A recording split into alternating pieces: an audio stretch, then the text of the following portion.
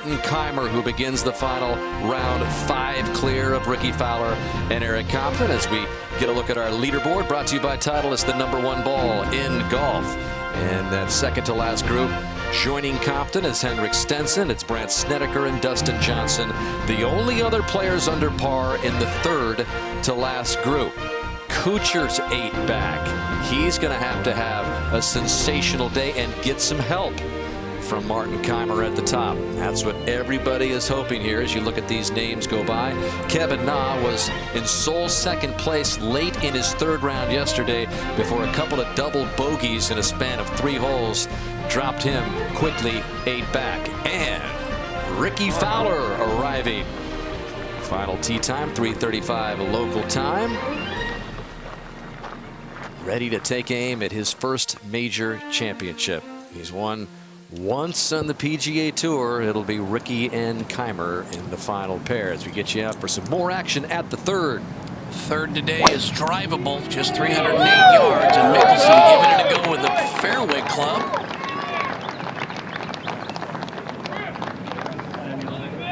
It's not too bad, really. Let's join Steve Sands. Peter, thank you. We're with Rickie Fowler, who just walked in with his father. Happy Father's Day to everybody out there. Rod is standing alongside, and he will walk the 18 holes. You'll be in the final group today for the first time in your career at a major championship on a Sunday. How important is it for you to be able to see Martin Kaymer right next to you today?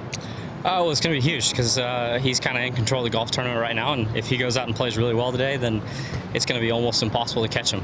You know, there's not many low scores to be had on number 2, and 3 under yesterday was a pretty solid round of golf. So just go out there and stick with my game plan. It's going to be a fun day. It's going to be a good learning experience no matter what. But I feel like I put myself in a position where I can go out and play well if I stick to my game plan and go through the process and see if I can put some pressure on Martin and see what happens from there. How do you carry over that 67 to Sunday, and what is that game plan? Well, yesterday I actually struck the ball well from the fairway in. I didn't drive it as well as I would have liked to, and then I got the ball up and down when I needed to, made some good putts. So if I can get the driver straightened out, it'd make things a lot more stress-free. And that's really all I can do is stick to my game plan, go through the process, and see where that puts us after 18. We appreciate the time. Good luck out there, Rickie. Thank you. Let's go out to 3. Mickelson now with this fairly simple bunker shot. Noda, can he make this? Oh, he's got to like the looks of this. He's got a great look at the hole. Slopes ever so slightly back into him, so he should be able to stop it.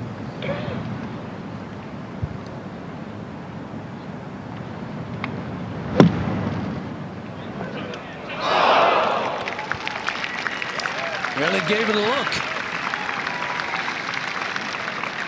To 17. And the U.S. Amateur champion, Matthew Fitzpatrick on the tee. 17 today, up some 20 yards from the card at 185.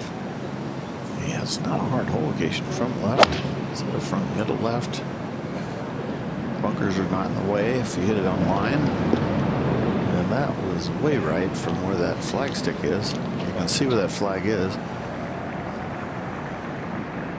Back to the first, where Keegan Bradley is just getting his final round Sunday underway, which he was in much better position yesterday. Bradley was before falling off the pace with that third round 76. That coming after a pair of 69s on Thursday and Friday.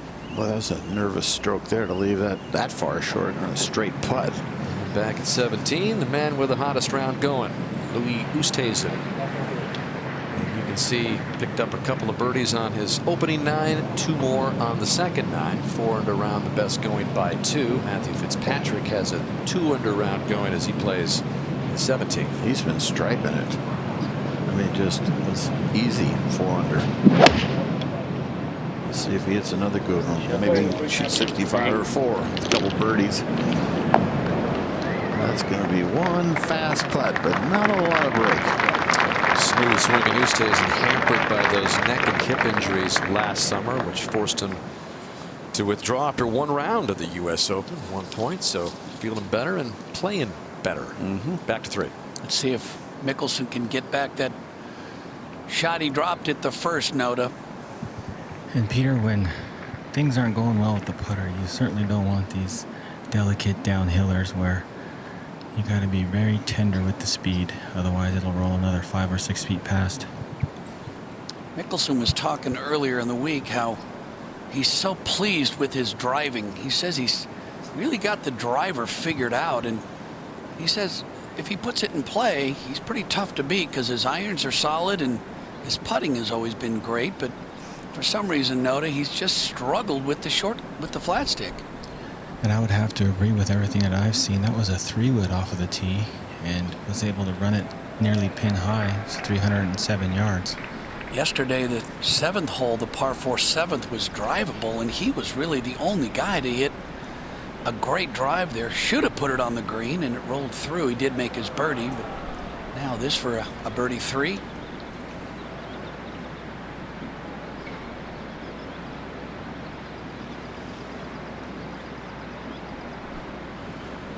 What was that note? A little gust of wind, or just a slight puff of wind came in from in front of him.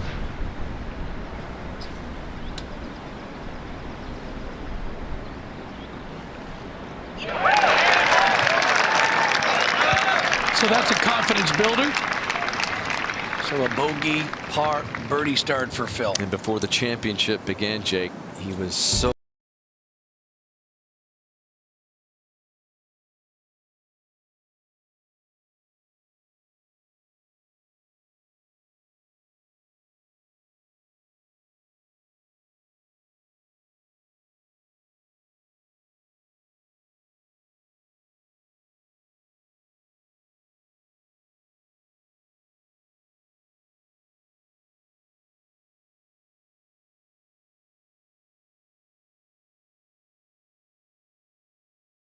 to achieve that. He still has a chance. So most of the guys, only Tiger was able to pull it off in his very first try. Most of them had to come back and get it after being unsuccessful in this first try. So 6-time runner-up for Mickelson is going to have to wait another year. And over at the 5th, Ernie Els playing his second shot. This from some 287 yards. Ball above his feet will promote a little bit of a right to left shot, which would be ideal. Into the wind today, huh? No, it's actually a little bit of helping wind, John. Oh, it is. Yeah, Okay. yeah. When we're seeing some guys reach the green, but this has got to hold on. This has got bunker written all over it. Wow. Hang on. Nope, not going to do it. But with the whole location over on the right-hand side of the green, plenty of room to try to get it up and down. We go to 17. And Fitzpatrick from the bunker.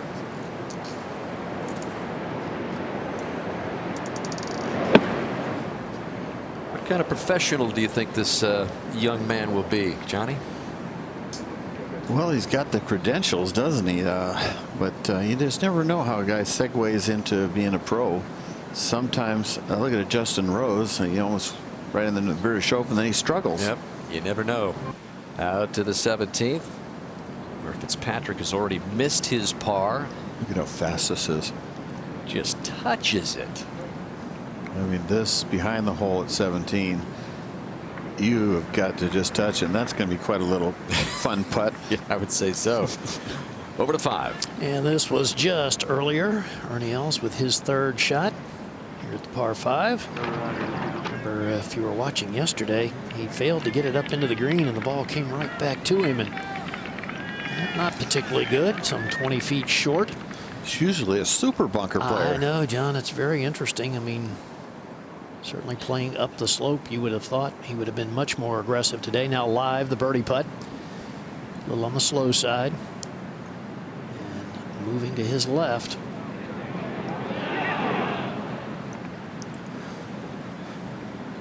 The older you get, the more putts you leave short, I think, Gary. Well, seems to be the case, doesn't it, John? Yeah, it does. Quite sure why. Maybe you're fearful of that 3 or 4 footer coming back as we go to 17. Here's this little putt that he'll just breathe on again.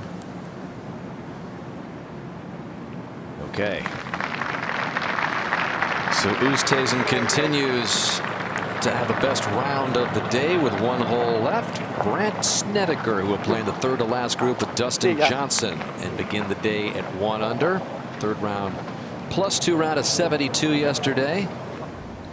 And back out on the golf course to 9, the par 3, 7-iron for Graham McDowell. 172 yards today, the 9th. It's up some 20 yards. Whole location right between those bunkers. So if you just frame it between, he's folded, of course. But you see how he's framed right dead between the two bunkers, and the fall off is just about 4 feet short of the hole.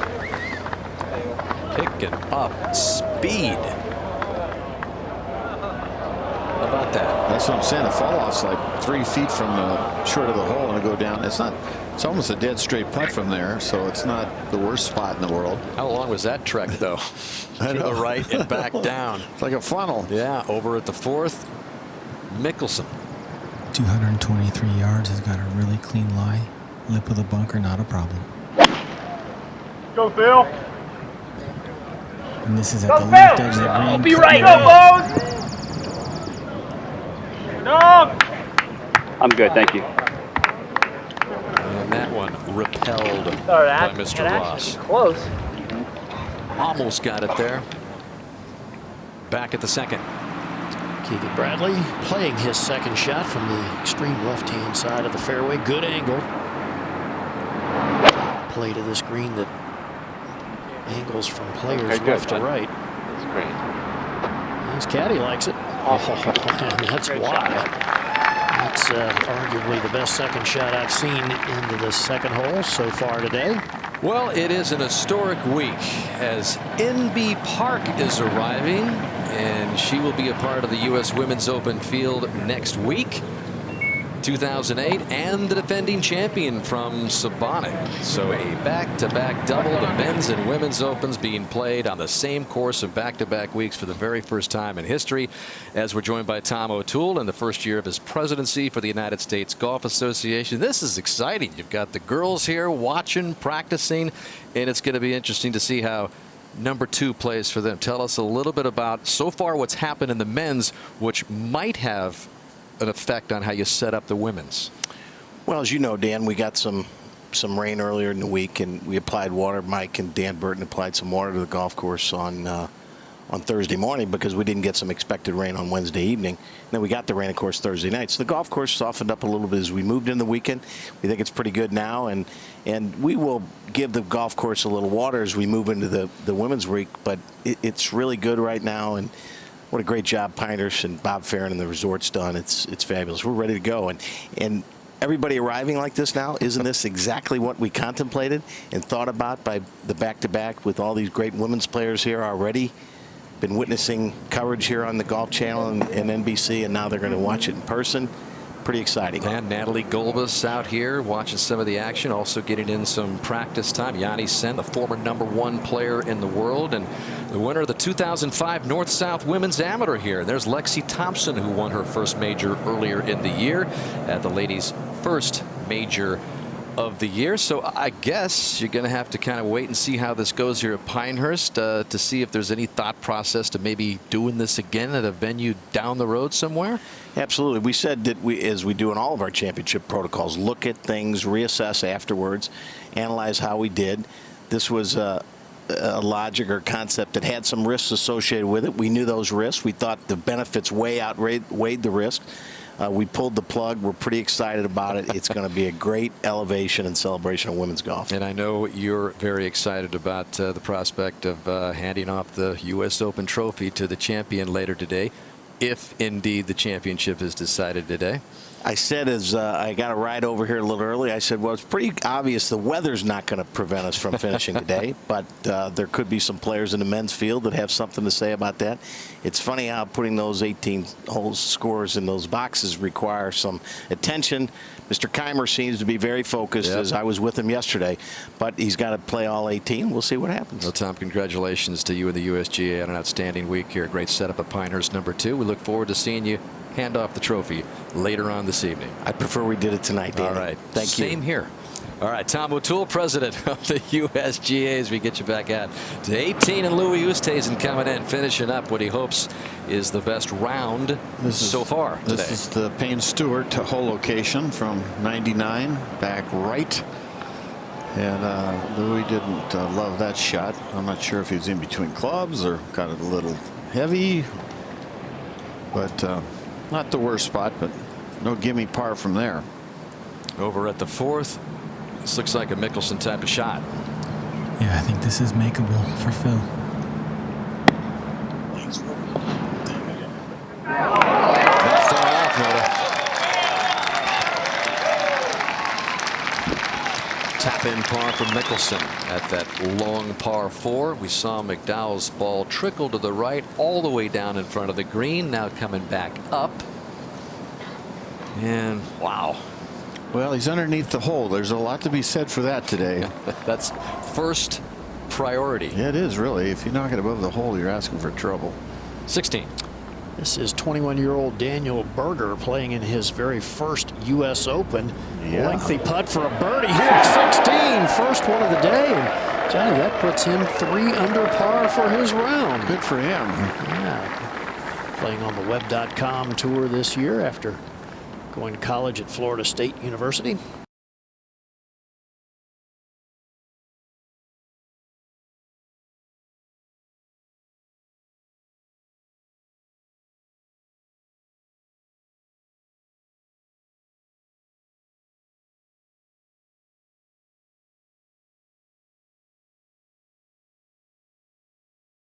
Back out to the 2nd. And Keegan Bradley has a chance to record the first birdie of the day here at the long par 4. Giving those shoes another try, huh? Yeah. I'm not sure I'd have worn them again after 76 yesterday. As we go over to 16, and Fran Quinn has a chance for a birdie. So all of a sudden, we see 2 birdies at the 16th. Fran Quinn, the 49-year-old. Part of the story the first couple of days, and a big part of the story, his 15-year-old son Owen caddying for him. What a great moment for those two here on Father's Day. Absolutely. As we go tonight. Graham McDowell, an expectant father in his own right. Straight up the hill. That's where you want it, in front of that hole if you can. Well done. Stays at +6 as we creep closer, inch closer to the final tee times of the final round. Martin Kaymer still to come, trying to hang on to a 5-shot lead. And Rory McIlroy, part of the pack that is going to try to catch him, pull off something special at the Open on Sunday.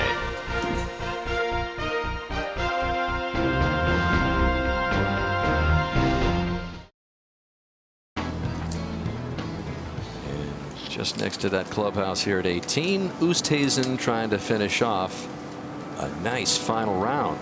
Moves a little right. He did not see it, or he pushed it. One or the other. It was a left edge putt. So Oosthuizen, who had it to 4 under on the day, settles for a 3 under round. Lowest final round at Pinehurst in a U.S. Open. You hate to bogey the last hole when you got it going. Yeah, dropped that one. Over to Perry at 8. This for birdie. That one respecting the speed, and it just had enough. Nice touch. Tell you what, 53 years old, oldest guy on the field. He's having himself quite a week. He wasn't doing that wrong, and he held that bunker shot out from 225, I think it was. At 14. Yeah, I mean, all of a sudden, after that, things went well. And then he made that long bomb at 16. Yep. At 18, Fitzpatrick for par. So he finishes off a much better day today, his best of the week after the 78 yesterday. That course is definitely set up for a charge, folks. You can make a charge out of Only it. amateur to make the cut. There he is, the low end. All he needed to do is finish, and he does.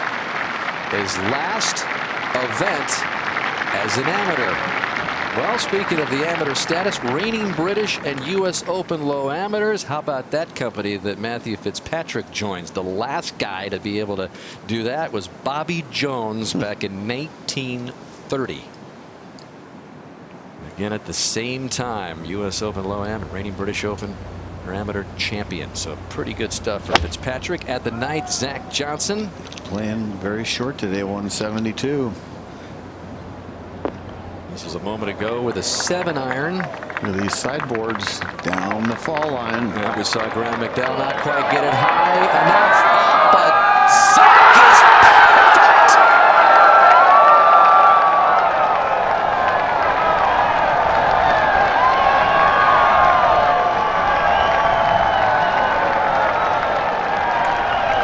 Happy Father's Day Zach Johnson.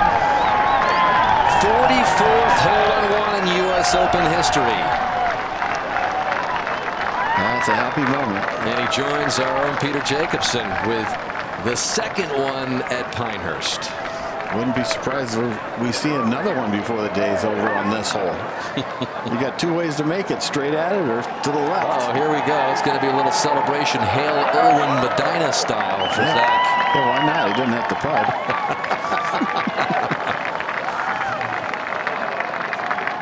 That's pretty cool. U.S. Open, Father's Day, ace. You can do whatever you want.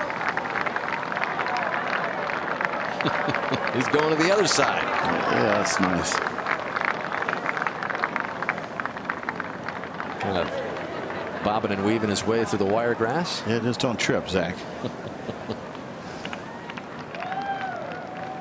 Another look at a perfect 7-iron 172. I mean, he probably had no idea it was going to go in. He pulled it. But there are sideboards up there. Can't help but think of the contenders, you know, watching in the clubhouse. They all do, at least most of them do, to see how the golf course is playing. Take note and play it exactly like Zach at the ninth.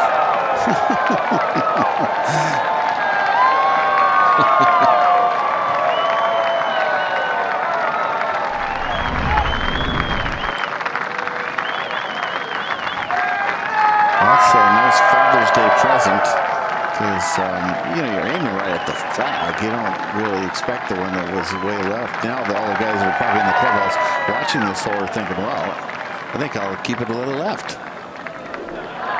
Well, let's take a look at the aces just since 2004 in the U.S. Open. Remember Sean Stephanie's dramatic long ace at the 17th at Marion last year, and then on down the list, John Peterson at Olympic Club, and we mentioned that Peter Jacobsen was a part of the Pinehurst ace list, and this was Jake back in 2005, third round, also at the ninth, also a 7-iron. A little different route to the bottom of the cup for Jake. Well, since it's Father's Day, he was playing with Kenny Perry, you could see there. Yeah, I believe that the magic there is Kenny Perry. That's right. How about this, Jake?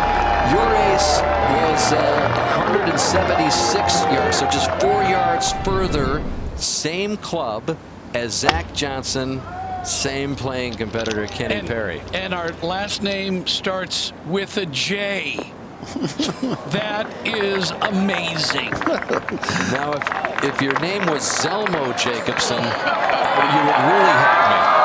Well, it's Kenny Perry. I can't wait till I see Kenny. Well, here is KP for par at the ninth, so he's taking a back seat to the Zach show, and he drops one here. So you got a 4 and a 1 at 9. well, since it's Father's Day, I have to remind that my son and I are the only father's son hole-in-ones in the U.S. Open. How about that distinction? Got that going for us. I remember when that happened. That was at Bethpage. Bethpage.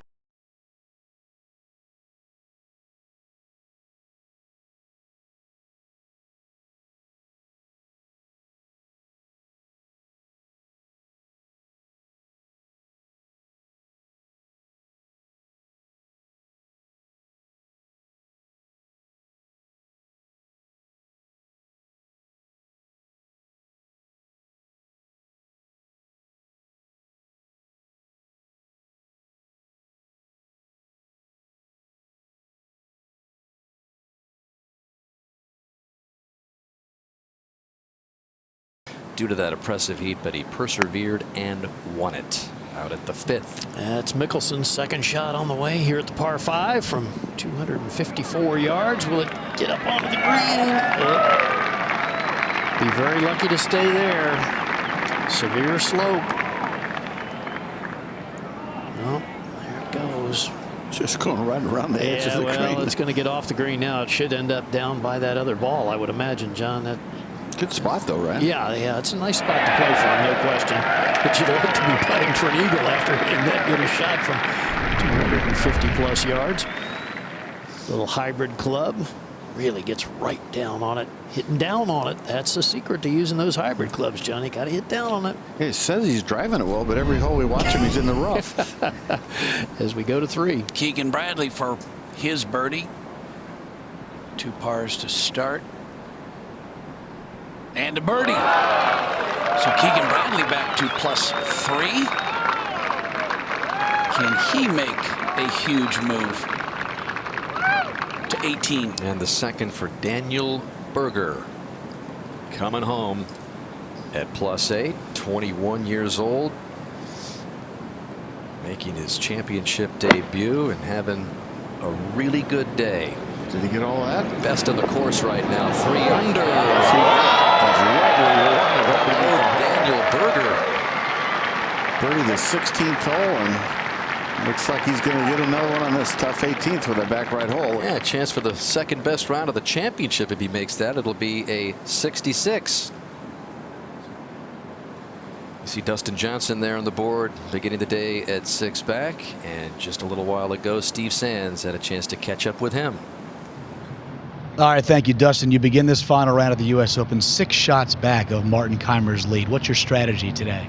I'm still gonna stick to the same strategy I've had the last few days. Be kind of aggressive off the tees, and then you just got to pick and choose your spots where you can. It's hard to take dead aim at these flags out here, but you got to play shots that can get close to the hole. But today, it's still gonna be tough. It's Sunday of U.S. Open. It's never easy, and it's never easy to get it done. So, I need to get out early and make a couple birdies and maybe try to get some pressure on him. But just need to keep doing what I'm doing. I need to hit it a little better than I did yesterday for sure. But I'm really confident. I'm feeling good with the putter, and so hopefully I can go out and hit some good shots. The course was way more difficult on Saturday than it played on Thursday and Friday. For today, in the position that you're in, would you prefer it to be a little bit softer, or would you like it to be a little bit firm and faster? Well, I think it's going to be firm and fast still. The pin locations, I don't know. I haven't seen them all yet, but I know they got 2 holes set up to drive, which is fun and makes for a lot of excitement, and everyone's playing the same golf course, so it really doesn't matter how they set it up. Appreciate the time. Good luck out there, Dustin. Thank you. All right, thank you, Steve. First 3 rounds at par or better. Look at this trio: Fowler, Johnson, and Stenson. Very good company. Remember, Kaymer shot the pair of 65s that then shot 72 yesterday. And how about this Father's Day portrait? Fran Quinn and his 15-year-old son Owen coming up to the green in style at 18. Steve, back to you. Dan, they have to catch a quick flight back to the Northeast because 15-year-old Owen has a 7:30 a.m. bio exam tomorrow. He wanted to know if his dad would let him out of it, and he said, no way. Mom would never let it happen. Let's go to the first tee. Ladies and gentlemen, this is the 1:45 starting time. Please welcome from Northern Ireland, the 2011 U.S. Open champion, Rory McIlroy.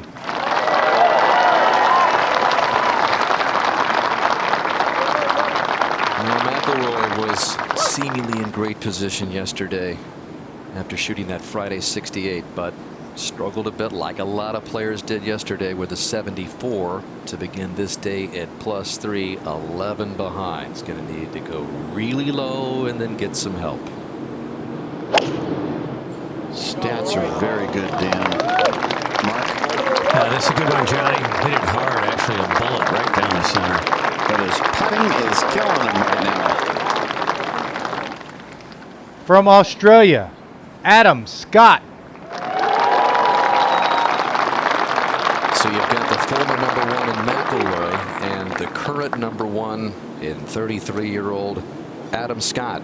Shot 73 yesterday, and a lot like McIlroy, he was in great position yesterday, but he shot 73. Not bad, but when you start that far behind Kaymer, you got to just keep the pressure on. He wasn't able to put the round together to get himself a little closer today.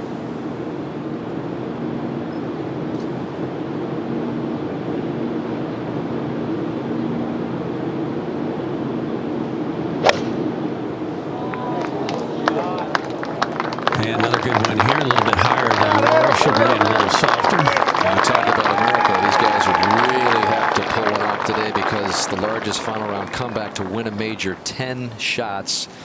And these guys begin the day 11 off of Keimer's lead. And back at the second, Steve Stricker just short of the green here. That dead-handed motion of his usually very effective. Well, John, we've finally seen a birdie here at number 2. The chip-ins are the way you get the birdies this week. It seems like it. Greens are so hard to hit. So Steve Stricker quickly to +3. We go over to the 5th. Mickelson electing to putt the ball from just short of the green. His 3rd shot here at the par 5. And that will come up about 6 or 7 feet short, but leave an uphill putt. So not bad from there. We go to 18. And here's Berger for the second best round of the championship. A 66 for Berger. What a finish. What a feeling that must be. That was a fine second shot. Absolutely. Went to Florida State for a couple of years, won twice there, led the team in the scoring average as a sophomore. There are his scores coming in. 78 yesterday, and then bam.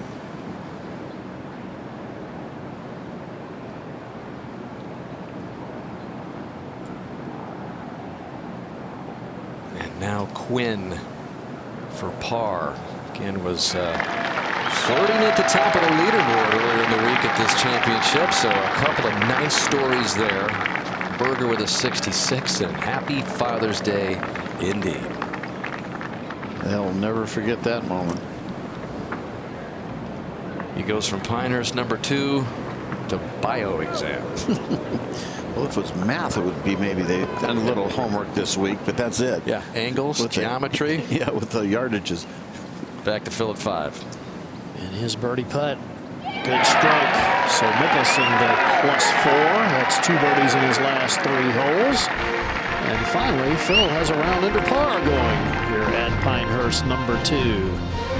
It's the final round of the 114th playing of the United States Open Championship. Martin Keimer, the man at the moment, sits atop the leaderboard with a 5-shot lead.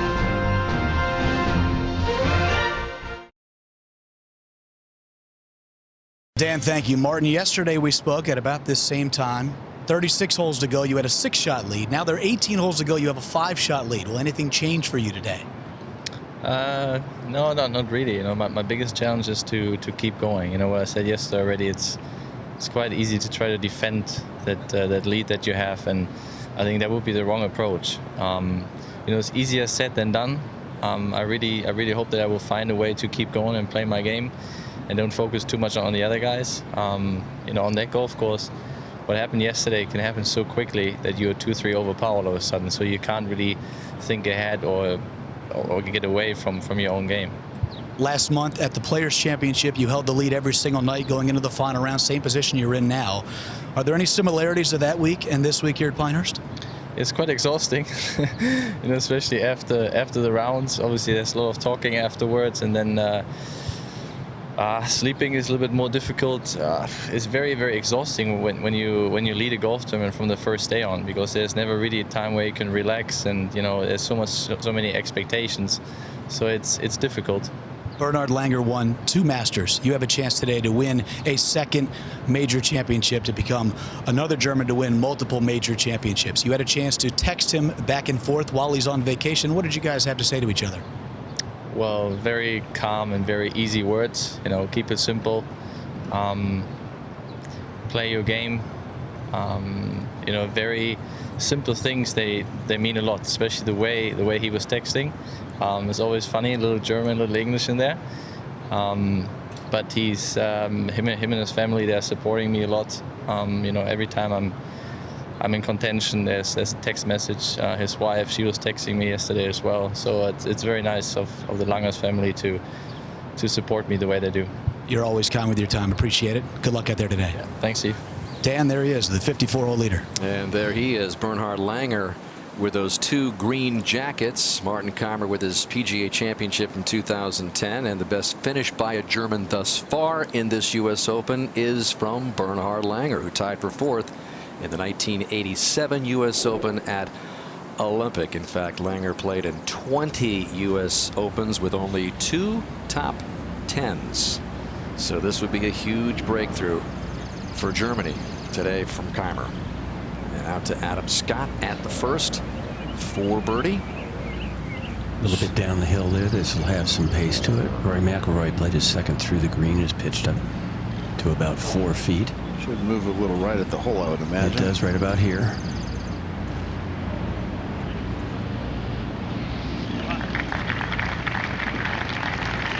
That one was quick. It'll be a tap-in par start for Scott to stay at +3. And check out what happened here with Sergio Garcia earlier at the par 3-6. His second shot from behind the green hits a sprinkler head and darts right. Went on to make bogey from there. He did chili dip it, though. It would have been way short of the hole. And back up to the first. Rory McIlroy for par. Mark? Well, Johnny, you said this course is set up for a charge today. I totally agree, but you still have to be careful. McIlroy landed his wedge, you know, hole high, absolutely hole high, and it skipped right on through over the green. So I'll putt for a par now. You really have to pick your spots to attack still. I think the greens are actually slightly faster than they've been all week, and they're probably firming up, but the hole locations are in spots that are a lot, well, not a lot easier, but definitely easier than yesterday. You can see by that earlier graphic that it has been the putter which has held back Rory a bit this week. I mean, that putt there, you just cannot miss it to the right. You know it's breaking right. You just have to, you know, you open the face slightly. You just no confidence with the putter right now. It's got to be so demoralizing when you're chasing to, you know, to give a shot away right away. They're so hard to pick up. Just when you think McIlroy was kind of going to rise to the top of another major leaderboard, finishing tied for 8th in the last 2 majors. Weekend hasn't been his best stuff here at number 2. Back over to that par 3-6.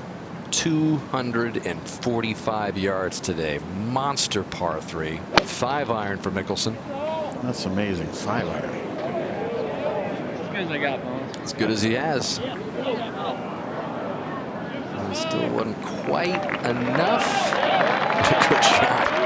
That's a big 5-iron to get it there. And Retief Goosen, the 2-time U.S. Open champion, at the 5th.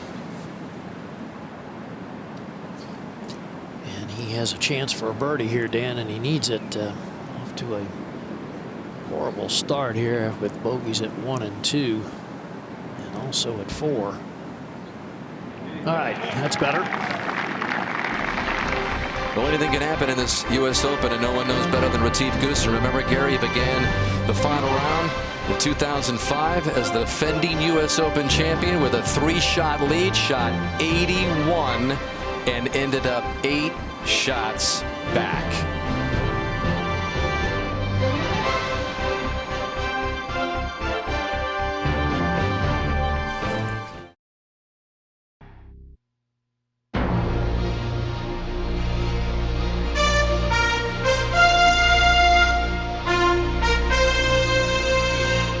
NBC Sports and the United States Golf Association are proud to present a national championship. Today it's live final round coverage of the 114th United States Open. Championship Sunday in the Sandhills of North Carolina on a picture-perfect day at Pinehurst. Another sellout crowd of 45,000 plus 28th consecutive sellout at a U.S. Open, anticipating another dramatic conclusion to the 3rd U.S. Open held here. It's a Donald Ross course which after 2 days gave up that record 36-hole U.S. Open total for the leader, but yesterday toughened up significantly. And whoever makes it to that 72nd hole in contention with a championship on the line will see that exact same hole location where Payne Stewart buried that par-saving winning putt 15 years ago. What will be the scene at the 72nd hole today as we check out our leaderboard, brought to you by Titleist, the #1 ball in golf, and there is Keimer. It was a 6-shot 36-hole lead after the 2-over round yesterday. It is a 5-shot lead to begin the day. He'll play with Fowler in just a bit. Still about 9 groups to get out here this final round. Eric Compton, an incredible story, tied for second at the moment with Ricky Fowler, Dustin Johnson, Henrik Stenson, and Brandt Snedeker, the only other players under par. And we all look forward to this day so much. I look forward to this day so much, Johnny, because it means I get to sit next to you, watch a final round in the United States Open on Father's Day, know how much it means to you and how emotional this day is since you won there back in 1973 at Oakmont. Yeah, try not to go there as far as getting too sentimental, but I am just so excited to see this last round and at this great championship golf course, Pinehurst #2. So it'll be interesting to watch what happens today. There's so much pressure to win a U.S. Open. Keimer is playing awfully well to lose this lead, but 6 players have actually lost 54-hole leads in 5 or more shots in the majors. You had Greg Norman, who led by 6 in the '96 Masters, and Watson lost it in the PGA, and Snead in the Masters, Vandervelde at the British, and a couple other guys. And so it's not a guarantee, even with the 5-shot lead, which Keimer has, that he's going to play well. He could shoot any score, but I actually feel that he is right in the prime. You look at the guy, he's in perfect condition.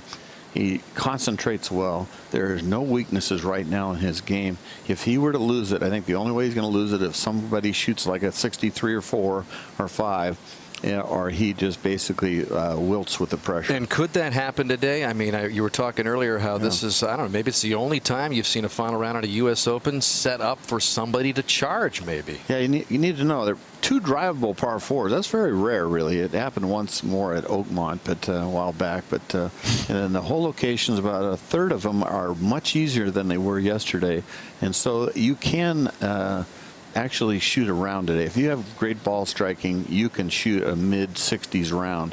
And so it'll be interesting to see. Probably going to be Keimer, but you know, the bottom line is it can be done today. All right, it's going to be a fun day. Entertaining as always at #2. So let's get you out to the 10th then, Gary Coe. Thank you, Dan. And here at the par 5, Jim Furyk playing his 3rd shot from this front right greenside bunker.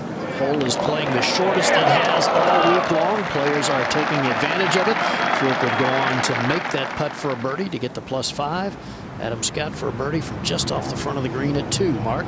And using the putter, this one has some pretty good pace to it.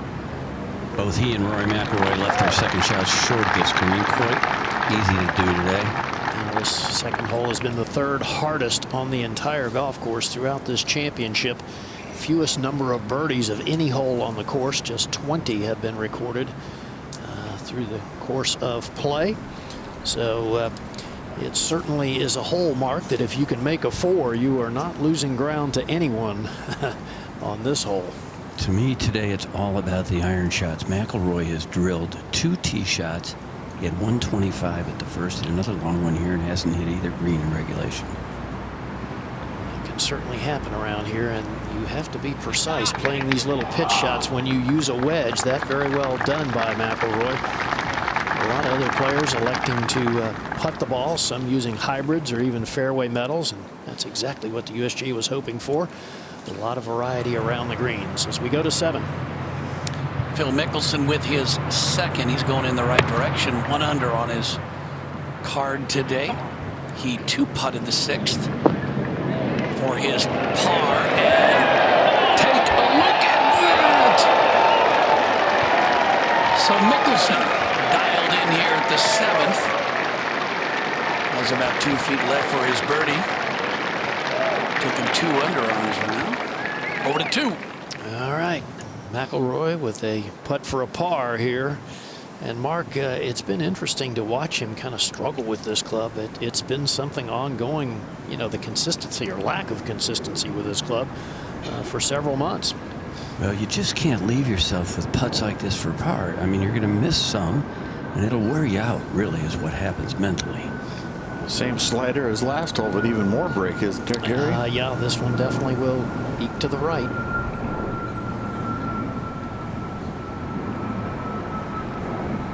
All right, that was a better stroke. So a par 4 for McIlroy. He'll remain at +4. We go up to 9. where we have seen an ace earlier today by Zach Johnson. This was just earlier. Ernie Els on the 172-yard par 3. Just right between those two bunkers. You play it over to the golfer's right, and you let it feed, like Zach Johnson did earlier. So now the birdie attempt for Ernie, two-time U.S. Open champion. Outside left edge. Big Easy in his 22nd consecutive U.S. Open championship. That's the longest active streak going. I didn't think he'd go back to the short putter. Was belly putting before, so it's nice to see that his nerves are okay to do that. Butch Harmon, a busy man this week, not only working for Sky on the broadcast coverage, but he's got several players 12, here, including Dustin Johnson. Also Ricky Fowler, who he has really transformed in the last 6 months.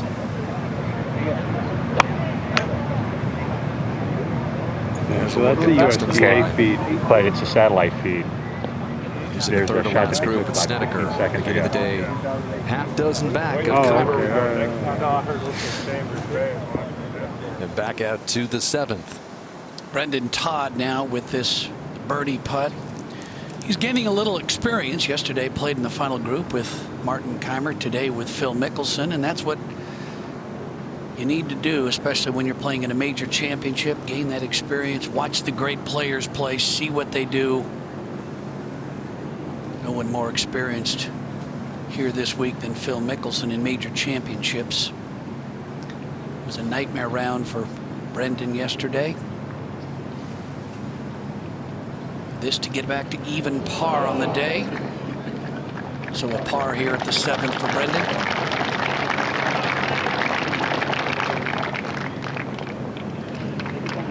So the 7th yesterday, remember, was drivable. It was moved up to 315 yards today. It's back 424 yards. Noda and Mickelson now with a bogey at the 1st. This could be for his 3rd birdie in the last 4 or 5 holes.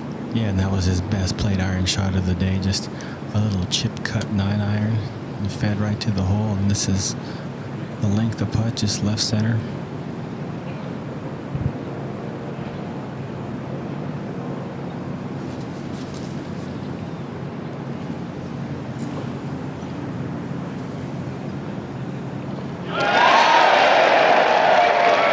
So a birdie for the very popular Mickelson here at the 7th, and he moves 2 under on the day and +3 for the championship, and he's got a long ways to go to catch Martin Keimer, who still leads. Hadn't hit a shot today.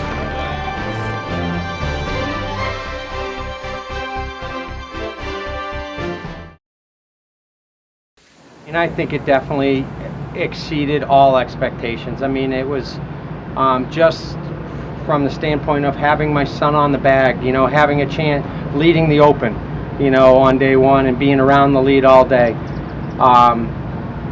It was something that Owen and I will always remember and talk about, you know, for a long time, until he's leading the Open. And he's a good player in his own right. Who knows? Maybe we'll see young Owen at a U.S. Open not too far down the line.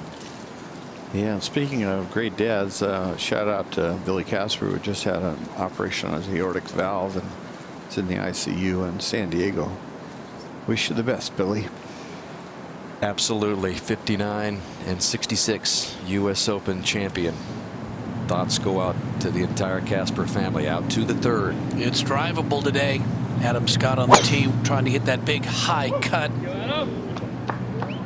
Watch.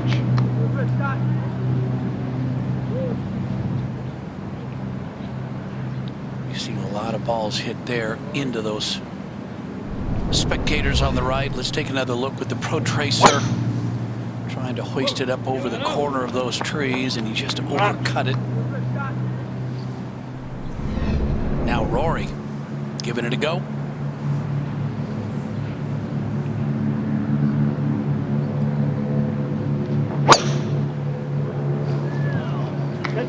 It's 292 yards to the front of the green. Boy, got to sit. That's not good. That is. It needs to hit the tripod or hit someone's foot.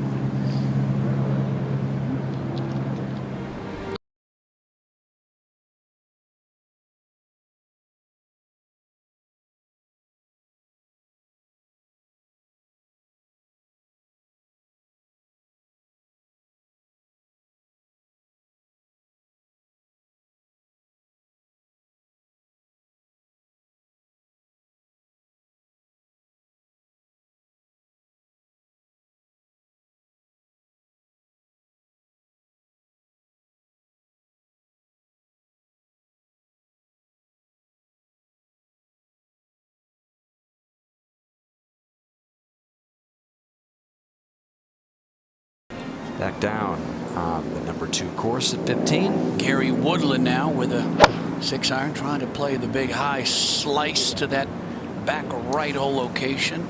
It's accessible. You can do it today. Oh, there you go.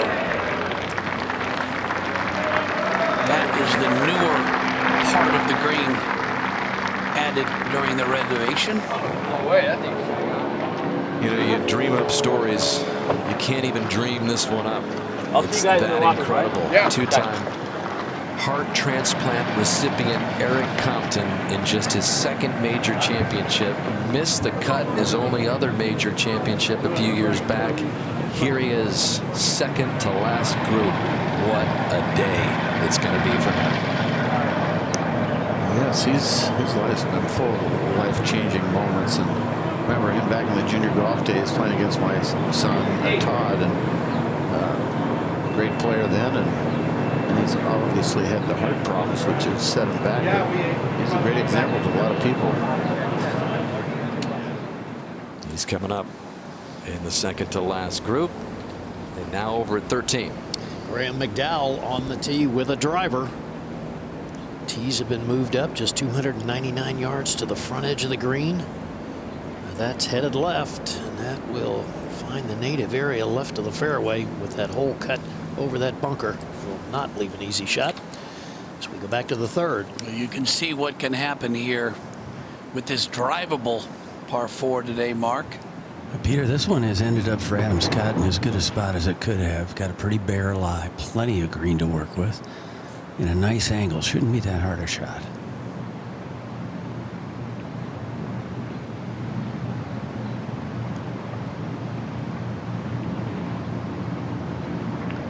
That's what we see at the U.S. Open. These severe tests of golf can really take you out of your comfort zone, and that's really what is facing Martin Kaymer today. Can he stay in his comfort zone as these players try to scramble to make as many birdies as they can?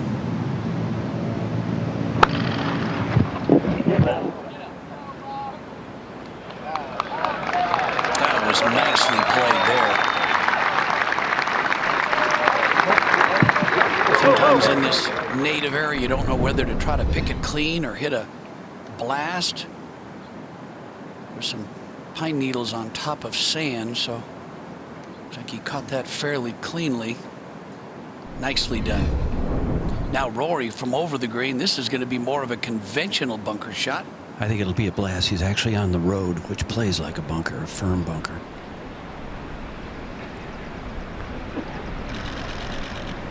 Never touched the ball at all. Just a nice thump. That's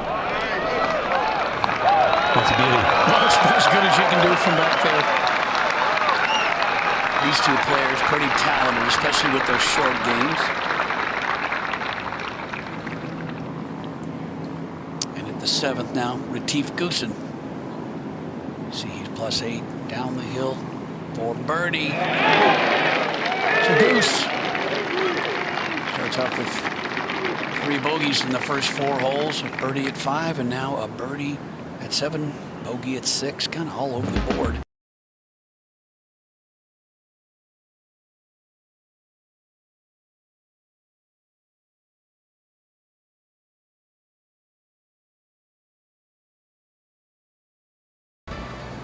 Back to 3.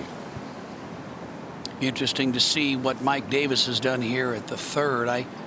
I expected the 3rd to be drivable maybe one day, but It's been drivable the second round and today.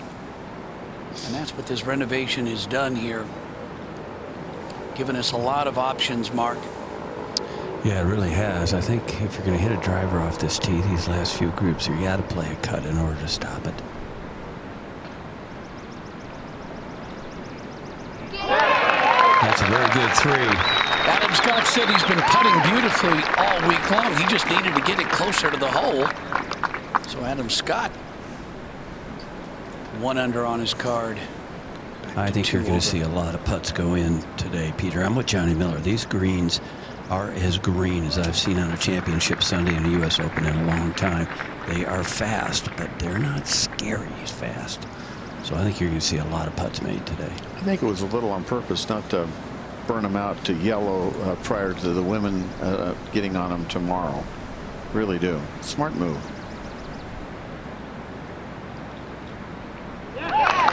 So 2 birdies here for McIlroy and Scott at the third. Rory back to +3. Let's go to 5. And see if Ian Poulter can take advantage of what has been the easiest hole on the course this week. Birdie putt here at the par 5. Got it. So Poulter, 2 quick birdies in his first 5 holes. He moves to +2.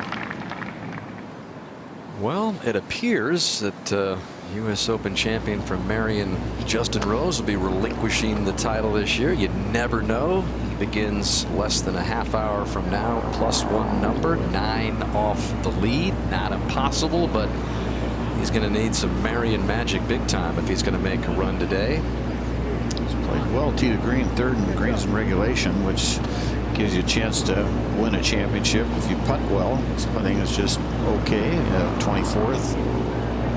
By the way, is at +1, and that is the exact same score he won with last year after 72 holes. So a little different kind of scene here at Pinehurst for Justin Rose. Broke through with his first major championship.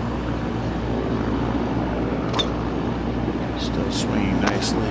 Hold that finish, perfect balance. For those 2 shots he hit into that 18th hole at Marion.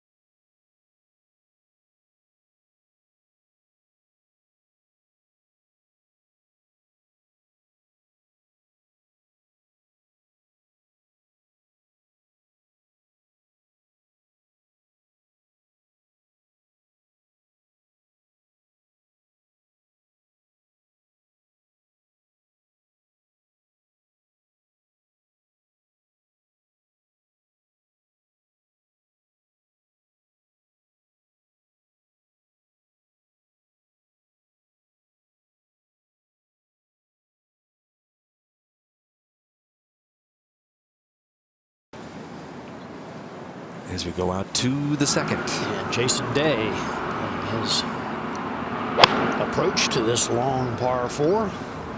Right left. Excellent swing, I guess. Yeah, this is one of the better swings on the tour, if you ask me, John. Yeah, good shot. Powerful, but yet in control. And that's a beauty there. One of the better ones we've seen today. Over at the 8th. Mickelson's worked his way over to the 8th, and he's in that natural area with his second. Just kind of darts it out low with a cut. Trying to scoot it in there. You got to buy that bunker anyway. That'll go possibly down the hill. See how far it goes. Well, not bad. Mickelson has a good round going. Started with that bogey, but 3 birdies, 2 under today. He's broken par in the final round only once in 21 tries. That came. Man, did you see that ball ricocheting around as it came out of there? It was like zigzagging. That one time he's broken par coming at Torrey Pines back in 2008 when Tiger won in the playoff with Rocco the next day on Monday, and now the 3rd for Phil. I know one thing he can't do. That's hit it past the hole and have it stop.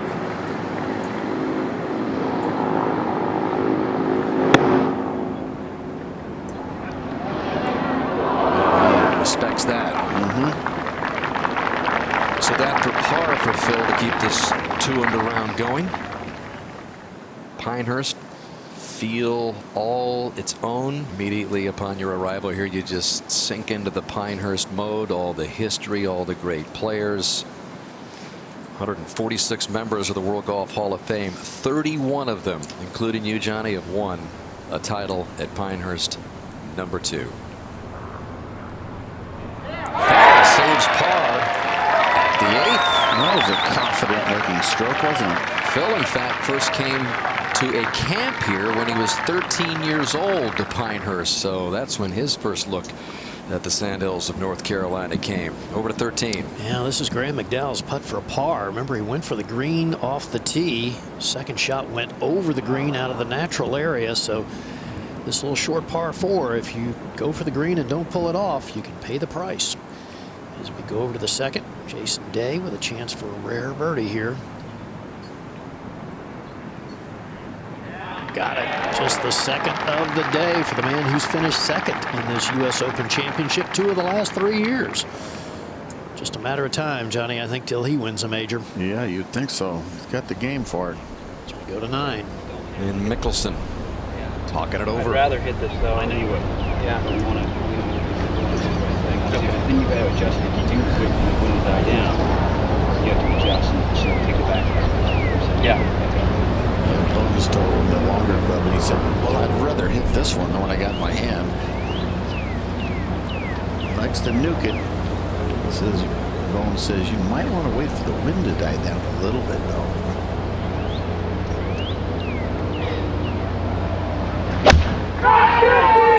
See if he plays it off the sideboards that are on the left. There's sideboards there. Well, Phil, you probably should have listened to Bones. Oh, and that's down a little bit, it looks like. To the 5th. Aaron Baddeley playing his third shot here to the par 5. Drove it out of play and unable to go for the green in 2. There are a lot of ways you can make birdies on this 5th hole. Nice shot from Aaron Baddeley. That was well struck. Waiting the final tee times. Eric Compton going off at 3:24 local time. And just a moment ago, he had a chance to catch up with Steve Sands. All right, thank you, Eric. You begin this final round 5 shots back at the lead held by Martin Kaymer. What are your thoughts with 18 holes to go? Just execute, hit the ball in the middle of the fairway and try to hit on the green. From what I see now, looks like there's some birdies in the first few holes. So just, you really just got to be patient, take one shot at a time and see what happens. I mean, it's going to be a long day. As you make your way around this golf course this week and every other tournament you play, you're always concentrating on the task at hand. Are you able to realize how big of a story you are, how many people outside of golf are rooting for you? Yeah, I mean, I've had a lot of people reach out to me in the last few days, and, it's nice to be able to give something back and be here on Father's Day. My dad's here, and, unfortunately, my wife and my daughter are not here this week. We kind of had a game plan sticking, so I know they're watching, and just happy to be a dad on Father's Day, and hopefully I can have some fun out there, and whatever happens, it's in the books. So it's just great to be here. Appreciate the time. Good luck out there. Happy Father's Day, Eric. Thanks. Well, that's perspective. Whatever happens, it just doesn't matter when you're Eric Compton and you've been through what he's been through. It's all a huge bonus. Yeah, that's probably true. He's probably got great perspective. But course average today, we talked about the course is gettable. Course average today is 72.5, the lowest of the week. 12 players are under par. 6 players under par after 54 holes. That was just one. There was only one in 99 and 05. So just one player under par in 99 and 05. That was Adam Scott missing a par putt, so a bogey for Scott. Let's go pick up his second shot. Adams' second shot on this hole. Watch the flex in the shaft here from the edge of the sand. Whoa, is that bowed? Yeah, that sand is heavy and thick. And over at the 5th, short putt here for Aaron Baddeley for a birdie. Johnny, we're wasting daylight here. This guy's way too good a putter to miss that one. Yeah, that's true. Just give it to him. Move on. Badly to my +4 as we go to the 1. Victor Dubuisson at the first with his second. Beginning the day at +2. Steady week for the Frenchman. 70, 72, 70. Worked his way up to the 20th ranking in the world, and he could start his final round Sunday with a birdie to get to +1.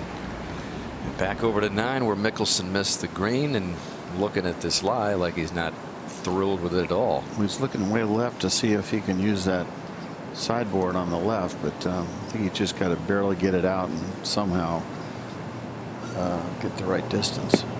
Just a little chip. Oh, he is using the sideboards. I mean, that might roll all the way off the green, actually. That's going to go down by that bag, actually.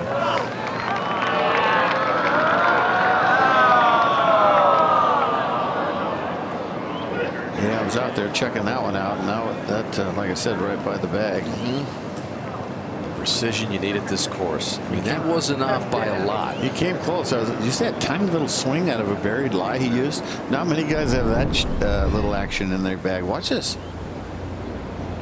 Man, it's just amazing the hands he has. That shot, though, was so difficult. So hard from that lie. Yeah, it was. And you needed to be, even if you had a good lie there, you needed to be precise. It's just off a hair, and there's where you go. Yeah, it's very makeable for him from where he is, dead straight in. It's right down the fall line.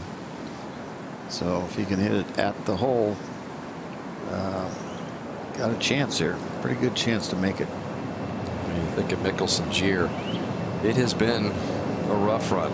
He had the withdrawals with the injuries, remember? And then he talked about how he just wasn't able to focus in all 4 rounds, especially when it mattered most. He missed the cut in the Masters. That was the tournament that it really didn't seem to matter what he did coming in, that he would always seem to flip the switch on. Then his short game, you know, had been off considerably. The putter has been off this week. And then all, of course, the off-the-course saga that has been swirling around him. It's just been not a typical Mickelson year. On or off the course, it just has not been lined up for him. Back over at the first, Dubuisson trying to start off with a birdie 3. Not a hard putt at all. Just maybe left edge. Didn't break. Dead straight. Both misread it. Well, no male from Sweden has ever won a major championship. Henrik Stenson, a half-dozen shots behind. Certainly with as good a chance as anybody back there. Lots of firepower. Great ball striker. It's the putter which hasn't exactly cooperated this week. If it gets hot today, who knows?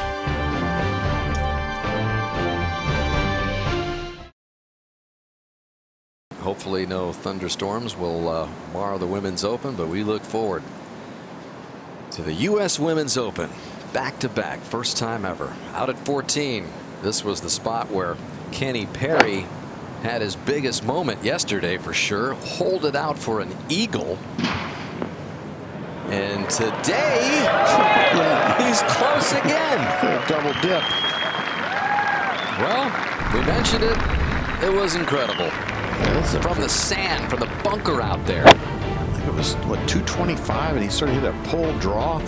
I'm not sure he was aiming at the flag, but it landed perfectly. And this is a 1 in 1,000 shot, folks.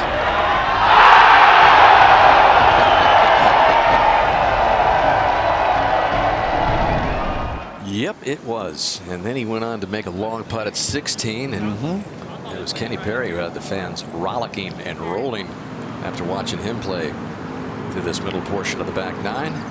Back on the first is Spieth, just getting started. He's playing with Chris Kirk, beginning the day both at +1. That flag stick is just right there in a nice spot to make birdie. And you can see both balls have got a good chance to make birdie. Only 2 birdies yesterday and already 8 today. Spieth grinded out a nice third round yesterday after a tough start.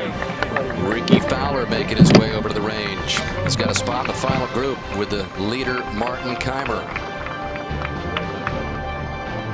More to come from the U.S. Open. First, we go to our update studio.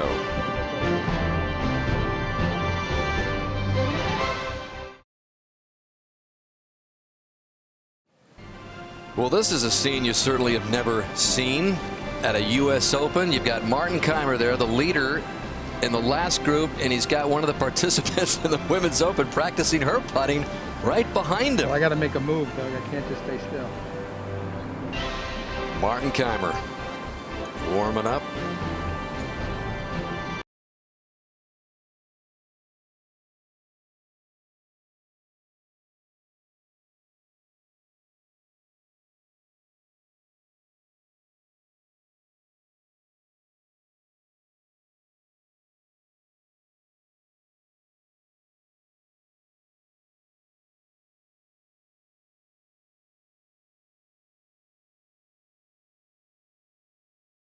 Out to the first.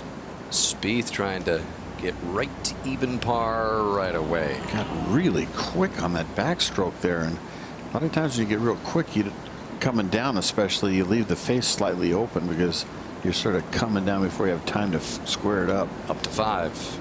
Actually, it's at the 13th, the short par 4, and that was Jim Furyk, who laid up off the tee, played to his strength, and put a good wedge shot in there, made a nice downhill putt. So Furyk to 5 over, which is 1 under par in his round. And now we go over to the 5th. McIlroy went for the green in 2, missed way left, Johnny, into the native area, and played a bunker shot from there. That's pretty good. Over at the 10th, Mickelson.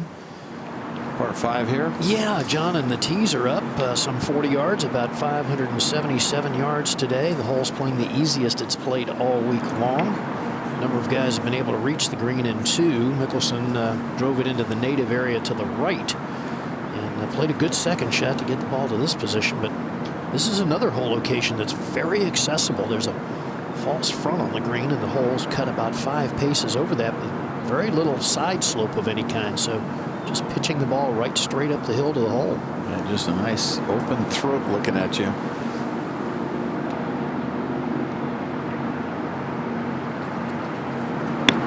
Should be right up his alley. You'd expect this to be close. Well, he carried it a little too far. Trying to bump it into the hill. Carried it almost to the top. Back over at the 5th. McIlroy, and Johnny, he's been spending a lot of time with Dave Stockton working on his putting, and they go with this method of no practice strokes. He just kind of gets in there, visualizes, and then hits it. But yeah, he's trying to see the line right now, and then quickly get in there before he loses where the line is. Well, that and before he thinks too much. Yeah, that's true. Make it more instinctive, right? Yep, trying to look and react. I didn't read it right. So unable to take advantage of the easy par 5 5th is McIlroy. He's going to remain at 3 over par. Well, we're getting closer and closer to our final group teeing off in the final round of the 114th U.S. Open. Stay with us when we come back to Pinehurst, number 2.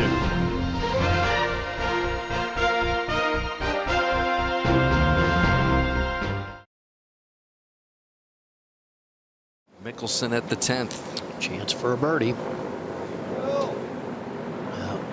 That's never online.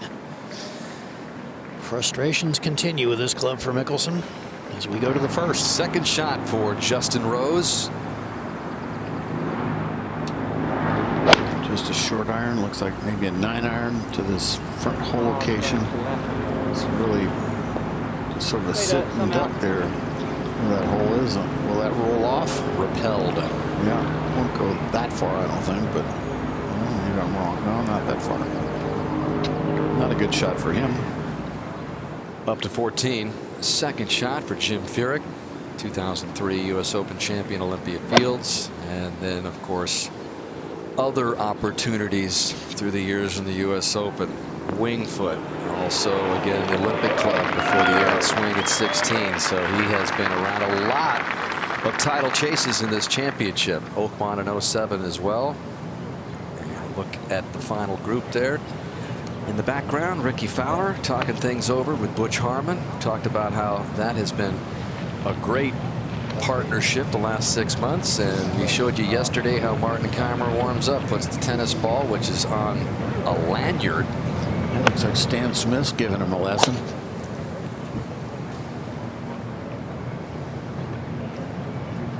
Got a couple of 20-somethings in this final group.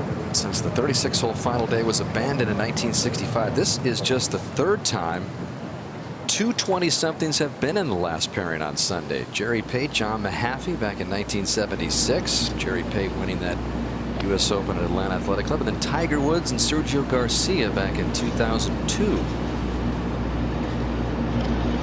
So a 20-something final pairing. Which brings us to our expert play presented by GE Capital.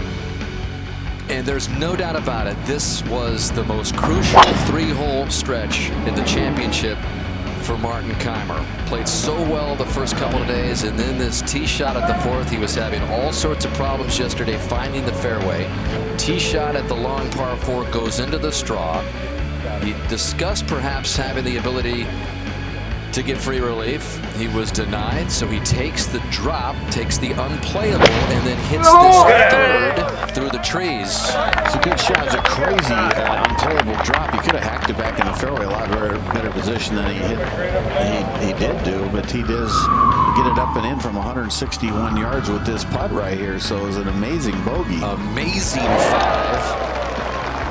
So that started this 3-hole stretch, and then he gets to the next hole, the par 5 5th, hits it left, and then hits this from 202 yards. Yeah, and Roger Balby said it was down in the groove. I didn't even think he could get it near the green, and somehow he just flushed it out of that little groove, and the best shot of the day, as far as closeness, out of one of the worst spots. Kaymer said afterward yesterday, it was a little lucky. He said, I didn't know if it was going to come out of there just right. He just caught the slope as it hit the green, kind of slowed it up perfectly, and he converted the eagle. Then he comes to the next hole, the par 3 6, and watch what happens on this birdie putt. He just kills this putt. Didn't even think about hitting the green from on the green. It wasn't even close to staying on. And now he's facing what could have easily turned into a double bogey as he faces this coming back up the slope with the putter. And he has to just nail it to get it up that hill, and what a nice approach lag. Bottom line, Johnny, this is a stretch of holes which could have seen him go through here in +4 easily. Instead, he goes through there and even with a pair of bogeys sandwiched around that eagle. So Martin Kaymer survived that wild 3-hole stretch. You see a tennis ball, what it does is it makes you make a good turn without making your elbows get farther apart going back.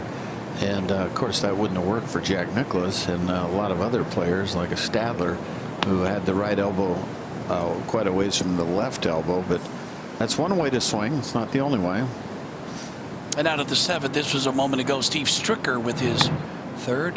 Trying to pump it up into that little nose. And take a look at Stricker. He's pitching it in from everywhere today. Chipped in at 2. Bogeyed the 3rd, but then right there at the 7th. Back to +3. Let's go to 14. Jim Furyk. That was just earlier. Jim Furyk rattling that home. And over to the 9th for Keegan Bradley.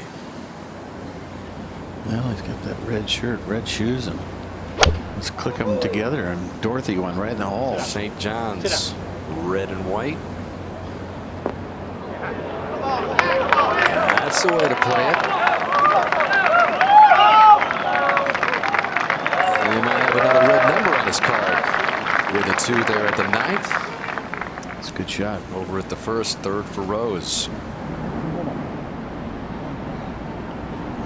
Not that hard of a chip shot. Just kind of bumps it up there. Not bad. back over to the ninth for Ryan Moore. Real open stance, you can see, and takes it out and drops it in. What a disaster he's had in the last 3 holes, Johnny. A bogey at the 6th and then back-to-back triples at 7 and 8. He's gone from +5 to +12 in 3 holes. It can happen. You know, usually you don't make the big numbers here. I'd like to see an instant replay on that one. Might take a little while. Over at the 6th, Adam Scott. See if he hits a good one. That's a good looking shot there. Wow. That was just earlier from Adam. That's a big par 3 there. 245, so that's a beauty. This is even prettier if it drops. 2 with this monster par 3 for Adam Scott, moves it to +2. Nice 2. Back to the first. A little left here for Justin Rose par. This is the Bud Spieth miss right. Moves just a little right. Oop, just barely went in on the low side. Good up and down for Rose. Stays at +1. 9 back. Largest final round comeback in major championship history. 10 shots. Somebody going to make a move? Will Keimer come back? All the questions to be answered on this Sunday at Pinehurst.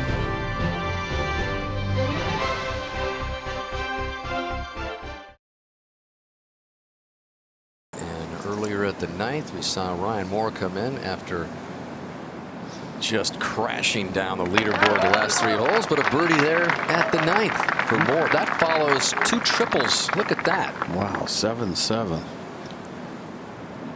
Now Keegan Bradley they can make it 2 for 2.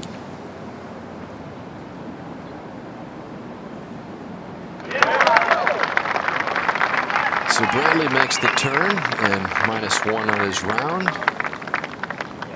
Tougher time for Moore out in 41. And we go out to Matt Kuchar. At the first, playing alongside Brooks Koepka, both of them at even par. 8 behind.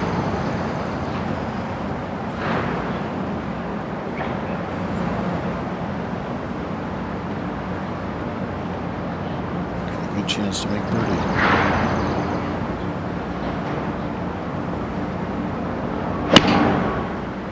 Smooth little 9-iron, I think.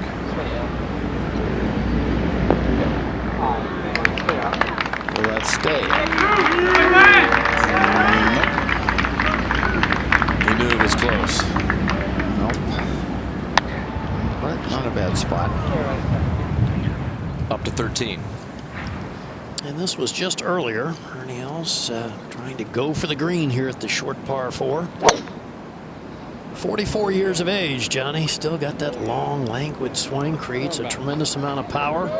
It's such a good build for golf. And he gets it up on the green, but for a while. Huh? Yeah, it ended up rolling back down the slope about 20 yards short of the green. But so an interesting shot left now. This green as elevated as any on the golf course, so he's down about 6 or 7 feet below the level of the green here, electing to putt.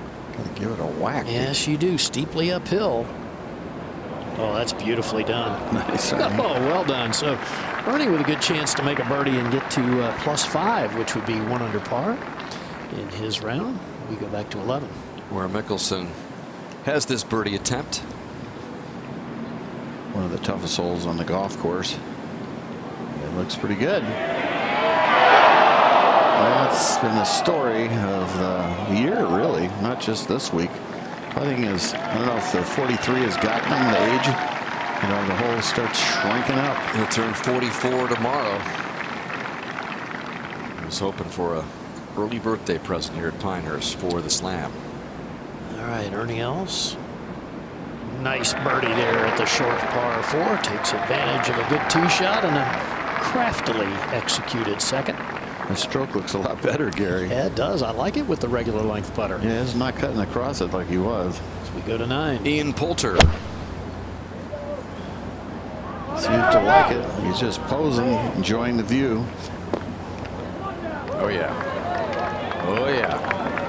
Well, that's still there. I think the run. Literally, if that ball is 2 feet shorter, down the hill. That's how quickly it falls off. Poulter's got a chance to get out in 3 under on the front 9 without a single bogey in his first 9. Back to the 3rd. A birdie opportunity for Victor Dubuisson. And he drops it right over the front edge. You don't like saying that name, do you? Yeah, he just loves it. I love Dubuisson. I'm huge in Paris. Brooklyn's best cop needs a lift. Taxi Brooklyn premieres Wednesday, June 25th, right here on NBC. Back out to the first, where Kuchar's approach just drifted short of the edge of the green. Chimes ring in from the village chapel, which is just across the road here from the first. There it is. Yeah. That sound we heard so many times through the years. It opens at Pinehurst, and just can't help but think about Payne Stewart when I see that village chapel and hear those chimes rolling in. It's too bad that Michael Campbell couldn't attend with the right frame of mind to have one last walk of glory, so to speak. Yeah. Said he just wasn't physically or mentally up to the task of handling Pinehurst number 2 again. Through qualifying to win that championship back in 2005. Kuchar leaving it below the hole in a good spot. Should be a par start for Kuch to remain at even. Ahead we go to 7. Rory McIlroy now with his second shot. Laid up perfectly. This was drivable yesterday. Today it's playing as a 424-yard par 4. And just like Mickelson did earlier, hits it to about 3 feet. That should get him back to 2 over, to 10. Keegan Bradley's second shot here, going with an iron. This par 5. Hoisting it way up in the air, try to land it short and let it release. Oh, he's done a good job, so that's right on the front edge of the green. Chance for an eagle 3. Just under 30 feet from there. And we'll go back to the first tee. Ladies and gentlemen, this is the 3:13 starting time. Please welcome from Nashville, Tennessee, Brent Snedeker. Third to last group.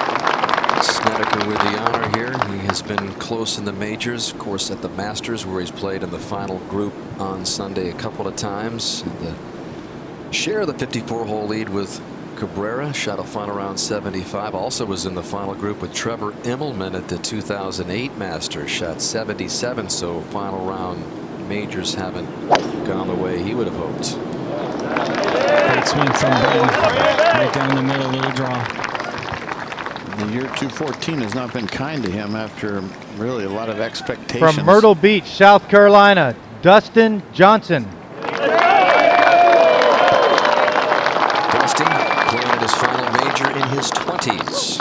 29-year-old, of course, forever intertwined with Martin Kaymer at that 2010 PGA Championship, where he had the one-shot lead at the 72nd hole. Maybe he can come back on Kaymer this time. Just a really easy tee shot. Almost 90% of the players hit this fairway. It's about 40 yards wide. The layup, not exactly a really tough starting hole. You know, but Donald Ross wanted that first hole and maybe the second hole to be sort of a cruiser just to get you off and going. Up at the 9th, Poulter with a chance for his 3rd birdie on the front side. Playing well. Gets it to +1. It's a kind of move that some of the other players closer to Kaymer would certainly hope for, including Ricky Fowler. Closest to Kaymer along with Compton. Martin Kaymer from Germany trying to pull it off wire to wire.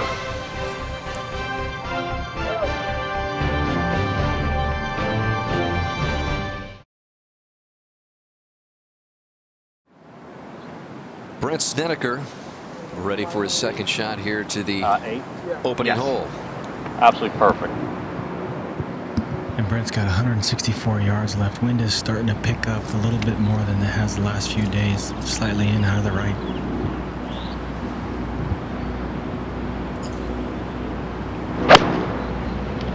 Left hard. Started right a hole trying to draw back, but it's hanging there. Yeah, you don't want to hit it right. That's a big mistake, and it's on the downslope now. Right on the downslope of that knob. To 7. See if McIlroy can convert this birdie. Be his second today. So McIlroy making a slight move.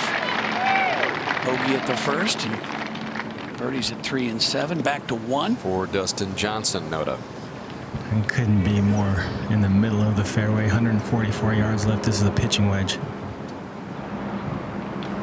Really happy with his game and really happy with his short game this week. Yeah, he's improved that part of it, but he's also 5th in proximity to the hole for the season. Well, that's a good one, Noda. Yeah, he seems to be swinging on all cylinders, but he's hung this one out right as well. I'm going to stop on the edge. Well, how about stop a foot from the edge? Keimer in that short game practice area, working on those Donald Ross shots, bump, chip, putt, scoot, all sorts of options. As we take a look at the stats of the previous 2 U.S. Open champions here at number 2, and as the numbers go down on Payne Stewart and Michael Campbell, you'll see that they are very similar. Both led the field in birdies, and they're right around the same spot on all those other categories. And as you check out Keimer's numbers through 3 rounds this week, they're pretty much right on that same kind of numerical trend.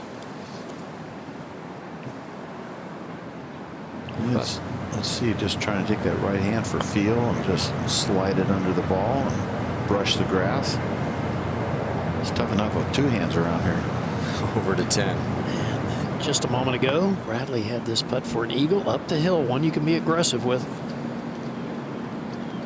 And he was not, but he would go on to make that short putt for a birdie. That's back-to-back birdies for him to get to +2, 2 under par in his final round. Over at the 3rd now, Jordan Spieth for his birdie. Well, his stroke does look a little bit quicker today. Just nerves, Peter, you think? He's anxious. He wants to play so good, so badly. This was at the 13th tee just a moment ago, Peter. Sergio Garcia giving it a mighty lash. Asking for it to go hard. And will it stay? I don't think so. It was within about 15 feet of the hole. That's going to go in the bunker. Yeah. Back to the first. Coming up the slope is Snedeker, Noda. John, this is extremely difficult. He's got to bump it into the slope, and then it works away.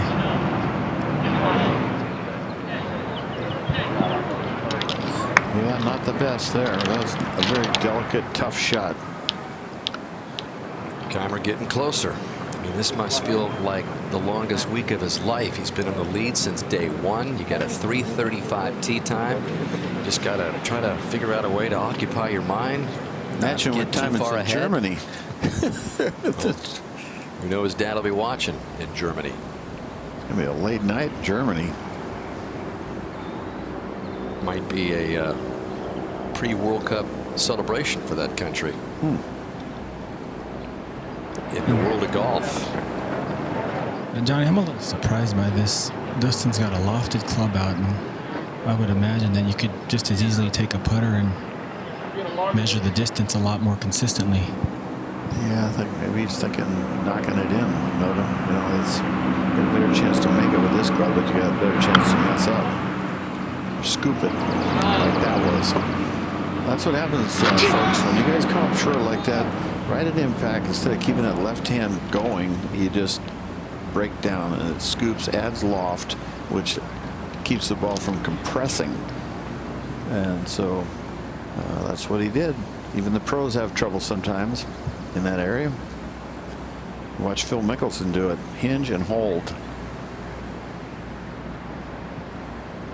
Well, Noda Snedeker came in here kind of experimenting himself with a putter. He changed putters for the first time in 8 years, and I know he has even thought about changing again back to another putter. Any idea if this is the same putter that he's used all week, the first in 8 years? I hadn't looked in his bag, but I assume it's the same putter that he used, and I wouldn't understand why he would change. He's got things going back in the right direction. He's been struggling for about the last 6 months. Yeah, he's tied for 11th putting this week, so it's not the putting.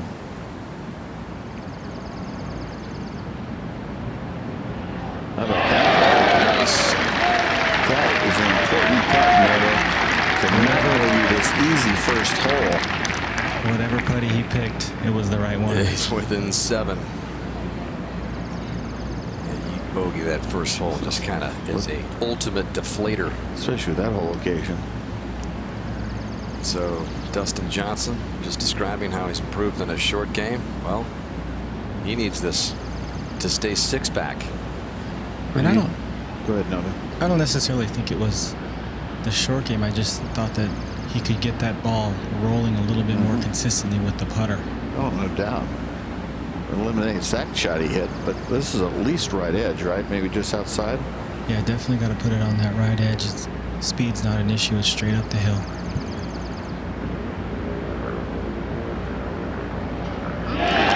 So both Snedeker and Johnson save par at the first as we go back to the tee. Ladies and gentlemen, this is the 3:24 starting time. Please welcome from Sweden, Henrik Stenson. Second to last group. Stenson coming off an historic season, but trying to win a major for the first time. Begins the day 6 off Keimer's lead.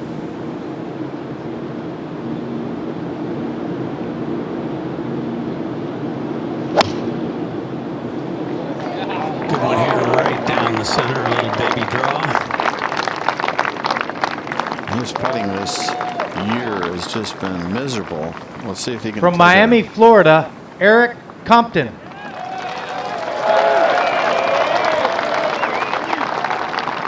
On his 3rd heart. First transplant came back in 1992, second in 2008. And just a couple of years after that, played in his first major championship at Pebble Beach in the U.S. Open in 2010. Missed the cut. Here he is 4 years later. And a tie for second. Not a long hitter going with the high road. This one's headed a little bit right. Needs a friendly bounce. That's a nervous swing. But a pretty good lie, I think. The referee for this group is Dan Burton. So everybody out except the final 2. Out go Stenson and Compton, and we go to the 18th. Zach Blair. This was the scene with him just a short time ago. Jim Blair, his dad, is going to have the honor of coming up 18 with his son on Father's Day. He is really a fine player, Jimmy Blair. He was a BYU player, and he tours around playing mini tour events and events while his son goes to other events. And it looks like that bag's a little heavy for him. Yeah, his dad, he played in the 81 U.S. Open in Marion. Yeah, he was also an honorable mention player at BYU, as you mentioned, Johnny, back in the mid-70s. Head down and up the hill. It looked like that bag was carrying him. Over at the 3rd, Justin Rose with his second shot here at the 3rd. Drivable par 4 today. It's a good bunker shot for Justin. Dropped a shot back at the tough second. Speaking of the second, let's go back there. Yeah, Matt Kuchar electing to putt from just off the green here. His 3rd shot. This was just earlier, up the steep slope and then onto the fairly flat area. And that was nicely judged. So Kuchar with this short one for par. and gets it. So a solid start for Kuchar, a couple of pars. He remains at even for the championship. We move over to 16, and what a story here, Johnny. 44-year-old Jim Furyk has a birdie putt and a chance to get to 3 under in this final round. Nice. Putting real well. Yeah, he really is. He's a grinder. Oh. Well, after an 11-year absence, the Symphony of Speed returns. Formula One racing heads to Austria, 71 laps beneath the Alps. Formula One Austrian Grand Prix, Sunday, June 22nd on NBC Sports Network. It is a symphony. High revving engines. I mean, just amazing sound.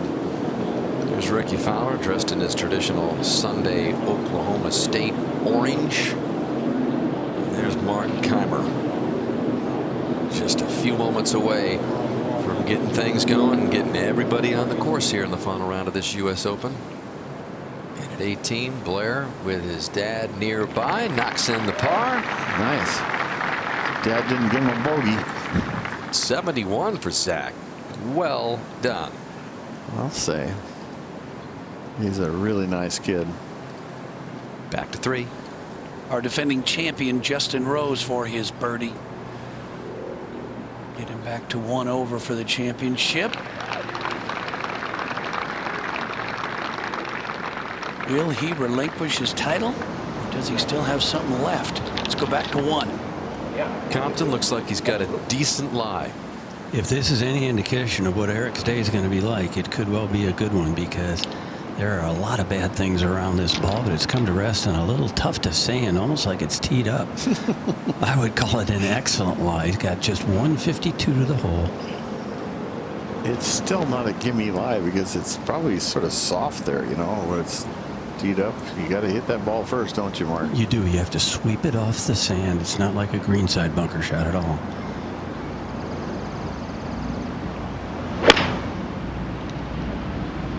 Had a good sound to it, Johnny. It's number 3 and Green's hit. Great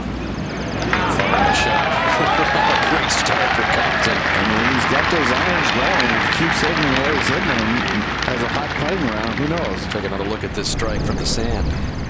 Yeah, that is a beautiful lie, isn't it, Dan? Man, that was just sitting up like Mark said. But still a good shot. Stenson next from the fairway. I would think he'll be hard-pressed to get it inside Compton's from the natural area. And he's been hitting it well. It's just whether he can make a putt. The putting's been a problem all season long. It's not just this week. Another one right on line here. Little long and no. Will that hang up right there? And he's number 1 in Green's hit, but not that one. You just can't miss it right here. It just falls off. Up to 13. Well, this is the par putt now for Garcia. Remember, his tee shot was in the greenside bunker, hit it about 15 feet by the hole, missed the birdie putt, and now misses the par putt. These short little holes, Johnny, they seem to be easy, but you get yourself out of position, you can drop shots on those as well. Martin Keimer and Ricky Fowler, the final twosome in this 114th playing of the U.S. Open, will tee off when we come back.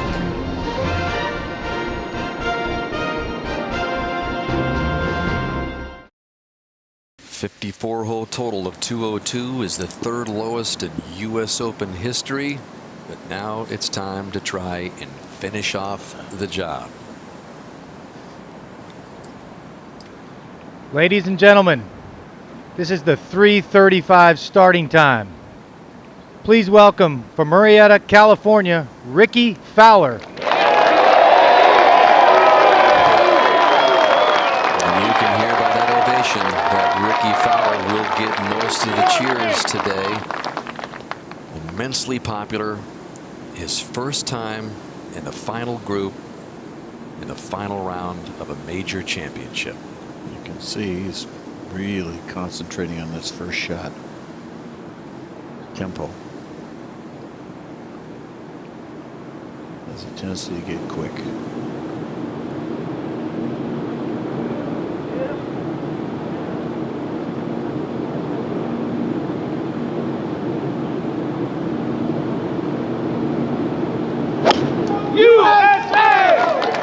And this up the right-hand side, turning a little bit to the left.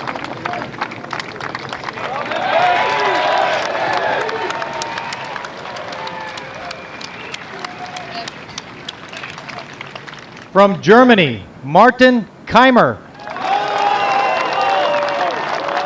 After a record 36-hole total, some cracks in the armor yesterday for sure.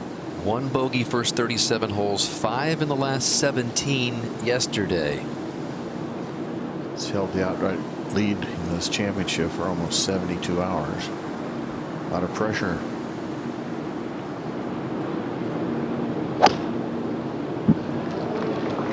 This too, pretty much on the same line as Fowler's.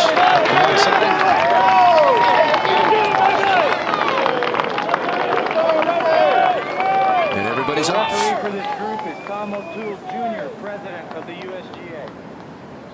Up ahead on the green while they were hitting. This was Eric Compton's birdie attempt. Just outside right, up slow.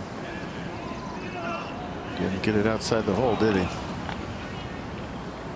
And this was Stenson's par putt. He's right of the green. He's got this little slider inside left. Okay. Stenson needs that putter to heat up to go along with that precision game of striking that he's displayed all week. Back at the third now. Brooks Koepka with his second shot. Got to spin this one coming right over that bunker. Got to stop it quickly, which he did. That was a very nice shot. Back to the second. And Brandt Snedeker has a putt for a par here after his second shot came up just short of the green. Nota. Yeah, hit a pretty marginal chip with his putter and now has this uphill right to lefter. It's got a little bit of a swing to it. That was a slight push. So Snedeker will drop a shot. We go ahead to 3. Matt Kuchar for his birdie. He hit the bunker off the tee. Bunker shot rolled up by the hole and came back and stopped on this bank. Can he get it there? Oh, he does. That's a birdie for Cooch. That ball looked like it was coming back into the bunker, so he kind of stole one right there. Back to 2. Where Dustin Johnson has a putt for a par, and Nota, it seems like in a U.S. Open Championship, you have a lot of par putts this length. Yeah, and that's the one part of his game that I think challenges him the most, but he certainly has held up this week.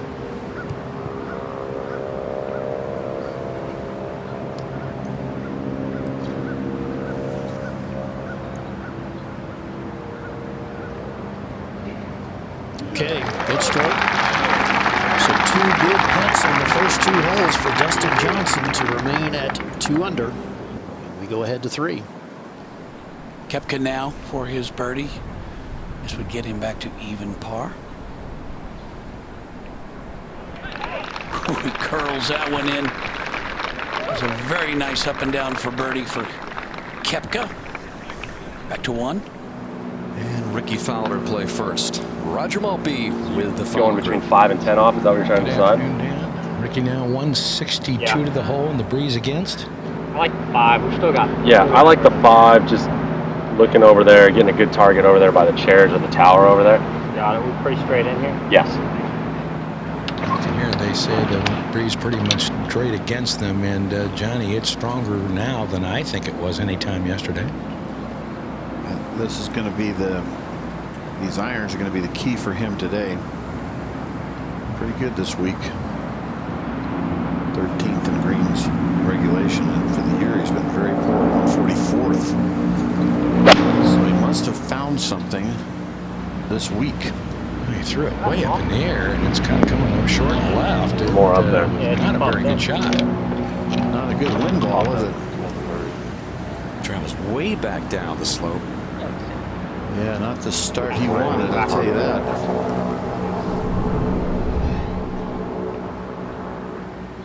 Let's see him. He released early.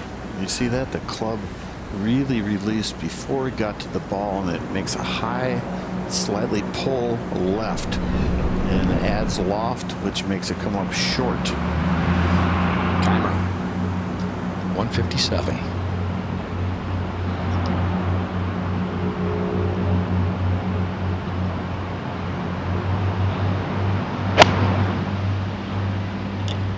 This two on a high trajectory and left of the hole.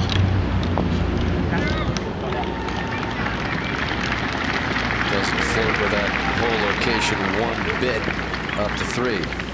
Good nervous start there by those two guys, but Keimer obviously a lot better. Now we're at the 3rd tee, and Dustin Johnson, you can see what he's looking at here.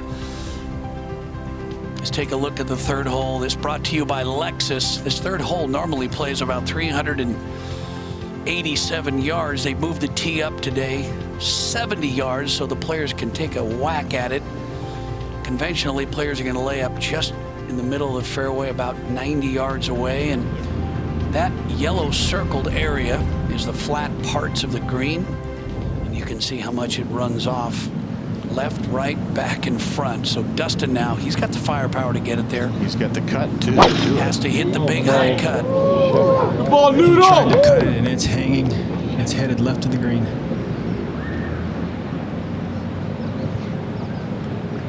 Wow. Take a look at that. It rolled beyond our camera. That's not good. Now that thing is running away. Let's take another look at this with the Pro Tracer. Trying to make the cut, but he just hit it. Dead straight shot. Trying to work to the right. You think going for the green, Peter, is a good play here? Or? I don't like it, John. That whole location is very difficult, tight against that bunker on the left side, and there's just no angle. In fact, I was out earlier with Bob Tway, a Champions Tour player, following his son Kevin, and we were talking about how if this tee had been on the left side, the tee markers had been on the left, it would have made more sense. But this is very difficult. Got to hoist it up over the core of the trees. So close he teed to that left marker. He tried to hoist it, and he's pulled like this left of Dustin's ball. That's right where Brooks Koepka was. Let's go back to 1. Coming up the slope is Fowler. Very nervous 2nd and 3rd shot. But if he can make that putt, I think it'll get his confidence back. Well, some confidence building performances in the last 3 majors for Ricky after a missed cut last year's British Open. Tie for 19th PGA, so he's improved, and again that Augusta finish was the first in the majors since the work with Butch. Over to the 2nd. Now that's Eric Compton's 2nd on the way, and you can tell immediately Huge way double left. cross. Yeah, set up to play a little cut shot and hit a pull hook. Back to the 1st. What kind of birdie putt is this, Roger? Well, I think for all intents and purposes, you're trying to hit a putt with the right speed, John. 2 putt and move on. Slightly downhill, but not much, and I think it'll work just a little to his right, not a whole lot. Yeah, you got it right. Moves right. Par wouldn't be the worst thing in the world, that's for sure. You don't want to leave yourself 4 feet, though.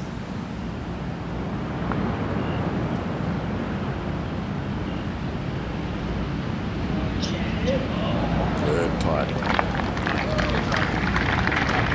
So a solid start for Keimer, who actually for maybe a second or two thought he might have drained this for the 3. Yeah, he hit it right where he wanted to, and it just didn't break as much. Roger had it right on the butt, just barely outside left. Par start for Keimer. Fowler faced with a long par putt to try to stay 5 back. Keimer and Fowler have never played together on the PGA Tour, although they did face off against each other twice back in the 2010 Ryder Cup. That same Ryder Cup in Wales where Ricky Fowler lit it up on Sunday Singles Day. Remember, he made 4 consecutive birdies down the stretch of that Ryder Cup to pull out a half point, which kept the U.S. hopes alive. Not that hard a putt, Roger. Just barely moves. I'm not even sure it moves. Pretty straight. Pretty straight. And What makes it harder yet is it's the opening hole. You've just played 2 pretty mediocre shots. You just don't want to drop one at the first. Those make it a tough putt. Other than that, putt itself, not hard.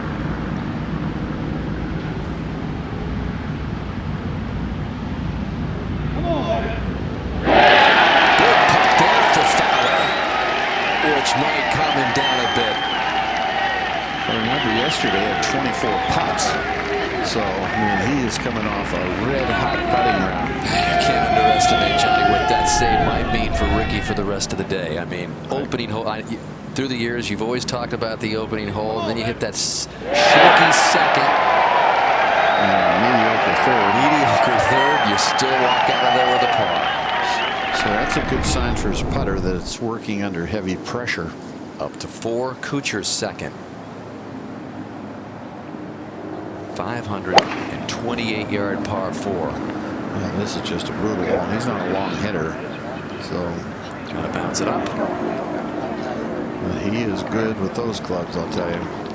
That's a good position right in front of the green. Kuchar coming off his first birdie at the 3rd to reach red figures. Back to the last group at the 2nd. And we'll take a look at this par 4, 502 yards. It has played as the 3rd hardest hole on the golf course.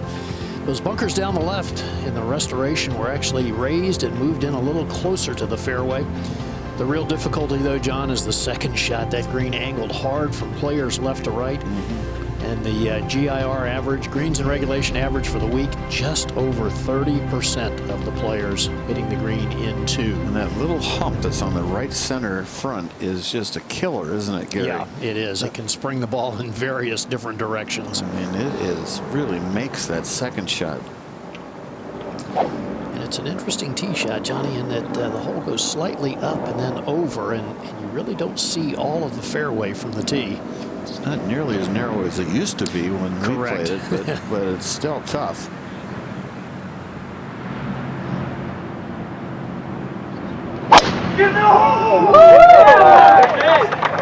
This down the right-hand side, but turning back a little bit, this will be fine. Very good tee shot. Yeah, hits in the nice brown area, which is the area where the sprinklers don't reach much of with the single row of irrigation.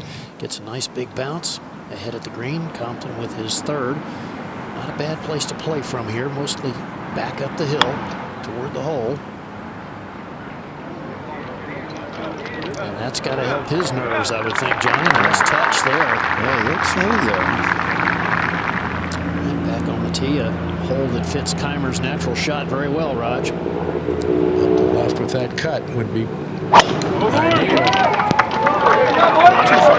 This further right than he wants, though. This might need a hop. Well, it's in the native area. Yeah, but it looks like, Johnny, it looks to be okay. That looks really up. Yeah, it's good. In the pine needles, but doesn't appear to be in any real problem. So the final group are through the first hole. No changing so far. Keimer by 5.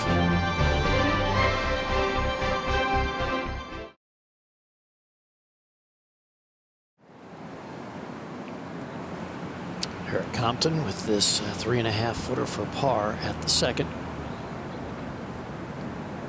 Oh, confident stroke right in the back of the hole. So good up and down. He remains at 3 under. And a tie for 2nd as we move ahead to 3. This was just a moment ago. Dustin Johnson. Remember, his tee shot went scooting past the green on the left. And that is well done there. So he'll have that left for his birdie. Now Brandt Snedeker hit his tee shot just short of the green on the left. Played this pitch across the bunker to here. Not his best. And that was his attempt for birdie. So Brandt Snedeker will make par 4 here at the 3rd. Let's go ahead to 4. In the 3rd for Kuchar at this long par 4. Most difficult hole today, folks, so keep that in mind. No birdies, 4.4 average. Good one for Cooch. Just a quarter of the players are hitting this green in 2. So it's almost a half par 5. Try to stay up there as one of just 6 players under par of this championship. Back to the second. Keimer and his caddy, Craig Connolly, discussing the situation. And we take the tee shot swings of Martin Keimer here at the second from yesterday on the left and today on the right. Full swing, Johnny. Gets the club well past parallel, but drops it right into the slot, right where you likes it. That right elbow, right on the right hip. Oh man, those swings are... Yeah, almost identical, and the ball ended up in virtually the same place. He missed the fairway just to the right in both rounds. Like Adam Scott's swing almost. Yeah, yesterday's miss to the right led to a bogey. Looked like a good break though, where it ended up. Raj, how about the lie? Lie is pretty good. There's nothing that's going to impede his swing at all as far as broom grass or whatever. It's just sitting on some pine needles on firm sand underneath. Not as good an angle over here? No, not as good an angle from this, John, and he has 195. One you want to keep left of the hole. Right of the hole, you're going to miss the green, and this is right. Well, this is what happened yesterday. Hit it through the green. That's a big mistake, actually. Yeah, Too much club. Much better off short as we go up to 3. See if Dustin Johnson can convert this birdie and get to 3 under. Let's go back to 2. Fowler positioned perfectly here. 177 left. Still, I think you want to favor a little left of the hole, Gary, and short of it if possible.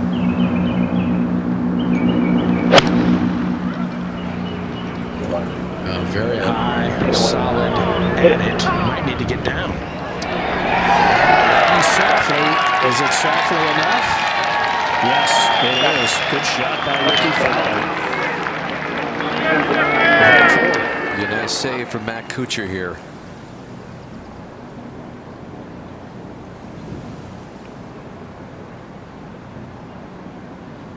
And he rattles that home to stay at 1 under. 1 under on the day. He's a scrappy player, isn't he? Just scrambling and... This was at 13, Johnny, just earlier. Retief Goosen laid his tee shot up here at the short par 4, played a poor wedge to the back of the green. And watch this. Very fast, down the hill. Is it going to stop? You think it is, but Retief knows better. Doesn't even want to watch it, right? No, he doesn't, because there it goes. Off the front of the green and back down the hill some 20 yards. He would go on to make a 6 on this short par 4. And now Keegan Bradley is on the tee here at the short par 4. Again, 299 yards to the front of the green. It is slightly uphill. Swings so hard. Yeah, he does. But he gets it way up in the air. Good driver of the ball. Yeah, very good. And this one's very good. How about this? 2 groups in a row. One guy puts it off the green, makes double bogey. The next group, 6-footer left for an eagle 2. Anything can happen there. At 13, we go to 3. Is Eric Compton giving it a go? I don't know if he's got the firepower to get it there or not, but he has lost his way to the right. I'm with you, Peter. I'm not so sure. You're not better off just hitting an iron off the tee and hitting a spinning wedge. Yeah, about half the players have gone for it today, John. Let's take another look with the Pro Tracer, and you've got to just hoist the thing up in the air over the corner of the trees, and he just blocked it. Let's go back to 2. And as he has done so often, Raj, Martin Keimer electing to putt the ball from well off the green. Seems to be his M.O. Well, it's going to go up a pretty good slope here from behind the green. And then has, what, another 60 feet or so to the hole. So pretty big swing with a putter. I don't see a whole lot of break in this. There is that knob left of the hole and might influence it to the right some at the end, but I just don't see a lot of it. Just getting the speed right. Well, we've seen him do this a lot this week. We saw him do it on the 70th hole of the Players Championship when he ended up winning that event was left of the par 5 and 2 and tried to putt through a considerable amount of grass and left it way short. 116? Yeah. I would just think you would want to pitch this ball if possible, and you get it up on top right away. If you hit it through the air, you get it up onto the flatter part of the green. You don't have to worry about the steep slope. Yeah, I agree with you, Gary, but I mean, he's pretty well established now. This is his go-to shot. This is the one he's comfortable with. What would be average shot from here, Gary? Like 10 feet? I would say if he gets it inside of 10 feet, he's done well using this club.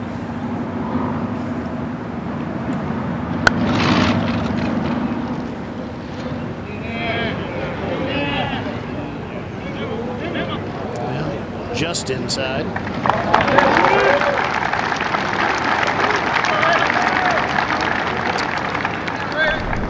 We'll get another look here at the replay, and you can see it's just so steeply uphill at the start.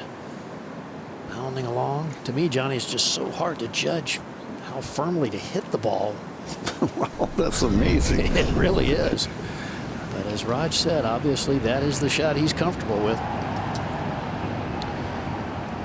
All right, Ricky Fowler with a putt for a birdie, and Raji did have 24 putts in yesterday's third round, but in looking at the stats, he's 143rd in the strokes gained putting category this year, so you have to wonder if all the work on his full swing, he's either had not had enough time or neglected to work with the putter. Now, this putt will move to his right and slightly downhill, but it doesn't look to be one of those that's overly quick. Could be a two-shot swinger. Yeah, easily could.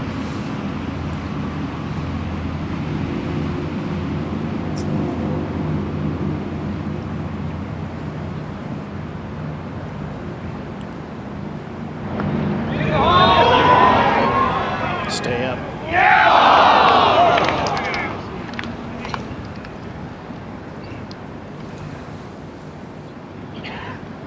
Head to the par 5 fifth. Justin Rose putt for an eagle. Up the slope and then along the side of the ridge, moving to the right, got a lot of speed. Justin Rose gets to 1 under par with the first eagle of the day recorded here at the par 5.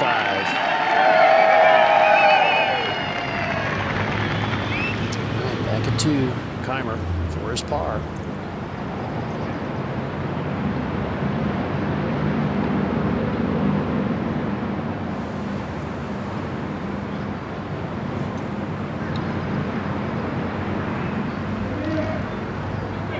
Another clutch putt.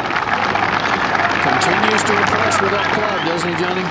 That was a big putt for him, just confidence-wise, you know. And not an easy putt for a right-handed player. I mean, left to right break. Took it back real short and compact and hit through it.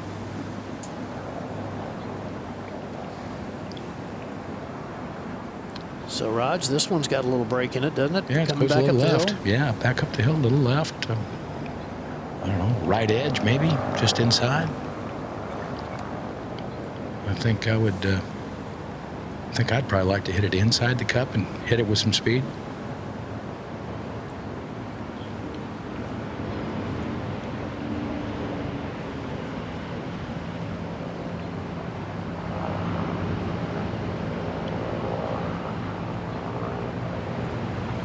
Okay.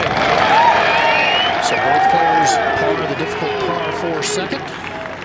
Fowler remains at 8 under. Fowler 5 back, along with Eric Compton.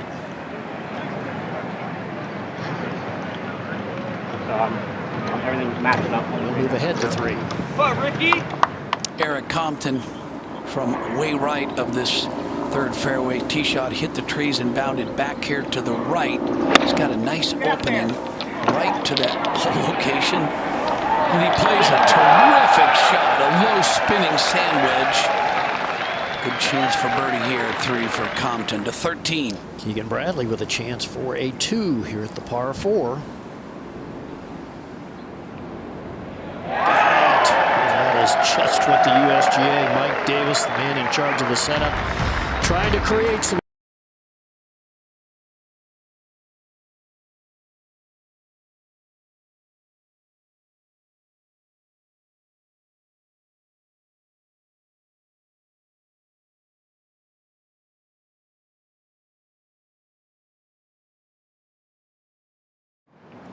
This was while we were away. Eric Compton for birdie here at the third to get to within 4. And now we come live with Stenson for his birdie mark. It was a brilliant second shot, Peter, over the corner of the bunker. That was a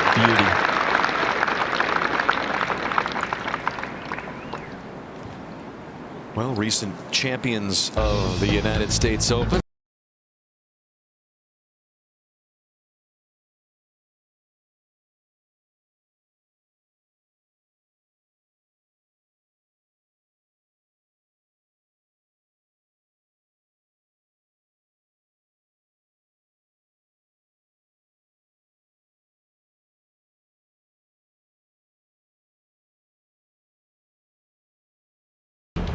There'll be another breakthrough winner. We're going to have to come back and catch Keimer, a guy like Fowler, if they're to add to that list. With Driver here, he's going to try to take it across the trees on the right-hand side and usually hits a draw.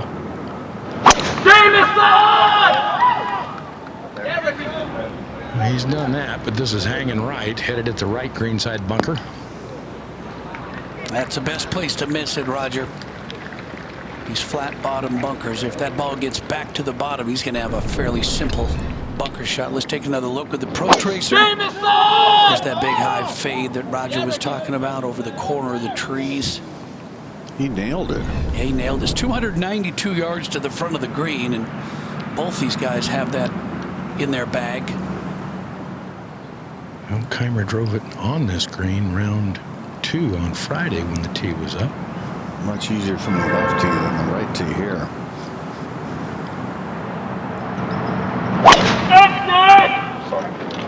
He's taking it up and across and very much on the same line as Ricky's. Oh, carried it up on there. Wow. Ball's got to stop. Wow, you think it's just kind of his week, maybe? Another foot, that ball goes off the back of the green.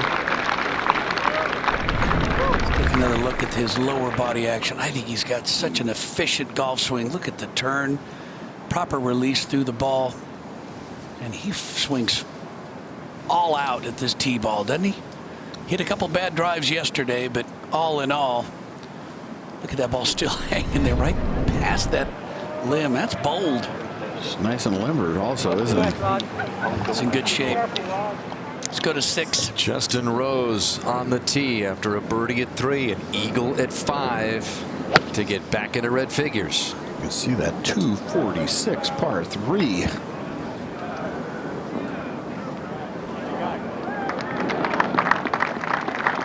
And Justin Rose looking like the player who won the U.S. Open last year at Marion right now. Again, he had a bogey at the 2nd, and now at the 4th, Stenson. Gearing back a little with a fairway metal here. Hit a nice draw up the left-hand side. This should be fine. Much easier to draw with that 3 metal. If I was caddying for Keimer, with all the trouble he had on the dogleg lefts yesterday, I'd be hitting that 3-wood every time on the holes. Let's take a look at this. Longest par 4 in U.S. Open history. 528 yards. Downhill tee shot, but a little uphill on the second shot. The guys drive it right in here where we are now. Like Kuchar had to hit a fairway metal or a hybrid, but Compton is not a long hitter, so he needs to nail this one. Got to hit driver. Which he has done. And he's headed up the right-hand side. Will need a straight bounce. That's pretty good. Compton is fine on the monster 4th. No birdies today.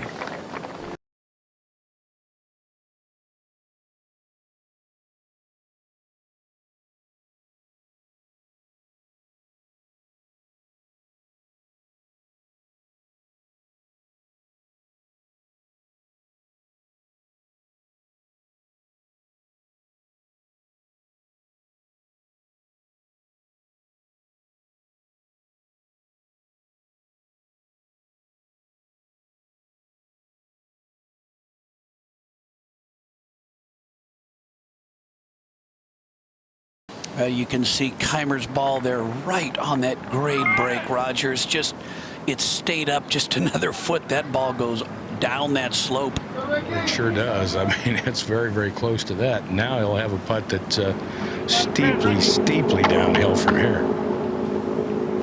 Only one eagle so far this week here at the third, and that was made by the 50-year-old Miguel Angel Jimenez, who didn't help him make the cut, but We he just hold up in the provided back, some please. fireworks here. Oh, where you at?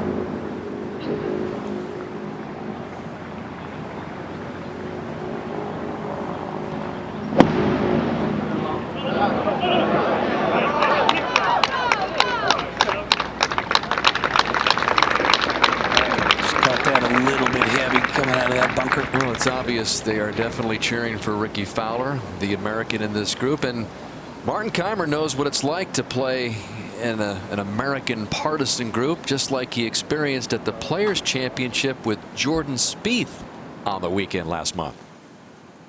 At Sawgrass, it was pretty much America against me. Felt a little bit like the Ryder Cup. So I've just been through it. It's okay, you know, and here today I had a lot of support as well. So obviously Ricky's a very popular person. He's a very nice guy, so it will be nice to play with him. He showed a very good score today. It will be a big challenge, you know. I can't really focus on that. We play a very, very difficult golf course, so it will be in many ways, you know, with the crowds, playing with an American in America, being in the lead by 5 shots. So there will be a lot of challenges that I'm facing tomorrow. Yeah, I agree with that. He couldn't have two more young darlings than Spieth and Fowler. I mean, the gallery's just dying for both of them to break out, aren't they? I think it's interesting to note that as Keimer stopped working on his technique, Ricky Fowler is working with a new coach and working on his technique. So you got two different mindsets from these two players certainly coming into this week. Martin Keimer now has this putt for his eagle, and here's the pinpoint animation. You can see, as Roger said, this is going to be very fast. Take a look how much downhill. It's 9 inches downhill, and it's going to break severely from right to left.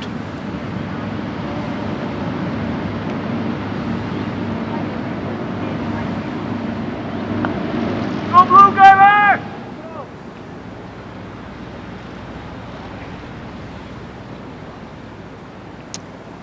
It's well judged there. Boy, he is under complete control. Very impressive to see. Remember the putt that he made 2 years ago for the European side at Medina to win the Ryder Cup? He said that was a huge confidence booster for him. He's so solid. He's played so well. He's in the top 10 in just about every statistical category this week. Fairways hit, greens hit, putts, birdies, driving distance. Just about everything. Now Fowler is for his birdie to get to within 4. Well, there's a nose coming into the green at his back, right behind him. And I can't tell if he's far enough under the slope where it might not move it just a little right coming off that slope or not. Well, you're correct, Roger. Everybody has missed this putt high. They've all read too much break. It turns left, but then it straightens out and falls a hair right.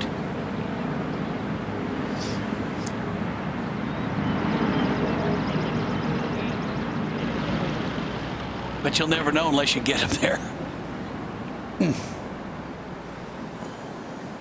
Let's go to 4. And Compton, 2:26 left. Just got to just nail a 3-iron. I guess that's what it is. It's a big iron shot. Run it in there, maybe. You just don't birdie this hole. Not a single birdie today, but Compton with a beauty into the heart of the green will have a chance. He's hitting a lot of good approach shots, isn't he? Yes, he is. Back to the third. Keimer now just cleaning up this birdie putt. It's only about what, Raj, 2.5 feet? Yeah, 2 feet, I think.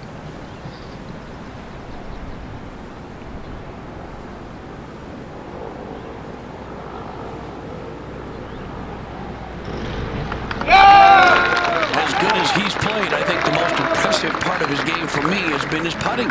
He's made big putt after big putt from mid-range, 6 to 8 to 10 feet, John, and that is that's the pressure range, as you always say. Yes, he's going in all cylinders. Stenson from 222. Maybe a little left. Just the way he was watching it. There's those big shoulders there.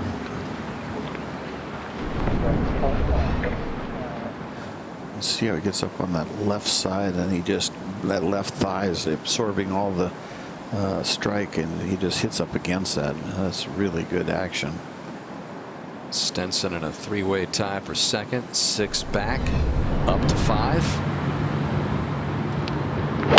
This just a moment ago, Dustin Johnson's second shot with a long iron. Tried to land the ball at the front part of the green, just got a huge bounce. Catches that little false edge there and runs it through the back of the green. As I said before, the rarest thing you get at the Comet you never hear at Pinehurst is nice bounce. Doesn't happen often, does it? Always bounces away. Never get a friendly bounce. Well, you get a little help on this long par 4, tee to the fairway going down some 33 feet, but it is still the longest par 4 in major championship history, 528. And a little against the breeze. Remember, a pull drive left here led to a miraculous bogey. And this is pulled to the left again. Oh, is he going to visit the Pine Needles again, Raj? Well, not that deep. He's more in that scrub area, but you can see his ball. A lot better shape than he was yesterday. And you can hear the partisan crowd pumping up Ricky after Keimer misses the fairway. Sets up perfectly for his draw. Just on that right bunker there on the left edge of it. Just play a draw off that and go and draw.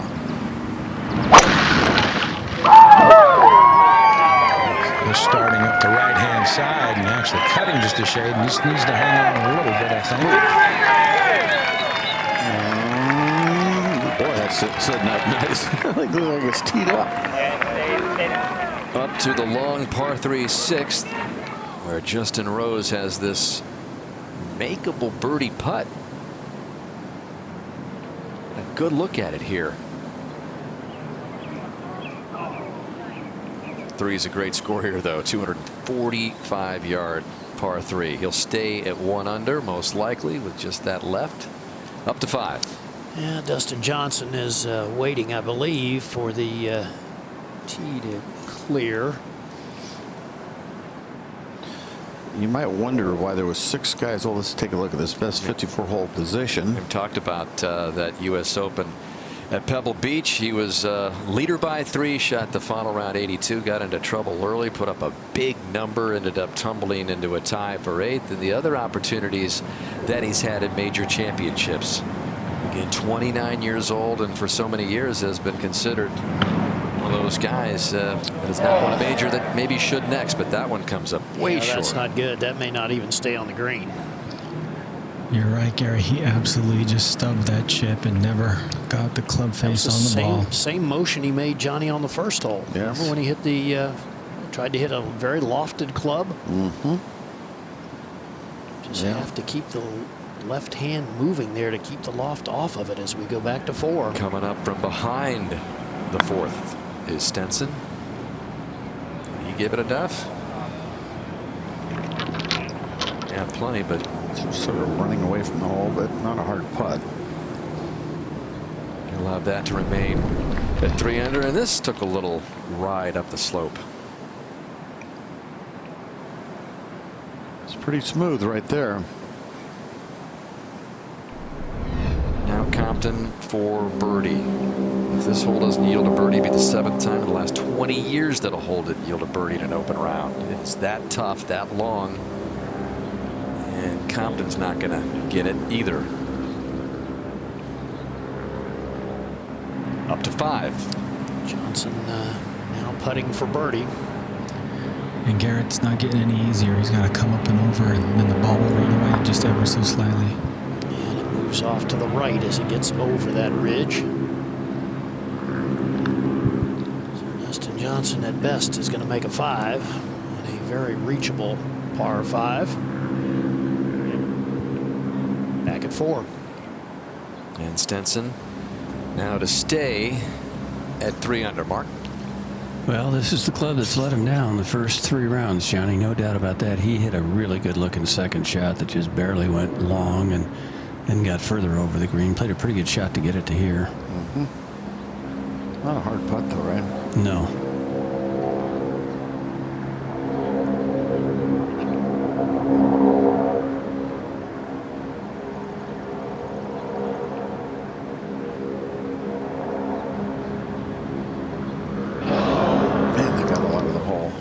He falls out of the tie for second. We go to 5. Snedeker has a chance for a birdie. Straight up the hill, right to left. Just a little too aggressive. Got to match the break with the pace, don't you? Yeah, you certainly do, especially on these greens as we go back to 4. And Compton is going to take a careful look at this. As you might expect, he's won just about every award for courage that you possibly imagine. And why wouldn't he? The saga and the journey that he's been on. Everywhere he goes, he gets asked about it. He makes appearances all over the country while playing golf tournaments. And he saves his par. 2-time heart transplant recipient. Well, that one just about lipped out. That was a good little break there that went in. Yeah, it's a great story. There's no doubt about that. You know, people want to know why the scoring's a little better this year in the Open, and it probably because you can see here the monitor. Go ahead, Dan. But Tour de France, Johnny, July 5th, NBC Sports Network. Greatest cycling race in the world on the NBC Sports Network. Well, I think the reason why the scoring's a little better is the fairways are wider, a lot wider, and the rough is just not as tough. You know, I mean, it's still a great test, but it's a little easier because they're hitting a lot more fairways, 20% more fairways, the players, and then when they get in the rough like this, normally this would be a tough lie in rough, you know, and Roger. And 227 left for Ricky, and this is a perfect lie. It just went up on a little tee. Oh, it is just perfect. And the best angle you can have from the right side of the fairway. Go! All right. Oh, it's going right. Well, right. Trees, gallery. Wow. So after all of that, he does that. Wow, that was just throwing away a great break. Just to finish that on the fairways, the guys are hitting 70% of the fairways, which is by far the highest in the last 20 years. Tour average is 60%. Keimer's lie looks pretty good too, Raj. Well, it is a very good lie. It's on a pretty severe uphill slope. Has 226. There is an overhanging pine tree ahead of him, some 80 yards or so, but off this uphill lie, I don't think that's that much of an issue. But that's if he plays an aggressive line. He can go to the center or right center of the green as well and take that tree out of play, really. Again, this would be no chance with the old rough in 99 and 05 from this distance, Roger.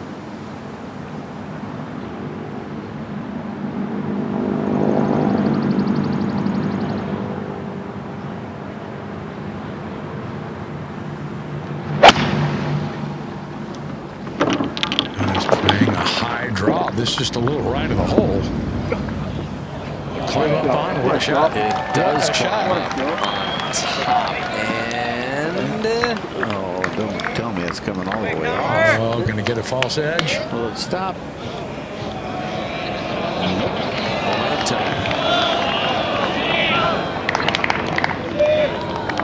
Well, he's in a heck of a lot better shape there than he was yesterday when he pulled off one of the most amazing bogeys you'll see. But that heads in reverse. Martin Keimer still way ahead by 6, and Fowler's in trouble at the 4th.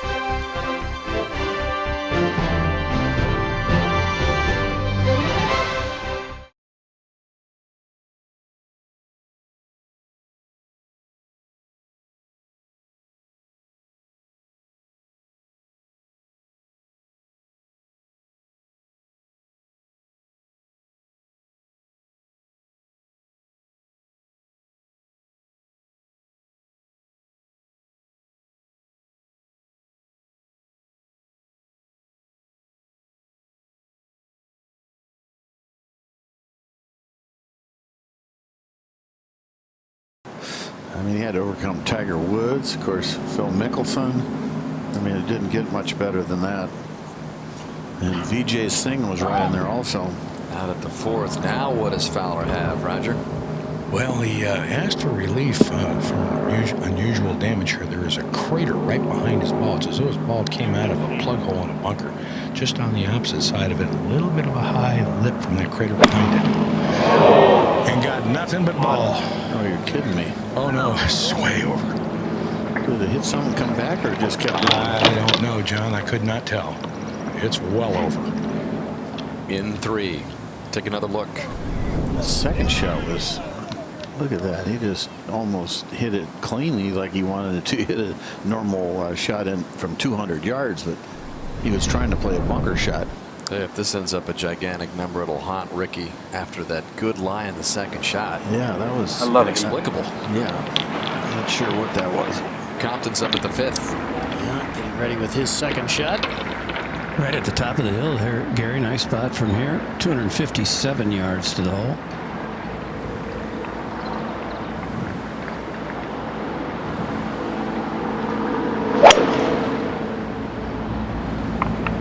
Right. Playing his well. John needs to stay up. Well, if it will just get to the front there and hang, which it looked like it did, that's not a bad spot. If it stayed right there, nope. No, that's fine. That's okay. Needs to birdie this one to keep pace with Keimer. I don't see him not birding this hole. All right, next to play will be Stenson. 250 yards for Henry. Much more powerful hit than Eric Compton's, of course.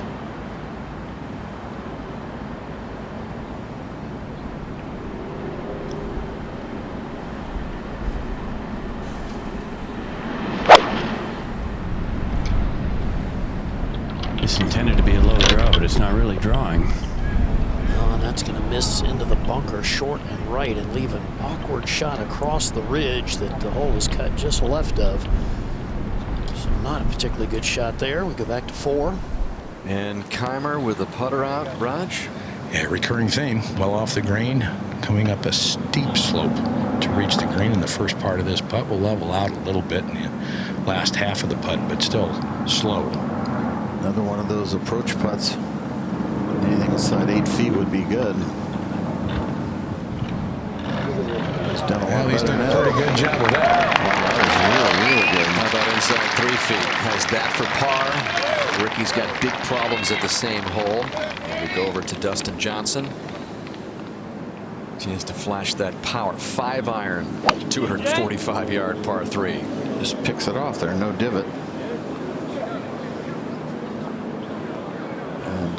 Pretty darn good. That'll stay there, I think. Cranking out pars, 5 to begin to stay at 2 under. You know, you've got Fowler backing up here. You got Stenson who just backed up, and so kind of looking good. What about here? Got a stymie backswing and a stymie tree in front of him.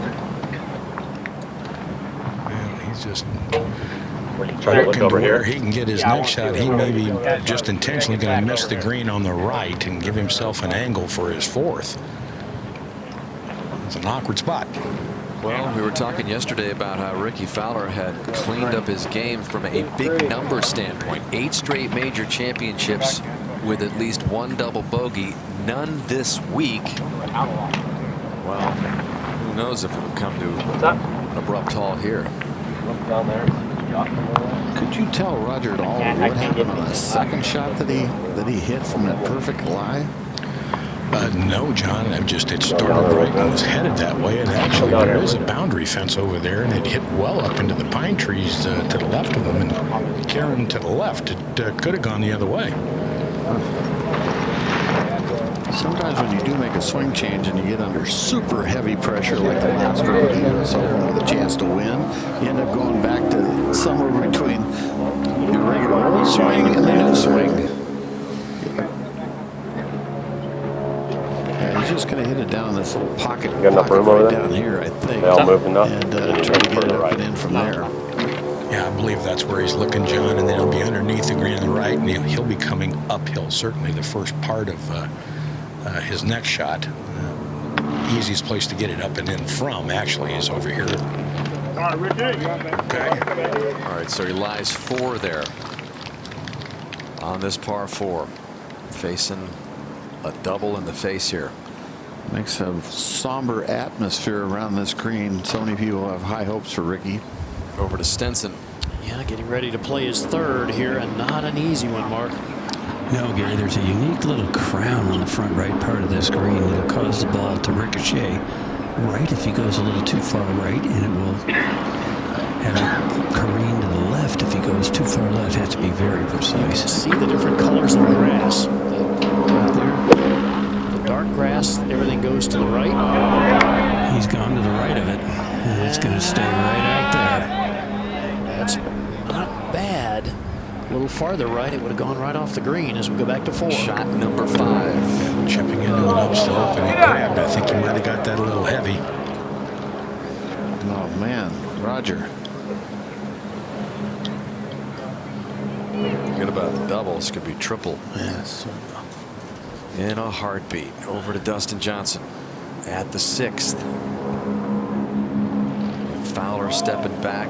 Will Johnson step up a little closer? 3's a good score at 6. Looks like it's going to be 6 pars in a row for Dustin Johnson's final round so far. Back here at the 5th, it appears that Compton's going to putt the ball. Pretty straightforward shot, actually. A good swing from his right. Did he hit it firmly enough to get it up the hill? That's pretty nicely done. He looks pretty calm. Yeah, he really does, John. And he was saying that, you know, his perspective on life with all that he's been through, that, you know, today was just another day of golf. That's an easy thing to say, but certainly for him, it might be the case. So we go back to 4. Where it's been a while since Martin Kaymer has played a shot. Fowler for double. Yeah, pretty pronounced left to righter here. First part of the putt kind of a little uphill, and then as it turns right, it'll be swinging downhill and running away from him.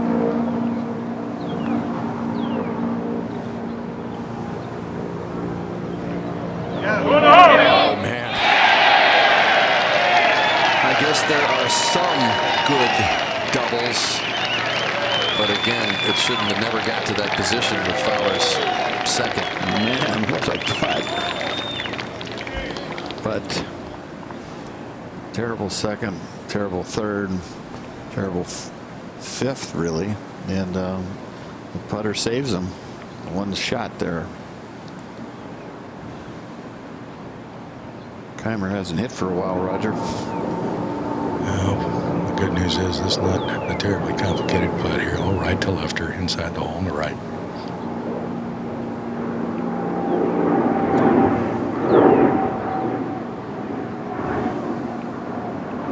So just like that, when Fowler was a part of the closest pursuer to Kaymer, he now is squeezed back down to 1 under. 8 shots behind Kaymer is Fowler. And you've only got 5 players under par now. And over at the 5th. Just earlier, Dan, this was Stenson's birdie effort. Never hit firmly enough. We go up to 18. Well, Mickelson hoped for a lot more from this walk-up before this week began. Working on a +2 round today.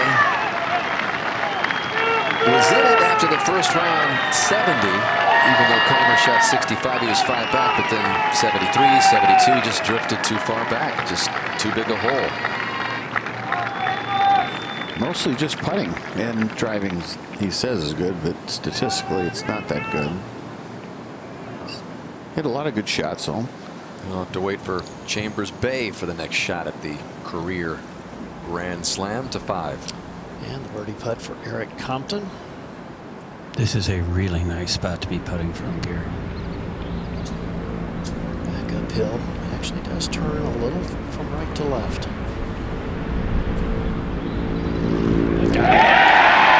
Compton, who is a youngster, worked with noted instructor Jim McLean, has been working with a long-time professional down in the South Florida area, Charlie DeLuca, who I actually played some junior golf with years ago, Dan. And they have just simplified his game.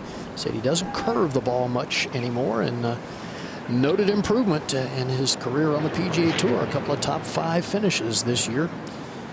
So he is continuing to improve. As we go back to the tee, where Martin Kaymer will be playing first. Has played this hole, Roger, like he's owned it. 2 birdies and an eagle in 3 rounds. And the eagle he made yesterday, that second shot was close to unbelievable. Playing from the left out of the native area. Surprised he's on that side of the tee with a cut. He must be trying to draw it, Gary. Well, the cut works well here, John, now from this back tee with these trees down the right-hand side. And the fairway sloping from right to left. Well, this cutting up the right center, this looks to be on a pretty good line. Won't run as far with the cut, though, will it? Correct, Gary? but he can still reach from there, top of the hill. Yep. What a jolt, huh, Johnny, for Fowler? Right there. I mean, not right there, but within touch, and then now just, out of touch. He's got to get back to basics, hitting fairways and hitting good iron shots and letting things happen. Needs to hit a good tee shot here if he's going to take advantage of this hole.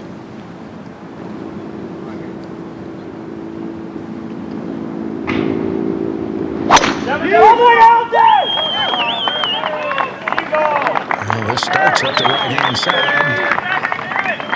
Well, that's fine. In fact, yeah, got it out there past Kaymer. So a good shot by Fowler. Big hit. We move ahead to 6. For the man in solo second, Eric Compton.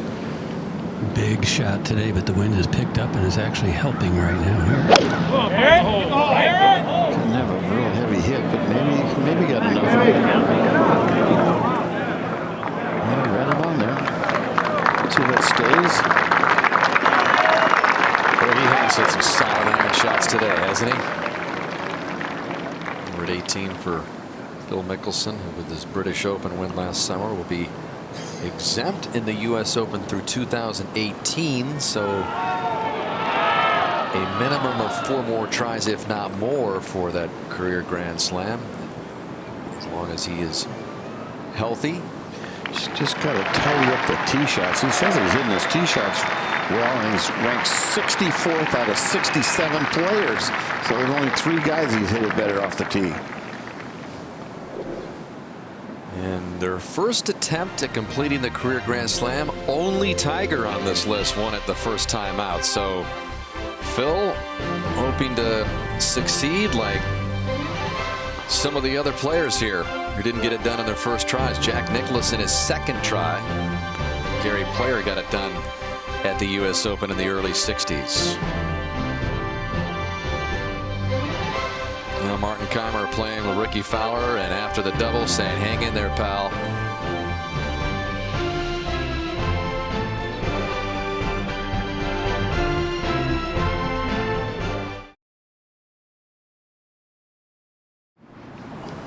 Here at the 5th, Martin Kaymer with his second shot to the par 5 from 272 yards.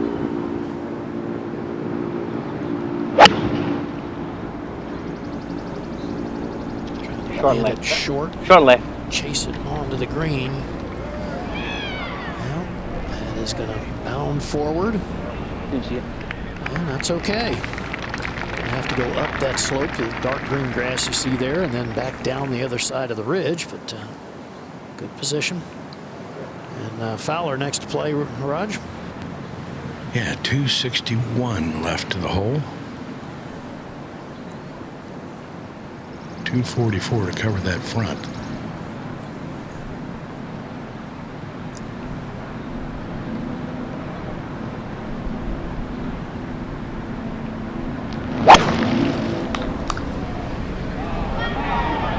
Maybe solid. Hit the bunker on the left. And that will find that bunker. Ahead at 6. Birdie putt for Compton, Mark. And not the easiest one to get the right pace. Up and over and a big break left. But you will gladly take 3 and exit stage left of this monster 6th. It's the hardest hole on the golf course for the championship. Par 3. That doesn't happen too often. And this was just earlier, John, at the par 4 7th. Kuchar was long in 2 and just did not catch that pitch cleanly. And you'll see this ball roll all the way to the front of the green. Catches one of those side slopes that we see here at Pinehurst on just about every green. These humped turtleback greens. That's the Pinehurst best defense, isn't it? That is their best defense, and you can see it just off the fringe now. This is from exactly 52 feet for his par. There are a lot of ways to put a 4 on the scorecard, and they're not booing. He's a scoring machine, isn't he? That's got to go walk after that one. That was like a bad snap from the center. And the shotgun. Let's go back to 6. Stenson's birdie try.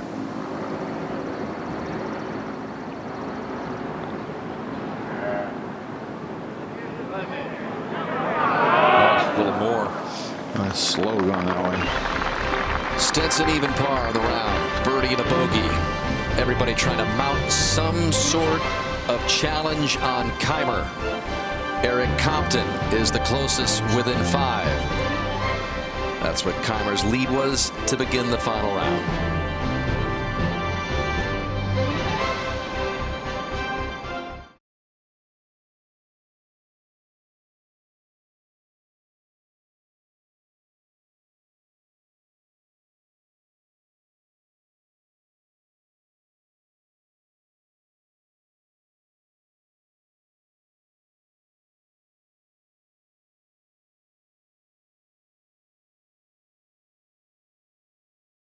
But in a nice smooch. Keimer would love to be there later this evening. That is his 3rd. At the 5th. Did not judge that very well. Going up that steep slope. It was a lot tougher than it looked on TV, though, wasn't it? Well, we've got Brittany Lincecum, some of the other U.S. Women's Open participants taking in the action at the Men's Open. The new scene. The Rickettes watching Fowler, huh? Sandra Gall out there with an umbrella. Cool atmosphere, isn't it? Yeah, it's an important hole right here. Doing a little pre-championship scouting in their own right. Well, I just went by those gals and said, shouldn't you guys be out practicing? And they said, we are. Yeah. Reconnaissance. Right now they're doing it. Well, Ricky Fowler did not hit a very good bunker shot here, Raj, and he has struggled this week. He's only 1 of 7 in sand saves, so gonna have to make a long putt here if he's gonna make birdie at this par 5. Yeah, up the hill here. You want it to go left. It doesn't look to me like it's going too much. But it sure seems like that's the way everything works here, and it should.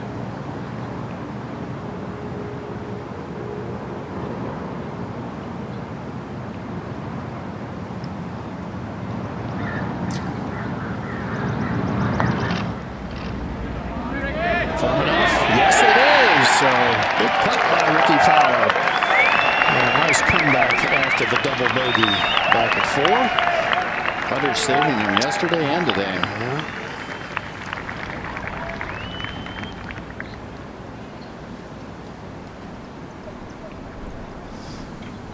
So Keimer, Rods, this is a tricky little one. This has got a slice. That's the appearance it gives me, and awkwardly so. I mean, if you hit this one the slightest bit too light, I think it would be a very easy putt to miss low. What have you been seeing, Gary? Just exactly what Roger described, John. I would say the tendency has been to not hit the putt firmly enough as it is downhill, and players have had a tendency to miss to the right.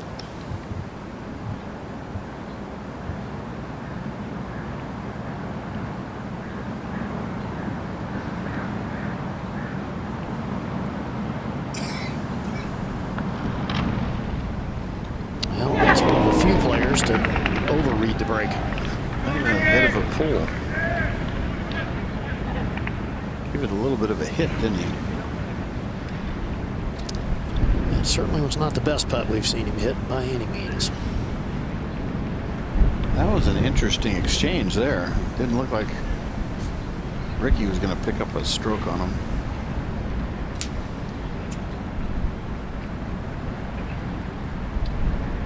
Just as important, he doesn't get further ahead of Compton and Dustin Johnson as well. All right, so a very disappointing par there for Keimer. Was in good shape after 2 shots, but lead remains at 5. And over at 7 now, Henrik Stenson with his second mark. And this would qualify as a green lighter, Peter. 146. Nice angle from over here.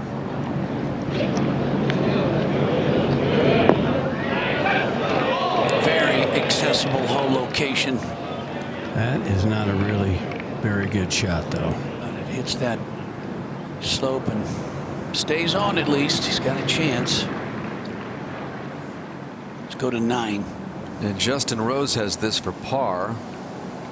Already coming off of 2 bogeys in a row. Saves that one. So it all adds up to an adventurous front 9 for the defending champ. Even 35 on his front 9. Eagle, birdie, 3 bogeys. Mixed bag. To 7.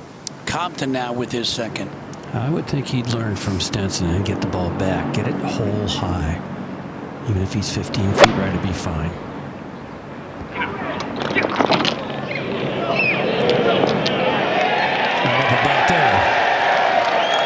So Compton has a good look at birdie to get to 5 under and within 4 strokes. Good start for Compton. Let's go back to 6. Another look at that hole location. 245 yards, and Fowler has the honor with his first birdie of the day following the double. Helping breeze here, 4-iron out for Ricky.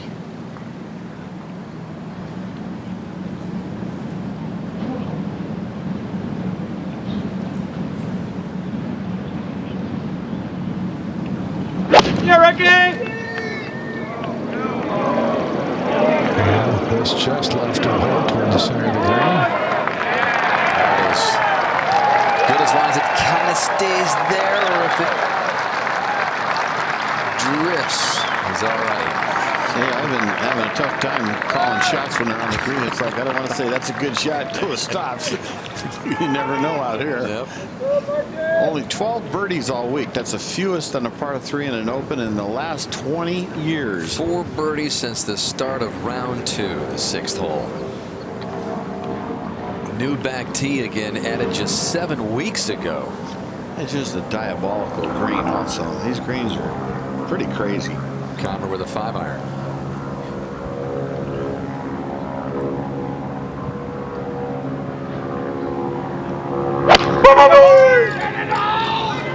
Yeah, it's trying to work that high cut, but the wind is straightening out pretty much in the same line as Ricky's.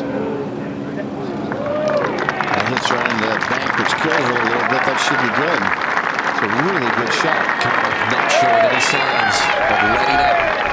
Bogey free. Round around Dillon began the day with a 5-shot lead. It is intact. 5 clear of Compton, 7 better than Johnson, Fowler, and Stenson.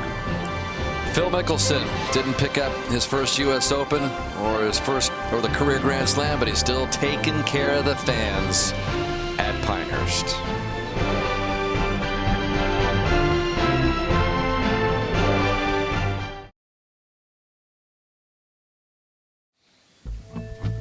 Well, Johnny, we noticed a little something here in Ricky Fowler's swing. He certainly shortened it a little bit. The club not nearly as laid off at the top.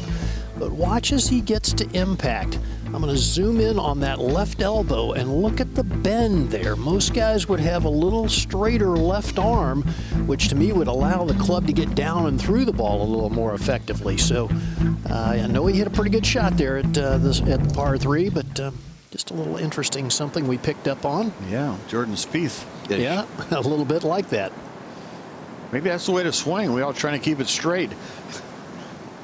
Maybe they know something we don't. I never saw a better iron player than Andy Bean. I'll tell you that one. He was hot. He had that bent left. All right, Keimer for birdie at the 6th. and uphiller here, and I'm having a hard time seeing much in the way of breaking it. Might try to work just right at the cup.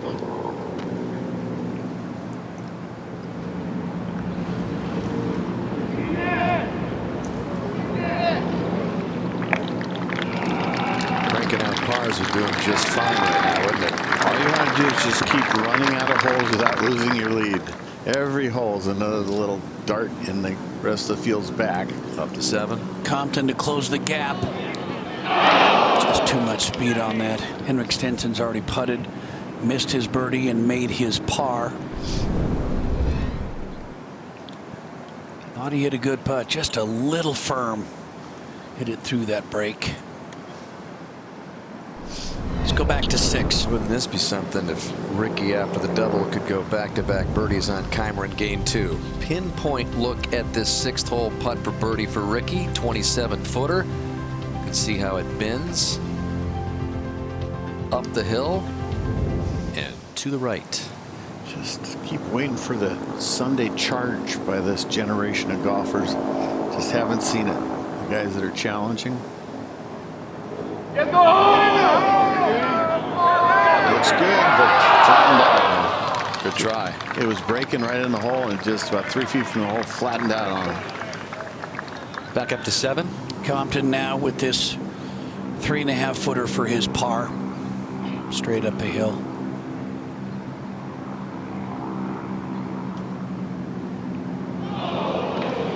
Oh, man. Just cannot afford those kinds of unforced errors at this point in the Open Championship.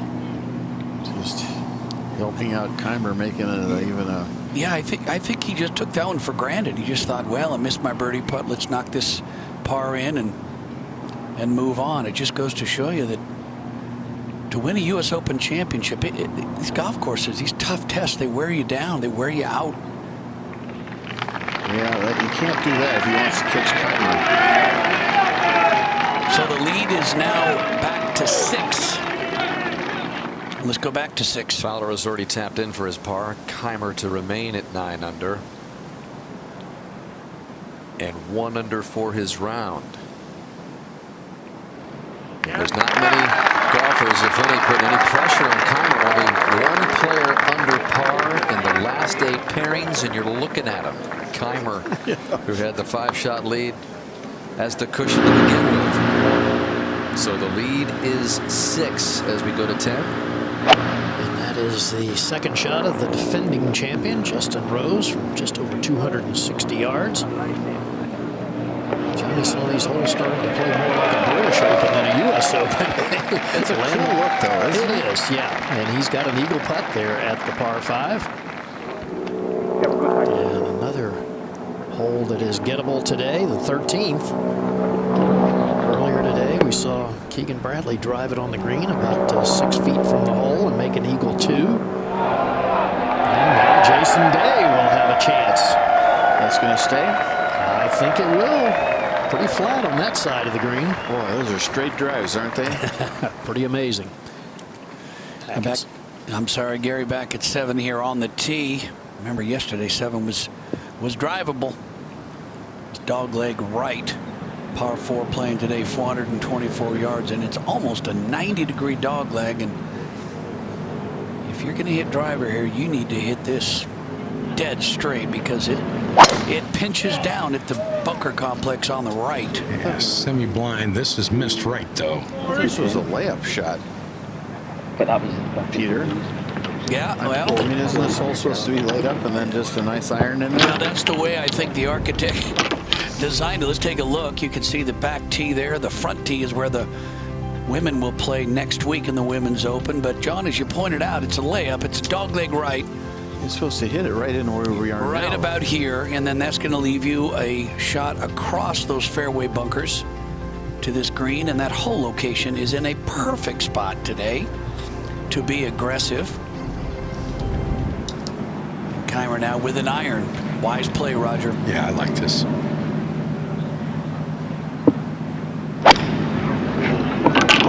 with that said, this kind of pulled and hooked a little bit. Hang on. Just got into the native area, Roger, and it nestled between a couple of little teeny bushes there, but the way that he's been going, I think it's all right. It could be okay. Let's take another look at this with the Pro Tracer. You can see he's trying to hit it right down that walk path, and he just turned it over a little bit. And for him, that's a bad shot. Left is a lot better than right here off the tee at 7. Let's go to 8. Dustin Johnson for par. Already 7 back, comes out of that, and now Dustin Johnson is 8 behind. First drop shot of the day after 7 straight pars. It almost looks like everybody's playing, not realizing Keimer's ahead of him. Well, it would be one heck of a championship if Keimer wasn't at 9 under. This for Keegan Bradley to shoot 67. Nice. And Daniel Berger still has the best round of the day with a 66, but Keegan finishing strong. If it hadn't been for that 76 yesterday, he'd have been in much better shape. Well, Brandt Snedeker, understand, has been having some problems with his back, Noda? Yeah, if you watch him tee his ball up or mark his ball on the green, he's squatting, bending both knees. Tweaked it 5 balls into his warm-up session prior to play, and just has been kind of fighting through it during the round. Like he hasn't had enough injuries to go through the last few years. So it's the back, not the ribs. He's guessing. Yeah, he's been holding his back, his mid part of his back, trying to just get any kind of relief, and then gets into a shot and just tries to do the best he can. Back in November, he had to withdraw from an event due to a bruised tibia and a strained ACL in his left knee when he fell off a Segway. He's had all sorts of injuries in a variety of ways. Well, that is going to be quite the putt. That could be putted right off the green down the hill. We're at the 8th, Compton. It's from 196 yards, severe side hill lie, but a good-looking shot. Actually cut it off that line. Really good shot. That was a beauty. That's a birdie putt there, straight up the hill. Chance to get back. The Chevy dropped at 7. Get back to 4 under. He's still in solo second, even with that drop shot at 3 under, 6 behind, up to 9. Dustin Johnson coming off his first bogey. He's put a nice swing on this. He's drawing back just left of the hole. Again, it's going to be very quick. Let's see where it ends up. That's really a fast putt. You got to be very careful on that. Well, Dustin Johnson finds the surface at 9. And earlier today, this was Zach Johnson with a 7-iron from 172 yards. Just casually watching it. Pulls it a little bit. The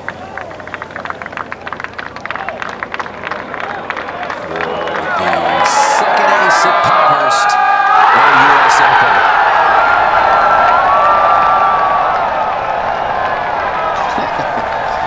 Joining our Peter Jacobsen on the other one on the same hole back in 2005 from just 4 yards further. And if you didn't see it earlier, they both played with Kenny Perry when they made the ace, Jake 9 years ago, and Zach today. By the way, Zach shot 72 plus 9 for the championship to 10. Justin Rose with a chance for a 3 here at the par 5. Good putt. So an easy birdie for Justin Rose. We go back to 7. And that's the lie of Martin Keimer coming out of the native area, Roger. Yeah, some 3 or 4 stalks of weeds behind it and right in front of it, in between them, and 173 left of the hole. I just don't know how much resistance this stuff's going to provide. Well, this left. Well, just enough to throw him off course, huh? Yeah, you couldn't tell what might happen there. That's not a good leave.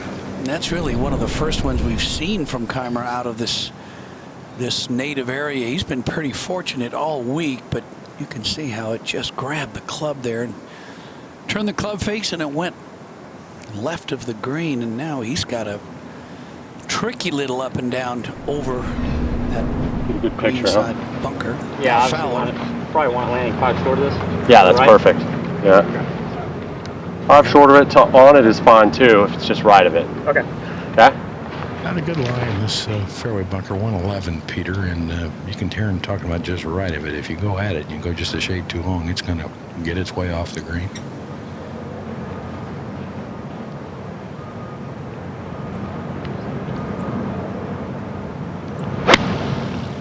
Junk. That looked heavy to me. Well, it carried up a lot further than Matt Fowler would, but I still think he got it a little fat. That ball's got to stop moving. Okay. It did. Yeah. To 8. And this is the third for Stenson. It's a tough par 4 here. Not a hard hole location, though. Just trying to scramble and save par here. he's trying to keep it underneath the hole, but he sort of overdid the cautiousness. He is 7 behind, and over at the 9th, Snedeker. This will go right off the green if he hits it 3 feet past the hole. Right off the green. He just touches it down there, which is really smart. Now it'll actually pick up speed. That looks good. Whoa. I think it's okay. It kept it left. It's when you got it right of the hole.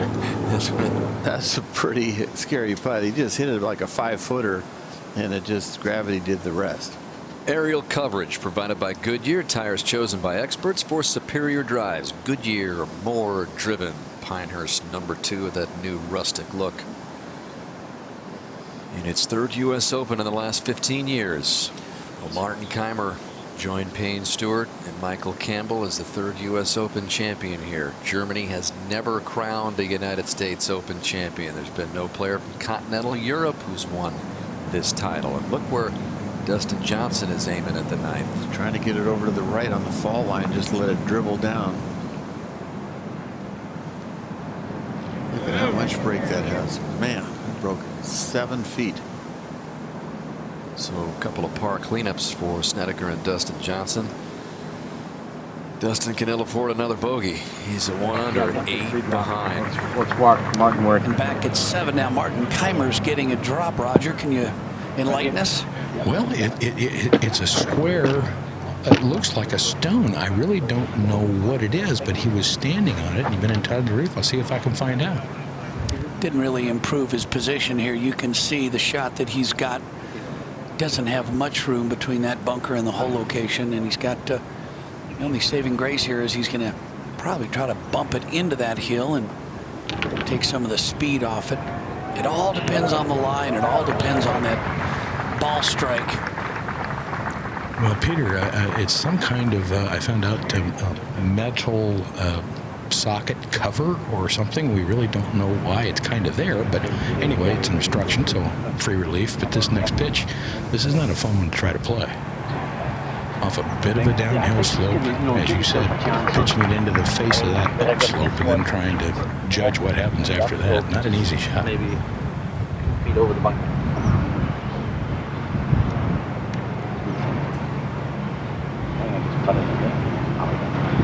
Just give us a chance. Well, there it is. He's got the putter. I think he and his caddy Craig are talking about just putting it out to the right and give ourselves a chance for a par. Let's go to 8. Where Stenson has already missed his par attempt. Compton for birdie. To get a little closer. That's a rare birdie there. That's well played. Perfect drive, wonderful second, and a good read and a stroke. Yeah, that's could only be a 4-stroke difference. Looks like Keimer's just basically playing to make 5. Now we've seen this all week, Roger. A putter from well off the green. Safest play in my book, but certainly not an easy play to get this near the hole. It's going to swing left from a mound to the right, up over that hill, and then it's gotten killed up to this way right.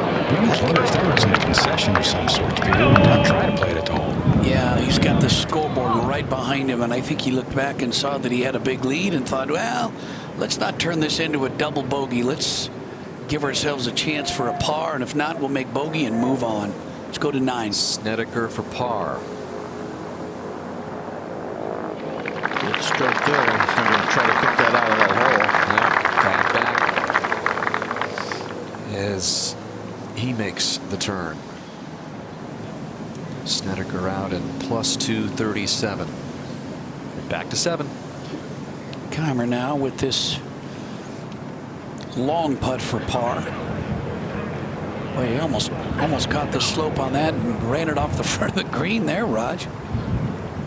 Yeah, it's you know, there was risk in playing the other shot, and I think this was just a concession saying, okay, you know what, if my putter can save me, fine. If not, I'm just playing it over here to the right and make my 5 and move on. And it saved him a number of times, hasn't it? It has that.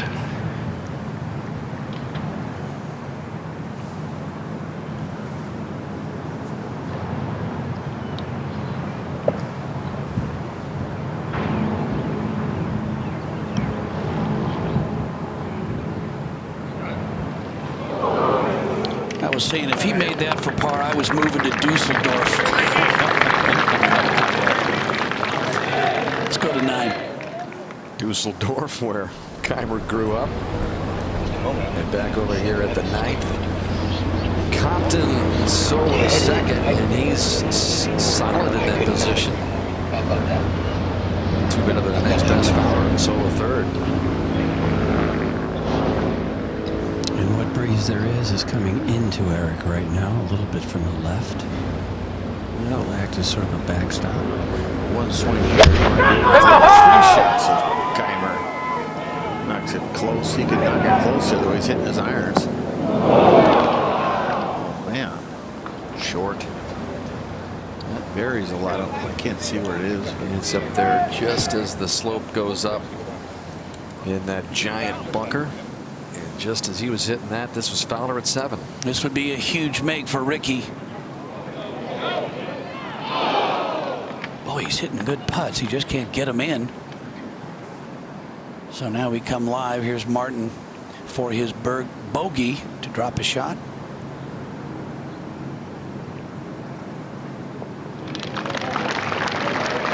So first drop shot of the day for Martin Keimer. Let's join Steve Sands. All right, Peter, thank you. We're with Phil Mickelson, who was trying to win the Carrera Grand Slam this week. We'll talk about that in a second. But first, the lead group just finished number 7, Phil. They're going to the 8th tee. What do they have in store for them the rest of the way today? It's just a good fair test. I thought the USGA did one of the best jobs I've seen. It's just flat out a fair test. And what really surprised me is what great condition the greens are in. They're perfectly smooth, just like Augusta is. You hit a great putt, it goes in. And I think that there's going to be some 25, 30-foot birdie putts made. There are a lot of pins that are tough to get to, but I think you can make some putts out there. We talked about that career Grand Slam. We talked about it all week. You've talked about it ever since you won the Open Championship last summer at Muirfield. You've been very honest about it. This was your first chance to get it done. What was it like leading up to this week, and what was it like during the week as you tried to attain that very, very difficult goal? Well, it's exciting, and I do feel that if it didn't happen this week, it'll happen in the coming years, and I'm excited about the next 4 or 5 years. There's some great golf courses that I'm familiar with, and unique layouts that we're going to hold the Open on, and I'm excited about the chance, and hopefully I'll get it done. I think that'd be one of the great career accomplishments that I could have ever dreamt of. Last thing, right now Martin Keimer has a really nice lead. You've had big leads before. You've had tight ones before. What do you make of his performance on this golf course that you've already played 72 holes on? Well, he's played some incredible golf. I mean, it's he's made some great saves, he made a lot of great putts, and he's hit some great golf shots. And it's out there, but you've got to really play well, and that's what he's doing. He's got great control. The tough thing is that he's got to maintain that control for the next 11, 12 holes, because it's very easy when it starts going the wrong way. It can be oftentimes hard to stop. But he's had control throughout the entire 62 holes that he's played. Thanks for your time. Enjoy some time off. We'll see you next month. Thanks, Steve. That's Phil Mickelson. Let's go to 8. Well said. You never know when things can go the other way, and it happens instantly here at Pinehurst. Now on this long par 4, 493 yards. Back to his cut shot. Every time he's hooked it, he's got in trouble. He's headed up the native stuff on the left.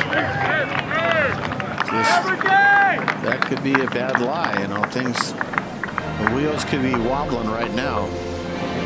Lead is 4. Not got within 4 yesterday. It's been a long time Quiet, since Mark, anybody's been closer.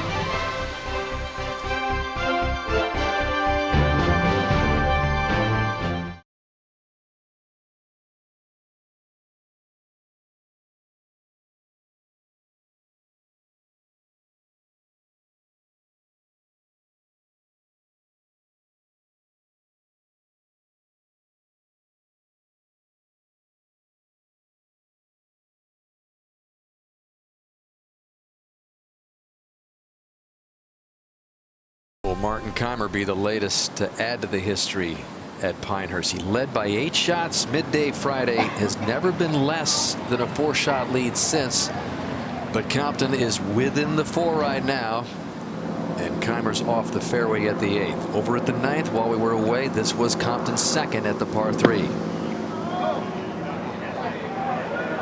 That's not a good one.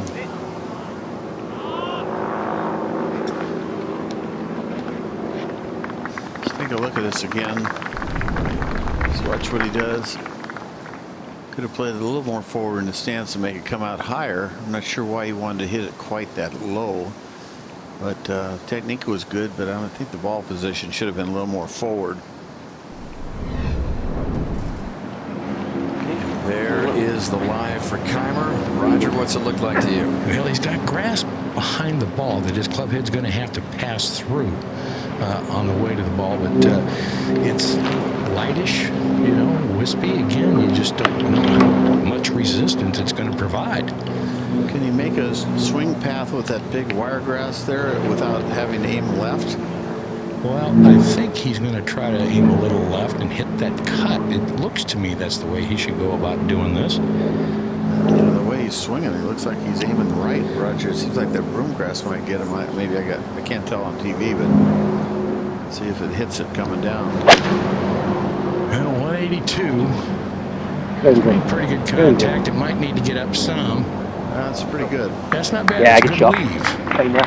Definitely tried to keep it out to the Like the thinness of this native area helped by the really dry conditions here in the Pinehurst area. Had there been a lot of rain, the grasses would have been thicker, lusher, and since it's been dry, we've been seeing a lot of guys get away with more than they would have.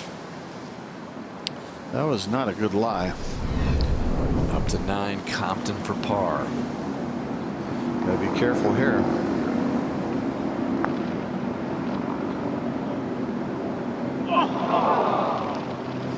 Good solid hit, but that's just a gift to Kaymer, who's been wobbling a little bit. Yep. To make that bogey with the ball teed up, you know, and you got sideboards, you can hit it at the flag.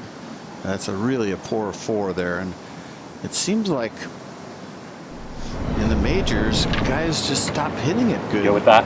In the back 9 or close to the, you know, the middle of the round in the back 9. We'll see if that continues. So many times when Kaymer seems to waver and there's that opportunity for guys to jump through the door, they just take another step back.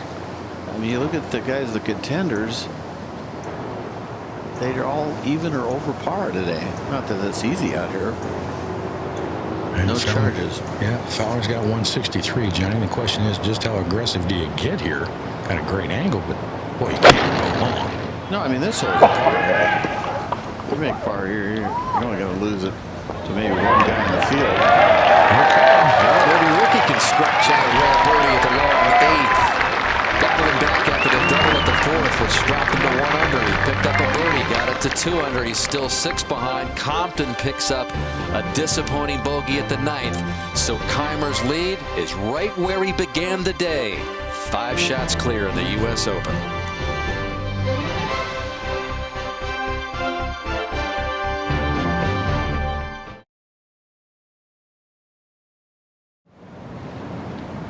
Kaymer putt from just off the green at the 8th with his 3rd.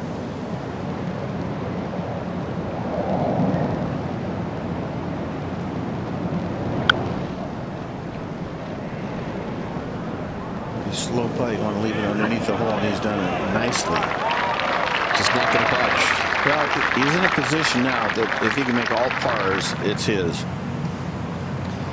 And here at the 10th, just a moment ago, Dustin Johnson played this delicate little bunker shot, just lobs it out, lands it on the downslope, and eases it up toward the hole. So Johnson will be looking now live to try to make his first birdie of the day, and gets it. So Dustin Johnson to 2 under par.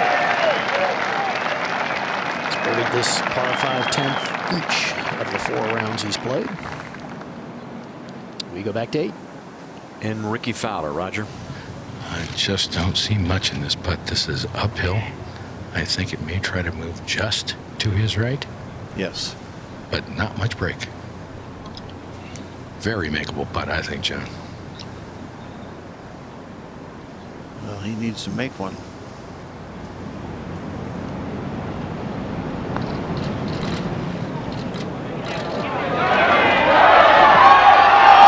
As close as you can without making it. Never complains about a missed putt. Absolutely takes it so well. But his demeanor, the golf course is just always in control. No matter what's swirling around him. I mean, he could use that one. So patient with all of his fans. If you've seen him operate out there and you're a young player, yeah, I know a lot of you young guys like him. Take a look at the way he acts on the golf course. It is impeccable. I just had a feeling if he'd have made that putt, he'd have birdied 9 and 10. Keimer, after missing the fairway on this long par 4. Yeah, that was a good second out of that native area. Keeps it at 8 under. And a good approach putt. It's amazing how much pressure golf that Keimer has played. Remember, he led from start to finish at the Players Championship. And now he's slept on 3 more leads, and he hadn't held an 18, 36, or 54-hole lead in any PGA Tour event until that Players Championship.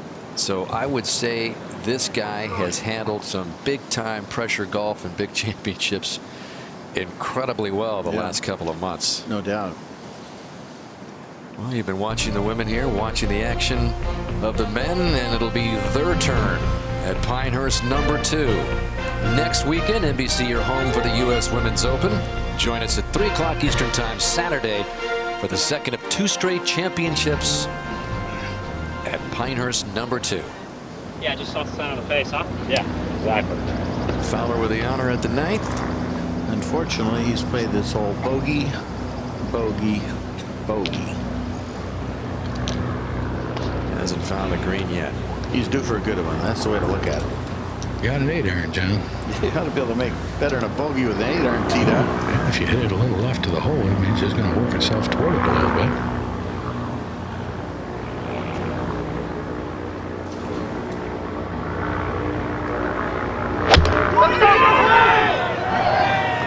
Okay, solid strike. This is a little left to the hole. See if he catches that. It's not long and deep enough there. Oh, that's going to come back maybe off the front. All the way back down the right side. Man, this hole is not being kind to him. No excuse to hit it that far left, though. Anybody going to put pressure on Keimer? Keimer's got an 8 iron too.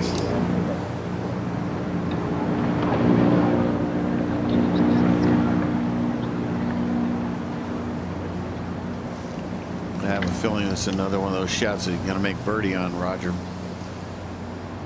Boy, sure sets up for his shot save beautifully. Yeah, this is just right up his alley.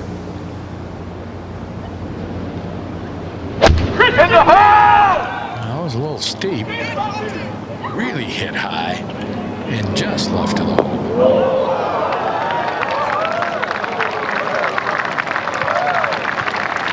There's how you play the 9th.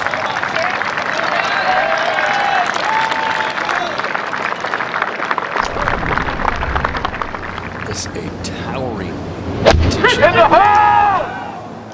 When you got 2 ways to get it close and you got it teed up from that yardage, there's no excuse not to hit it pretty good. I mean, you can hit it left and knock it stiff. You can hit it at the flagstick and knock it stiff. Former #1 player in the world. Certainly the last couple of months has been playing like the top player in the world. Over to 10.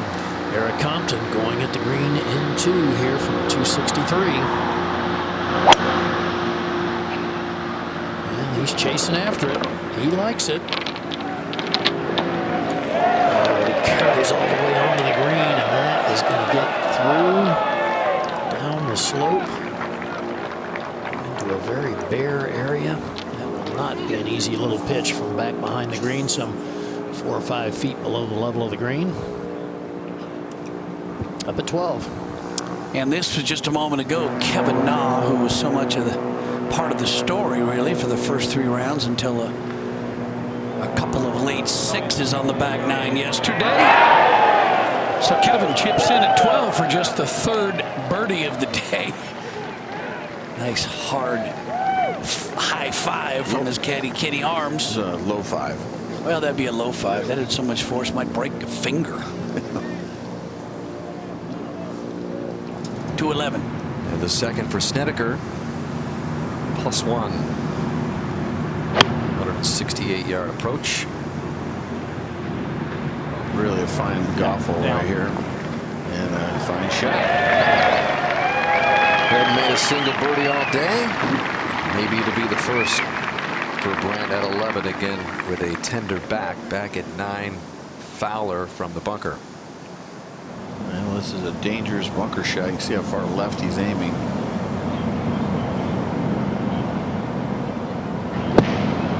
In the hole!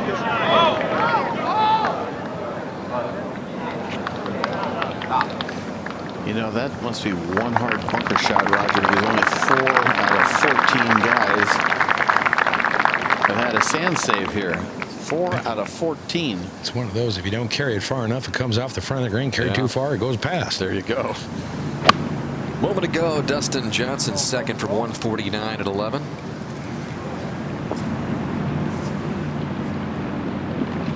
All these guys, Johnny, that have not won major championships trying to chase down a guy that has.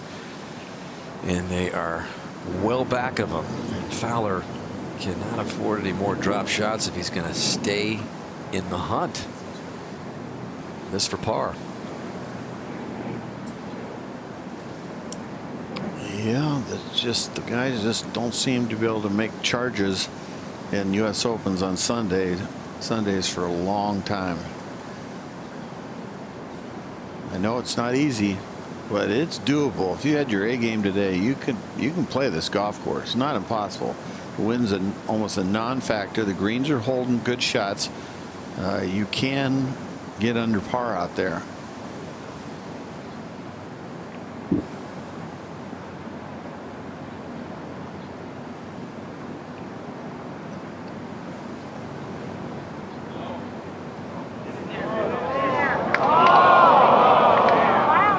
Two good putts in a row did not go in for him.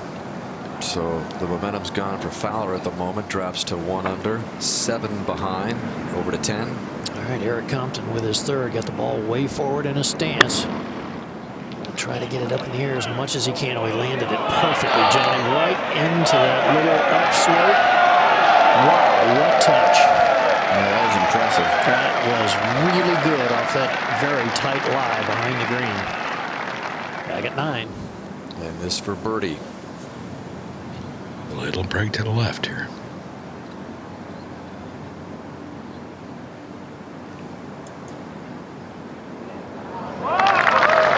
That was not an easy putt, folks. Yeah, it was perfect speed. He didn't make birdie. Yeah, well, my hunch has been good so far this week. Lead back up to 6. 15th birdie or better this week for Keimer, who has won 10 times on the European Tour, but looking for the United States Open trophy and looking very good. In the meantime, there's Dustin Johnson over at 11, and desperately John, trying to stay in touch. And he's trying. He has looked this thing over from about 6 different directions, so he probably has a pretty good idea what it's going to do.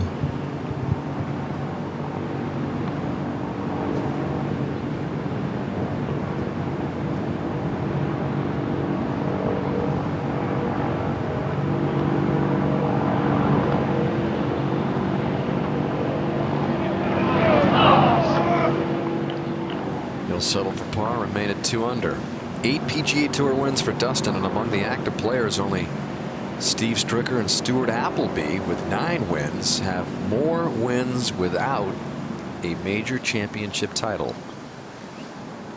To the 10th. And the tees, as I mentioned earlier, have been moved up here some 40 yards. The hole playing 577 yards with a good tee shot. Raj, it is reachable in 2. And the wind is giving the players some help. Got to keep this ball down the right center. Easy to overturn it here. So up that right side of the fairway, really, I think, is the best angle and the safest tee shot. Pretty solid, good-looking tee shot. Pick the tee up very quickly. That's normally a good sign. That is going to just hang in the extreme right-hand side of the fairway. That is going to be good. And we'll take a look at this par 5. As I mentioned, the tees moved up some 40 yards to 577 yards. And you see the second set of tees where the women will play in next week's Women's Open. With the tees up, Johnny, this area on the right, you can drive past it, so a much easier tee shot playing into the wider area. Yeah. And the second shot ever so slightly up the hill. Bunker on the left there was increased in size in the restoration to make the layup a little more difficult if you needed to do that. Large green here, and the whole location today is very accessible. Lexi Thompson walking along with the last group. Winner of the first major on the LPGA Tour this year. So she'll be watching some good golf and hopefully playing some good golf next week. As Eric Compton completes a mill hit up and down from behind the green to get back within 5. Would you have ever expected it, Gary, that it would be Eric Compton and maybe give Keimer the best run of the day? No, I don't think anybody would have predicted that as we go to 11. Snedeker to get back to even. Well played. And he exits because he's not going to pick the ball out of the hole. He's got to tender back. He'll let his caddy, Scotty Vail, do that. Eric Compton is the closest to Keimer. Dustin Johnson 7 behind. The field is running out of holes. Another sellout crowd at Pinehurst to join the action.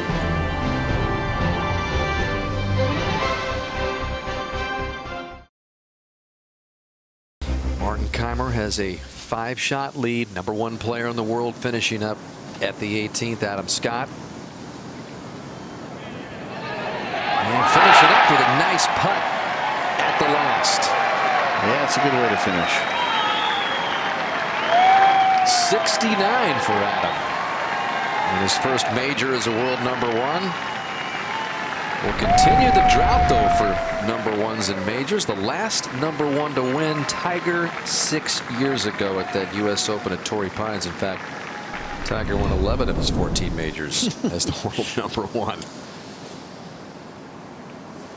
There's the former number 1 who attained that position back in 2011. As we get you back out to that final group in the leader at the 10th.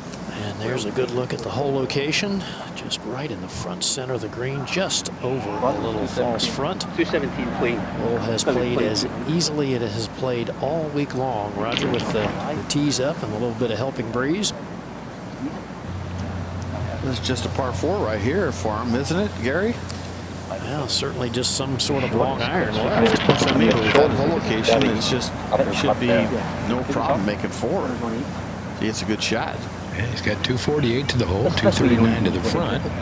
We know it's probably less than 3 iron for him, I would think. Probably a 4. Try to chase it on. And with the hole near the front, where's the miss, Gary? Is it right or underneath left? Well, the right bunker's not bad. Just short of the green is no problem whatsoever.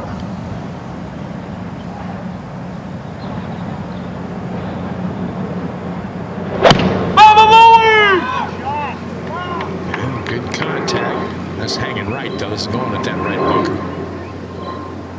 Well, it misses the bunker, and it kind of gets nestled in a little bit of that native vegetation outside the bunker.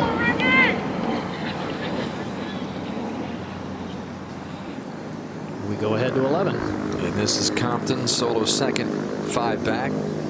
490-yard par 4. Made a good drive here.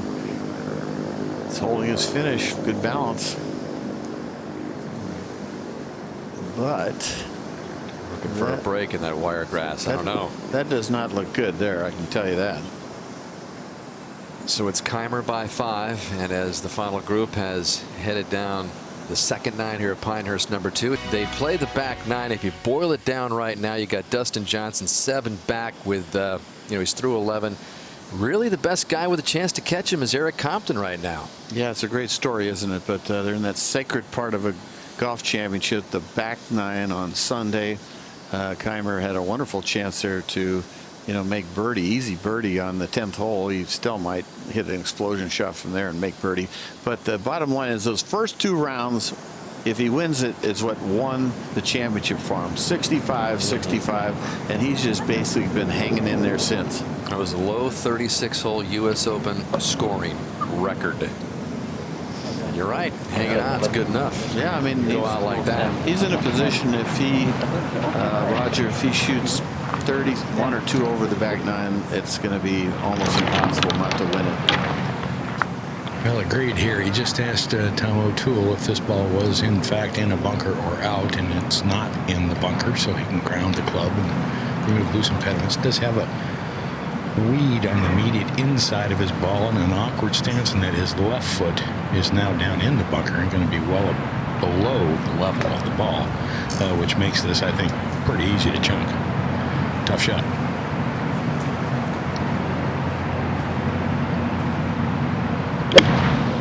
And instead, he whips it clear across the line.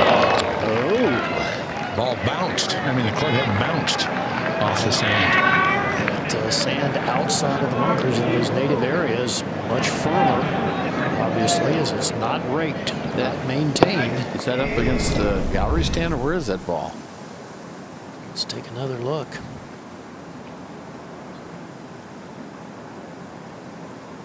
Just gets right on top of the ball. It sure did, just like Fowler's shot. Yeah. And there is the ball, well over the back of the green. Very similar to where we saw Eric Compton play his 3rd shot from just earlier. And Roger still away. Is Kaymer? Yes, still Kaymer from behind the green. Now has that pitch that is underneath the green, has to pitch on top of a level here. Well, he's got the putter out again. I don't like this play, Gary. I think it's a much easier play if he pitches the ball in the air. Well, we just saw Eric Compton play from virtually the same position, Raj. He took a wedge, got the ball forward in a stance, utilized the bounce on the club, carried it over the initial slope and landed it on the flatter part of the green, and then let it ease on down to the hole. By putting, he has to come up this very steep slope, correct? Yes, absolutely. And this isn't a very abrupt upslope that he's going to have to come up before it gets onto the green. To me, this is just, it's a damage control shot. I mean, it's not really trying to get the ball as close as he could, I think, if he pitched it. He hits this one too hard. He can run this one off the front of the green. That's where it's headed. Left, yeah. That's where it's headed. That's going to go off the front of the green.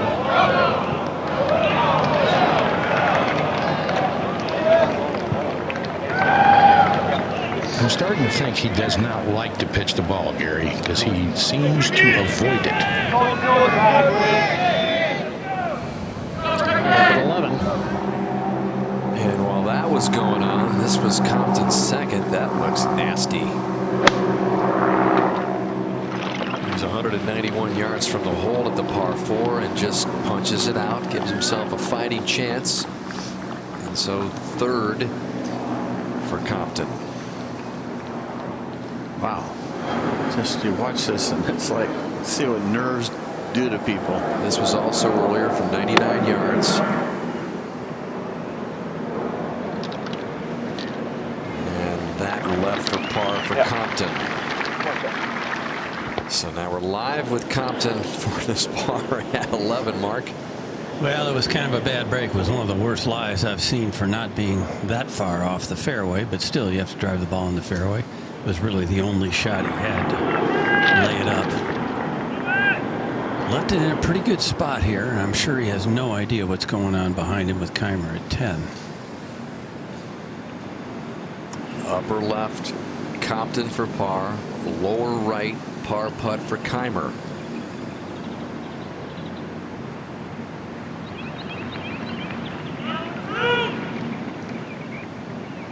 So Keimer is going to drop a shot, but so is Compton. So no change between the top two players on the board as far as the difference. That's a horrendous 6 where we drove it. But Compton with a bogey drops to 3 under, and Keimer back to 8, and lead is still 5. Again, it's just another example of when he steps back, other guys step back. Yeah, that was a gift there. Well, by both guys, but Keimer was in a position, if he makes that 4, Gary, it's pretty much over the U.S. Open. I thought. I would have agreed totally. And now, Johnny, I mean, yes, Compton bogeyed in front of him, but still, it may put a little bit of doubt in Keimer's mind that, you know, I hit some pretty poor shots there.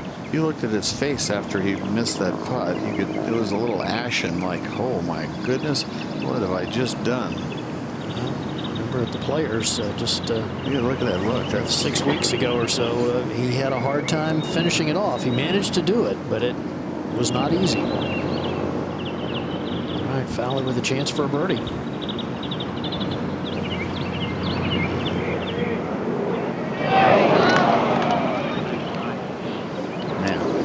Straight putt. He was looking for it to go right. Didn't do it. We go up to 17. Jason Day has himself a good round going. 3 under on the final day here. This for birdie for Jason. This is FAST.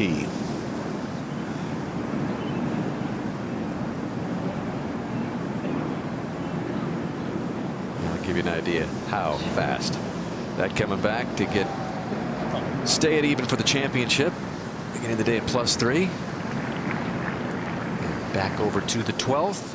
Dustin Johnson now got to make this putt for his par, which he does. Stays at 2 under. Within shouting distance. Coming your way on NBC Tuesday, the talent speaks for itself. Don't miss summer's #1 show, America's Got Talent, all new Tuesday at 8, 7 Central. Stranger things have happened on the final night of major championships. We've talked about Arnold Palmer losing that 7-shot lead to Billy Casper at Olympic in '66. Lost it all, got into a playoff, and lost to Billy at that U.S. Open. So with the lead 5 and 8 holes left, let's set up this 490-yard par 4, Johnny. It sets up perfectly for a Keimer tee shot. Nice fade just down the left side if he can do it. And it's a little bit vague off the tee. Can't see too much, but you can see how it sets up for that cut right into the area where we're right now. And from there, another shot for him, just maybe put it on the right side of the green and get it. Parzer, his friend, right at this moment. Yeah, I don't want to criticize Keimer because he's doing what he needed to do, and that's shoot even par thus far. So even though the 10th hole was a bit of a disaster, he's still right where he wanted to be.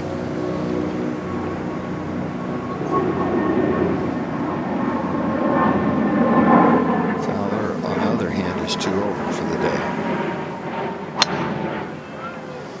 Way right. Way right. Way quicker at the top of the swing. That's way quick. My bad, I should. He doesn't even want to look at that. I've been there before. When you make a swing change, you can do it at a normal tournament. But when you get under Sunday with a chance up on the left too, thank you. major, you go back to sort of in between what you're working on in the old swing, and you're all messed up. Well, changing swings kind of got Keimer messed up at one point in his career. He mentioned he reached the #1 spot after the PGA in 2010. Wanted to hit a draw after the natural fade cut shot, and that really messed him up for quite some time. It's a good one here. You don't want to hit the rough with the 9 when you make that second shot. Rough, Johnny. Yep, that's a good one. Hits that hard pan, just barely hit inside the rough line, Roger, by about a foot. So it took Keimer quite a while to adjust to that swing change. But he is solid in this U.S. Open, as well as the Players' Championship last month. 5-shot lead for Germany's Martin Keimer in the U.S. Open.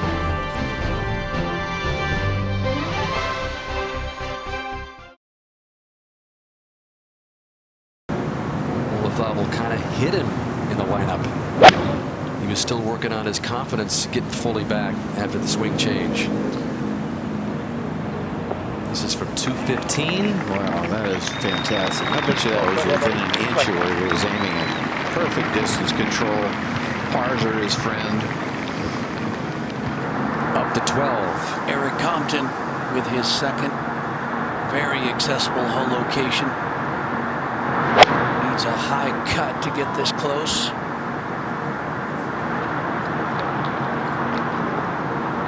It's just on the front part of the green. Not close, but they can go in from anywhere, can't they?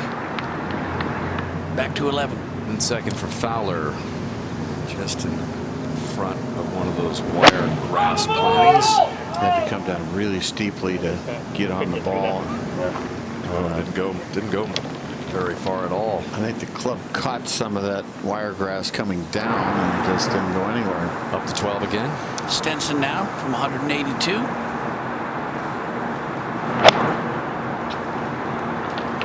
So solid through the ball.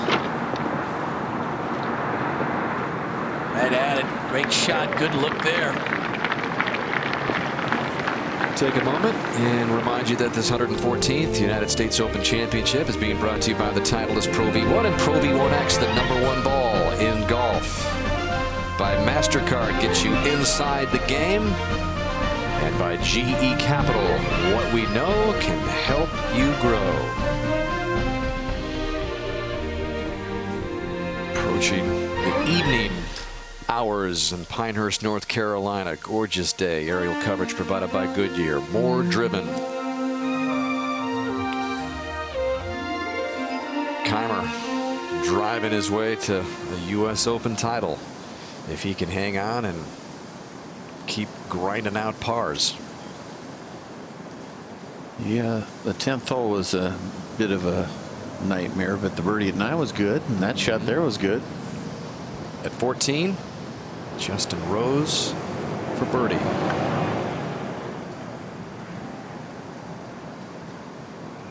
He's been struggling a bit with a couple of bogeys on the back 9 here. Got it back to even with a birdie at 10. +1 for the day. And we go to the tee at 13. We're the man on the tee. Dustin Johnson has plenty of firepower to drive it on this par 4. You'd think that'd be too much club for him. And he's been driving it well all day, guys. Just only missed one fairway today. And that was the kiss of death. He just pull hooked this left of the green. And that is into the gallery. I don't think that was the right club, Gary, for him. John, you could be right. A 3 would, if he'd have missed, might have put him right in front of the green as we go back to 11. And this was just earlier Gary Fowler's 3rd. Sit. That had some spin on it. 2 big hops and that's a hard shot he just hit. That's a long bunker shot. It's a pretty good check. Look how steeply he comes down and gets on that ball before he hits that sand. That was a good form. I think he had to bench the orange outfit though. It's not working on Sundays.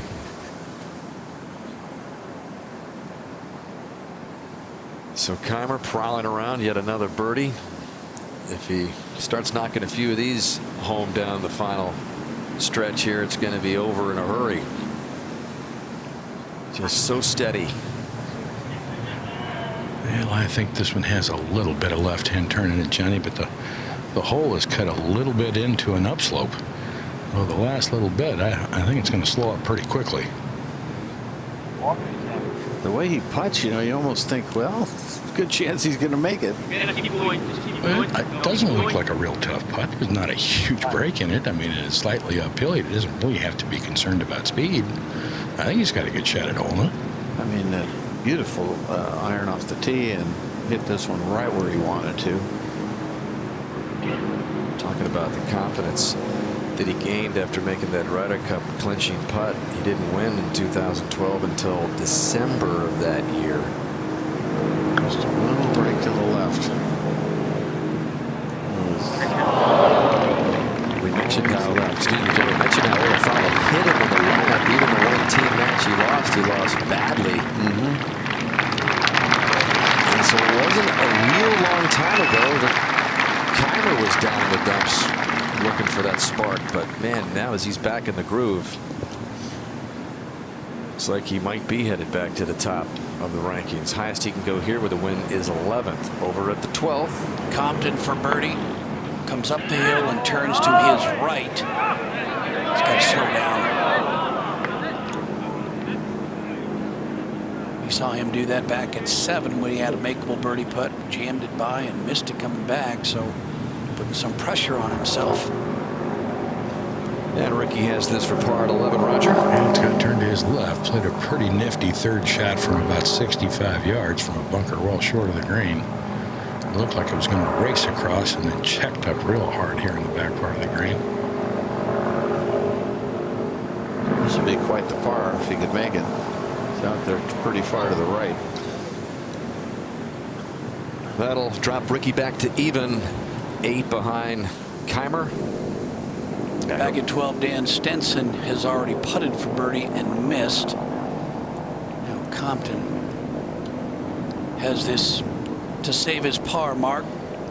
This is a really important putt for Eric. And Peter, I think he just had a little glimpse at the scoreboard. It's hard to miss, which is short and right of the screen. And if he looks at that thing closely enough, he'll see he's only 5 shots behind. And it's a lot of shots, but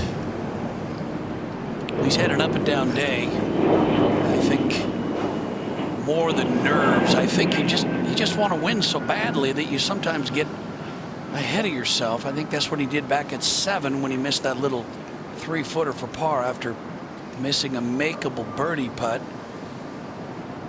But he went from 7. He went bogey, birdie, bogey, birdie, bogey. And you know, Jake, sometimes we can get caught up in, you know, just winning is everything. I mean, Compton here in the position he's in, if he's able to come up with a runner-up spot in the U.S. Open. Awesome. Wow.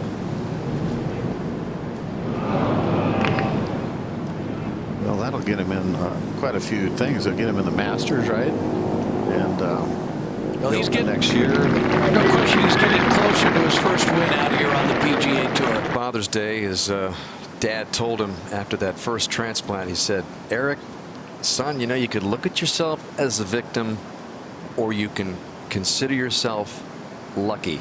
And that latter lucky word is what Eric Compton says he always tries to keep in mind. I'm lucky to be here. I mean, he's looked down that big white light twice.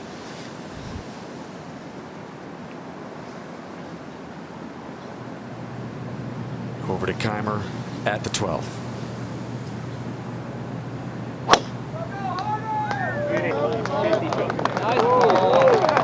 He's got to put this thing right down the middle, and he's done it again. Just a small smattering from all these people on a perfect golf shot. Let's go to 13. Where Dustin Johnson has this lengthy putt left for a birdie. Remember, his tee shot was way left of the green into the gallery. And had a hard time even getting the ball on the green in 2, Noda. He did. Tried to play a big, high lofted shot, big full swing, and club just kind of bounced ever so slightly and carried probably 6 or 7 yards too far, and then just kind of trickled to the back edge here. This putt has 2 speeds. It's going to be a little uphill to start and then finish off and work away from him. Not to be negative, but if he hits this putt just a little bit too hard, he could run it right off the front of the green. We saw Retief Goosen do that earlier today.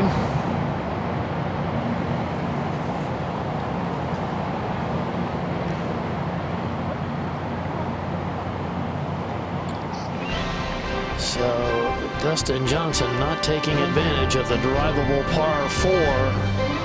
He needed a birdie. He's got work left to make a par. Martin Kaymer, another beautiful tee shot at the 12th, right down the middle of the fairway with a 6-shot lead.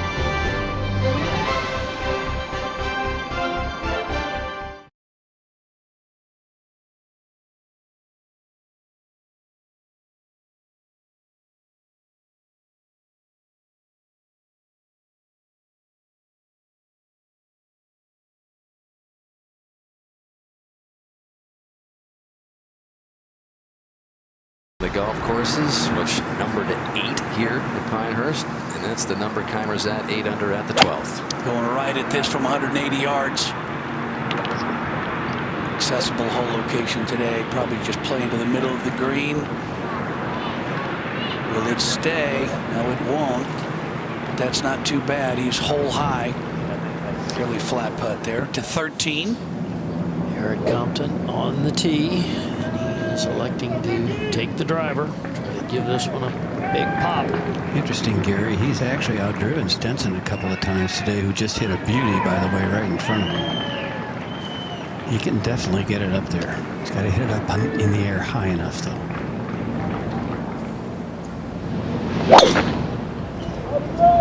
It's a little bit of a pull. The left has not been good. No, that is, I don't know whether it's in the bunker or the native area, but he's got no angle and very little green to work with. If you're going to miss here today, you have to miss to the right, not left. And he's coming off of 2 bogeys, Gary. Yeah. So the dream is crumbling a little bit here. See Eric Compton walking up there, back at 12 now. Martin Kaymer, hole high, just left of the green there. Not too bad.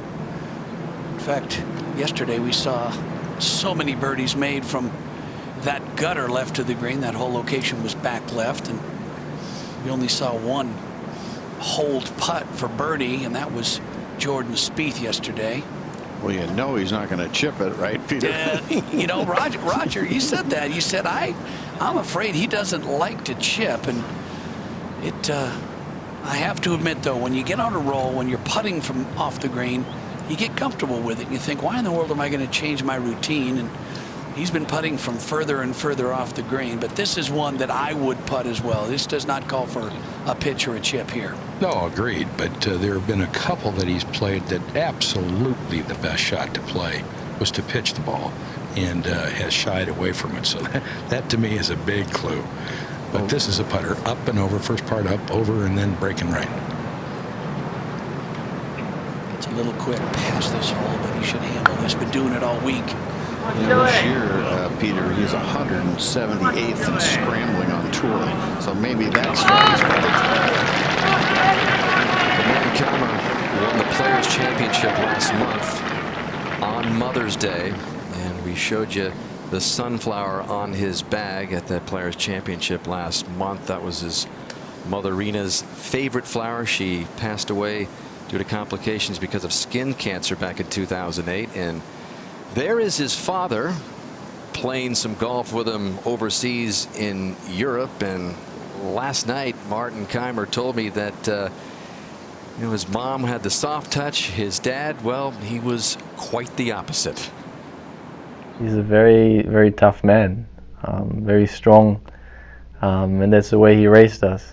You know, there's never much complaining. You know, it's not about why things don't work. Find out a way how they can work. So, but it's very fair. He always raised us in a very fair way. So it would be quite nice, you know, to have something, you know, to celebrate. But you know, again, it's a long way still to go. I'm sure he will watch it. He will probably somewhere on his patio, laying on his fat boy and watching it on TV. So, Mr. Kaymer back in Germany, where it is about 12:20 in the morning there, watching on TV his son And this was just a moment ago, Dan. Ricky Fowler straight up the hill for his birdie. Back to red figures. By the way, it was Father's Day, Jake, last month in Germany. Obviously Father's Day here in the United States. But the last player to win on Mother's Day and Father's Day in the same year, Tom Kite took the 1992 U.S. Open and then won a PGA Tour event in Atlanta on Mother's Day that same year. Quite the double for Keimer. So solid all week with the putter. So Keimer leaves the 12th. 6 shots clear. Let's go to 13.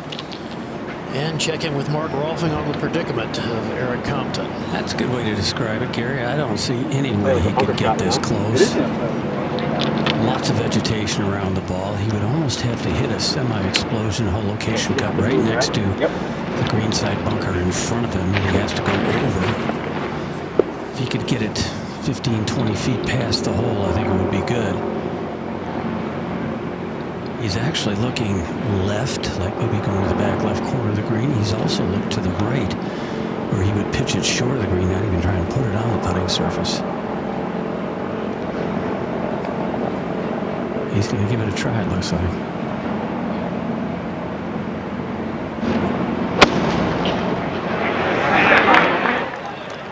Well, I would say all in all, Mark, that's pretty well done. Just to keep it on the back portion of the green.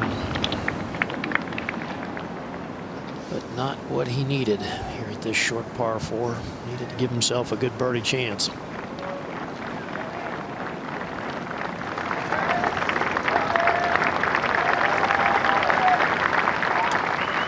Played a practice round, did Eric, early in the week, Dan, with Ernie Els, Oosthuizen, and Schwartzel, and he was joking around with the major champions saying, well, I'm the Mexican Open champion. Said he got a lot out of playing with those guys. Said he felt like his game held up very well. As we move ahead to 14. And Dustin Johnson peering through the pines. Nota? Yes, he's got major tree trouble here. He only has a little window. He's going to try and go between these branches amidst the pines. Yeah, TJ. Yeah. Wow, if it's online, if it's here at the distance, it's online.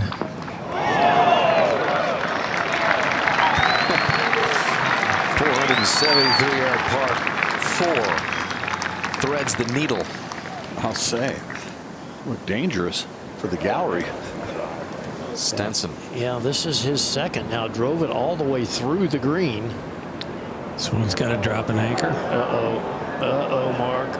This is what happened to Retief Goosen. He putted it right off the front of the green, and it will go another 20 yards. It has been a really disappointing day for Henrik Stenson, and that's just sort of the epitome of it there. I expected a lot more from him today, Gary.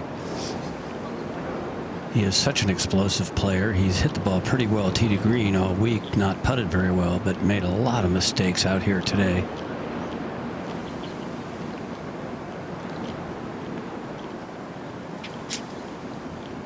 Well, take Golf Channel with you. Never miss live golf again.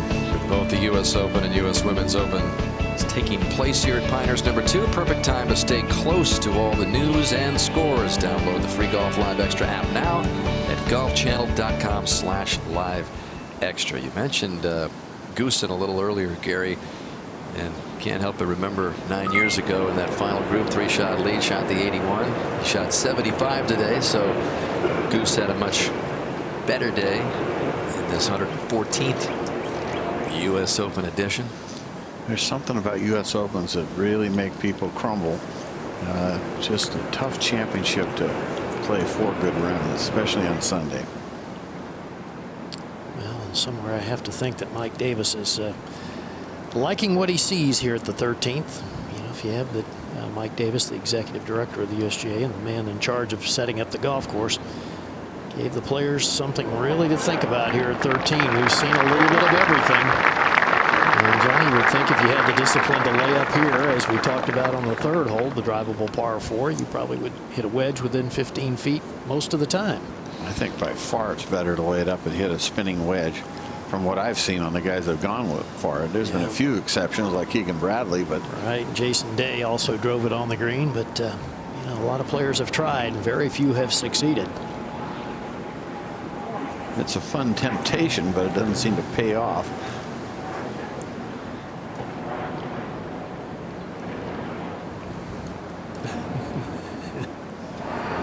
All right, birdie putt now for Compton, Mark. Not an easy one here, though. Big knob influencing it from the left. Yeah, and particularly not easy after seeing Stenson's from behind the green.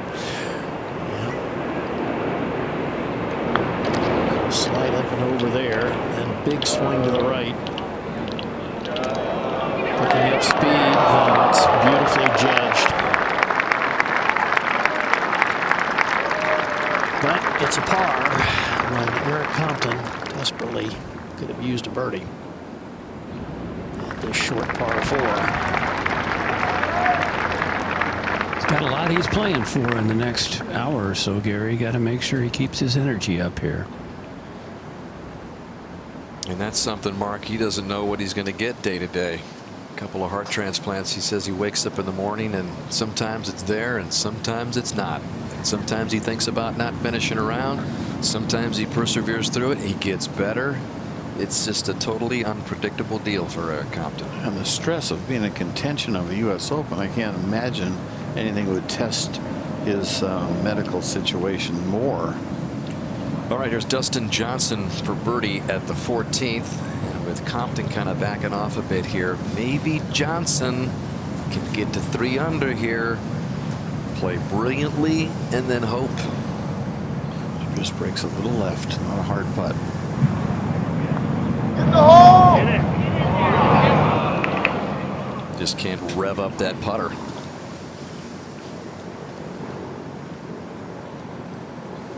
He was hoping to have the real top A game today, even with that 70 that he turned in yesterday. He said, I didn't have it, knew I didn't have it, was happy the way I hung in there, and was hoping to catch a real spark today, but it still hasn't happened.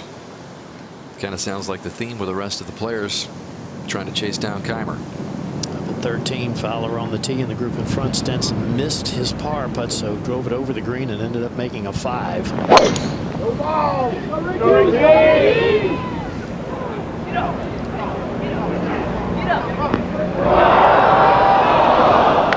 Well, it was up for a second. Now it's down in that deep greenside bunker. So it's 5 or 6 feet below the level of the putting surface. Well, interesting club selection here, Raj, going with the driver.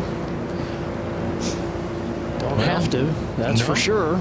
He's got the shot shape for it. He does. If anything, you want to miss right here with this whole location. Right bunker or even right of the right bunker is not a problem. Left is no good. Well,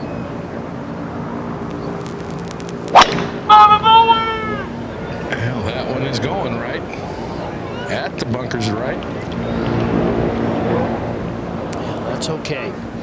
Plenty of green from there to work with. Martin Keimer seems to have things under control. 6-shot lead as he strolls along the fairways of venerable Pinehurst number 2. Will Keimer be the next U.S. Open champion? Stay with us.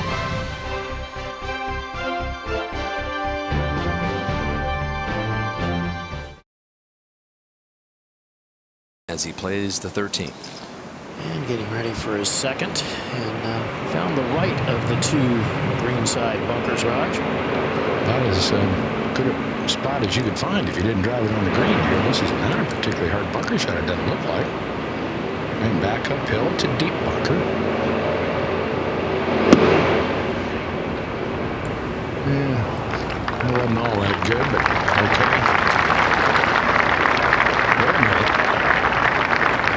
Is it going to stay there? He's going to run after it if it does stop. He's going to get a point on it quick. Only Pinehurst, Gary. It is interesting, Johnny, no doubt about it. All right, Fowler playing next. And Green working away from him over here to his right.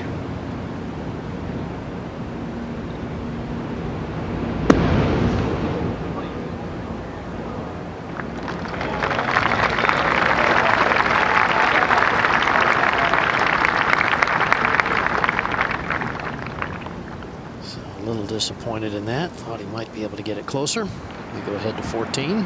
And Compton, Mark. Got a good angle here from the right-hand side of the fairway, 170 yards. Wind is from the left. He has just changed clubs. Looked to me like just a nice solid 8-iron would be all.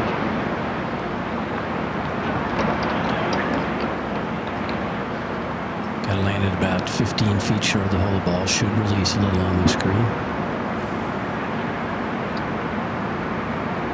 Not only the grueling week this week for Compton, remember he was a qualifier in Columbus. Too much.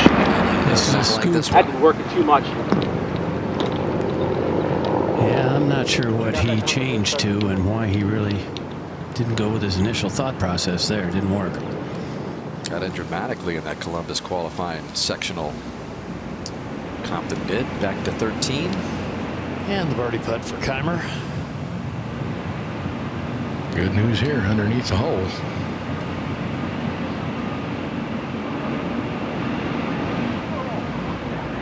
Solid stroke.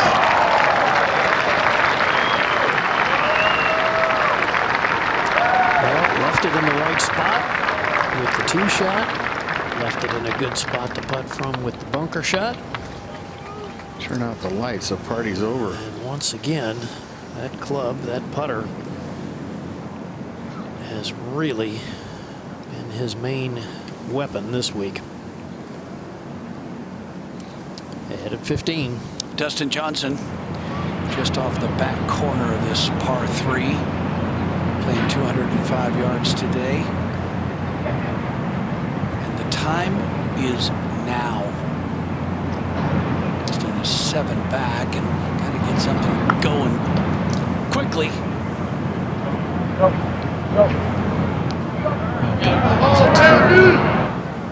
Missed speed on that. To 13.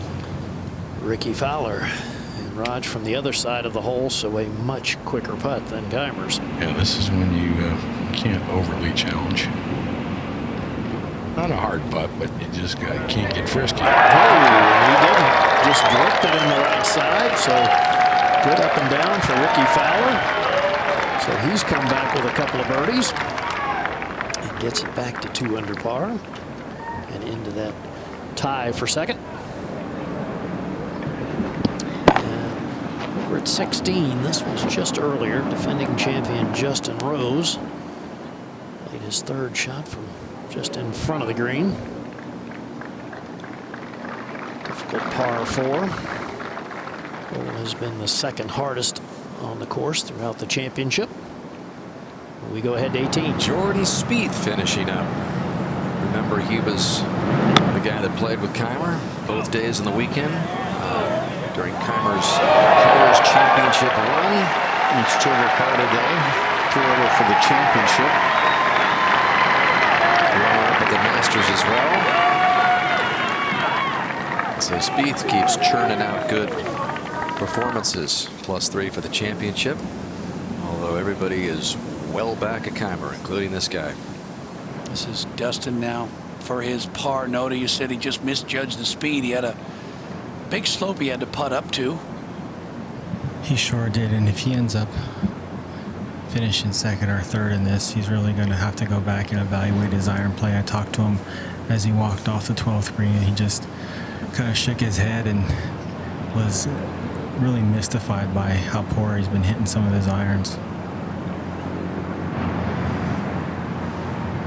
Anytime you play in a major championship, it's a learning process.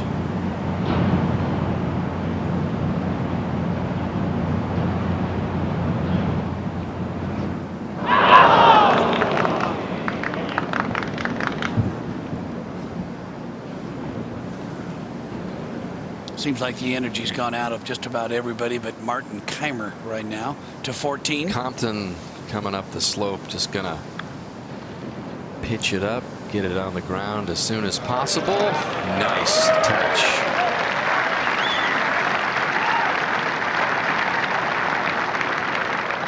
And back on the tee 473-yard par 4. It is a downhill shot of some 25 feet. I don't remember him using this club this week. This is Metalwood, and he hits a lot of long irons on layups, remember? And he hits his driver, of course, but not this one. Yeah, this has got to be to take that left bunker out of play, Johnny. Maybe cut it away from it, which he's doing. Is going to be just fine. You know, guys that can cut the ball, they're the ones that win the U.S. Opens more than any other flight. And that looks exactly where Kaymer is headed, to a U.S. Open title. 7 shots better than Fowler, who's made a nice comeback, but too much Kaymer at Pinehurst for the field.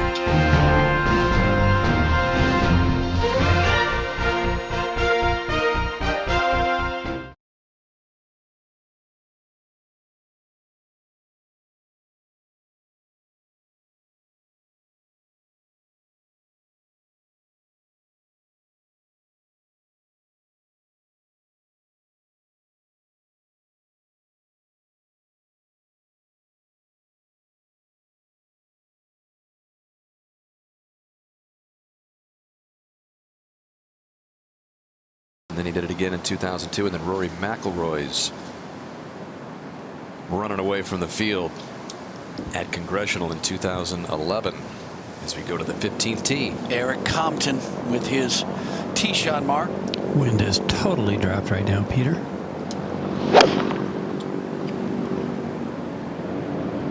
This one is very high, had a little bit left, made it a little long.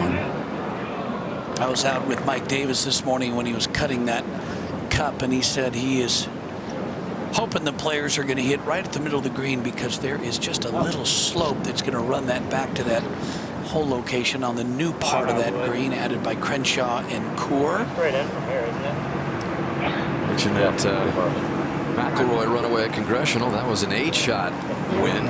Kaymer is now 7 better than Fowler and Compton. And still with a chance to surpass even McIlroy's incredible week at Congressional. Now Fowler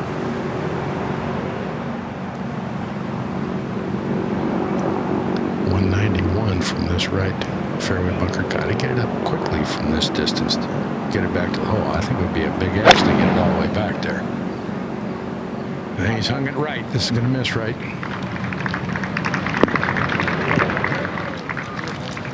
By the way, McIlroy's 8-shot win represents the 4th largest winning margin in U.S. Open history. So Kaymer, who's already grabbed some U.S. Open history, still plenty more for him to go for here down the stretch. 179 left here. The pin sort of front middle left. You see it right in front of the bill of his cap. You can see really well with your nice TVs.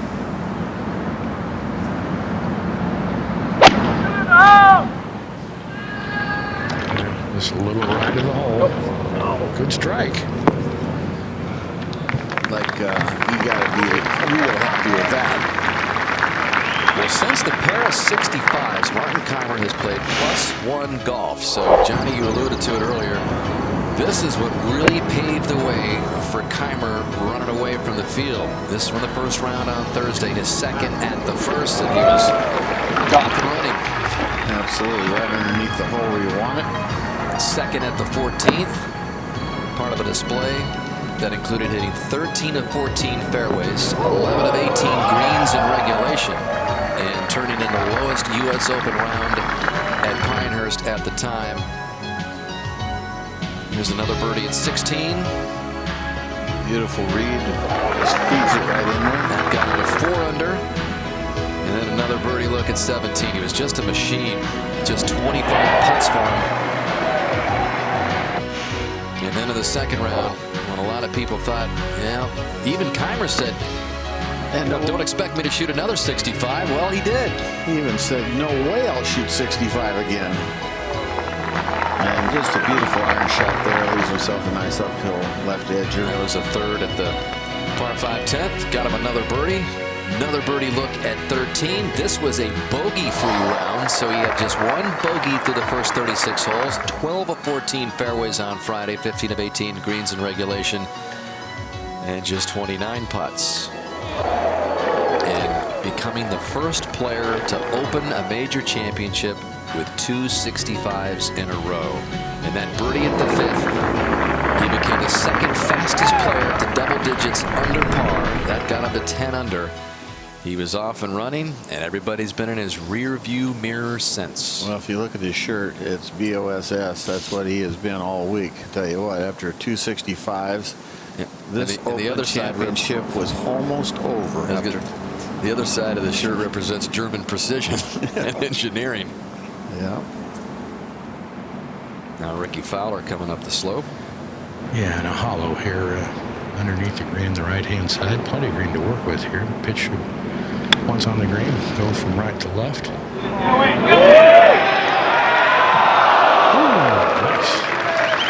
Really nice, Roger. So Ricky's hanging in there. Had that double bogey jolt at the 4th. He's played even golf. Actually 1 under golf since then. Yeah, he's tied for second with Compton. Well, here's another guy who's been hanging in there all week. Played really well, Eric Compton, with his second here. Mark? Gone to a fairway middle. Pretty hard shot here.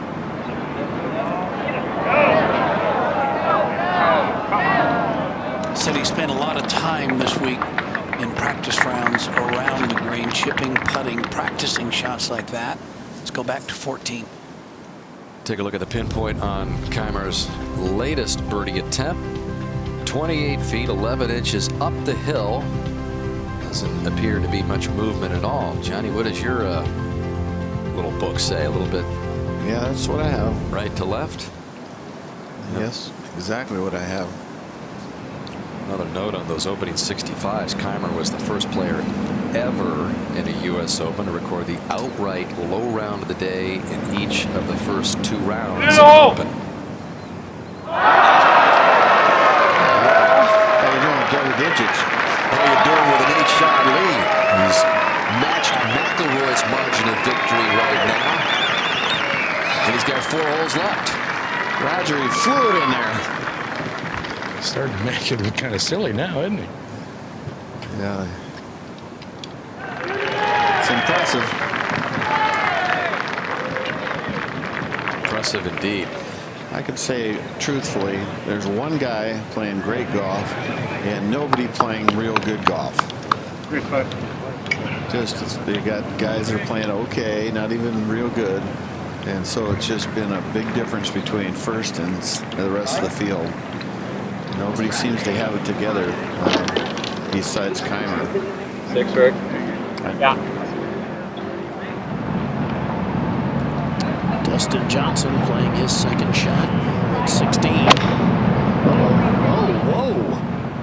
That club got caught up in that wire grass. Whistling That through went the pines. left. That is across the 17th fairway, the par 3 hole.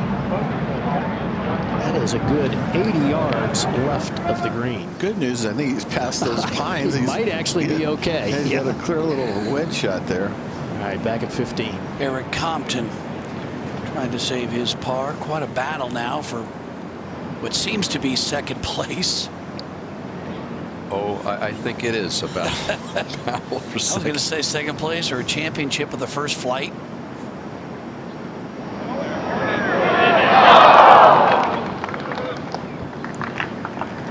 Compton said earlier this week that his attitude is suited for the U.S. Open because he never gives up. I think we're going to see a lot of Eric Compton in the future. I think we're going to see him in the winner's circle. Gaining experience here at a major championship always helps. You hate to see anybody struggle, but gotta learn. Gotta learn the hard way sometimes. 4 holes away from becoming the first German to win the U.S. Open and the first from continental Europe. In fact, Germany will be the 9th different country to claim a U.S. Open champion. Michael Campbell winning this championship here From New Zealand, back in 2005, Angel Cabrera hailing from Argentina. Rory McIlroy and Graham McDowell did it back-to-back years in 2010 and 11. Tony Jacklin and Justin Rose, the two Englishmen to win it. David Graham, Jeff Ogilvy putting away U.S. Opens for Australia, and 5 titles combined for South Africa. 2 for Retief Goosen, 2 for Ernie Els, and 1 for Gary Player, and 55 Americans have accounted for wins in this championship. 7 of the last 10 U.S. Opens, though, have been won by international players. And this is after there were only 7 in the prior 72 years. So they've been making a mark outside of the States. Well, this is 6-iron, 205. And this is hanging right at the very right edge of the green. I don't know where I got it. Yeah, it's going to go a long ways. That's not going to stop till it gets to Raleigh. To 16. Dustin Johnson with his third. Out of the pine straw, that hit heavy. Trying to chase it toward the front of the green. Brother and caddy Austin Johnson had to walk up and try to figure out a yardage. No sprinklers over there, that's for sure, as we go back to 15. Fowler now with the same club, 6-iron.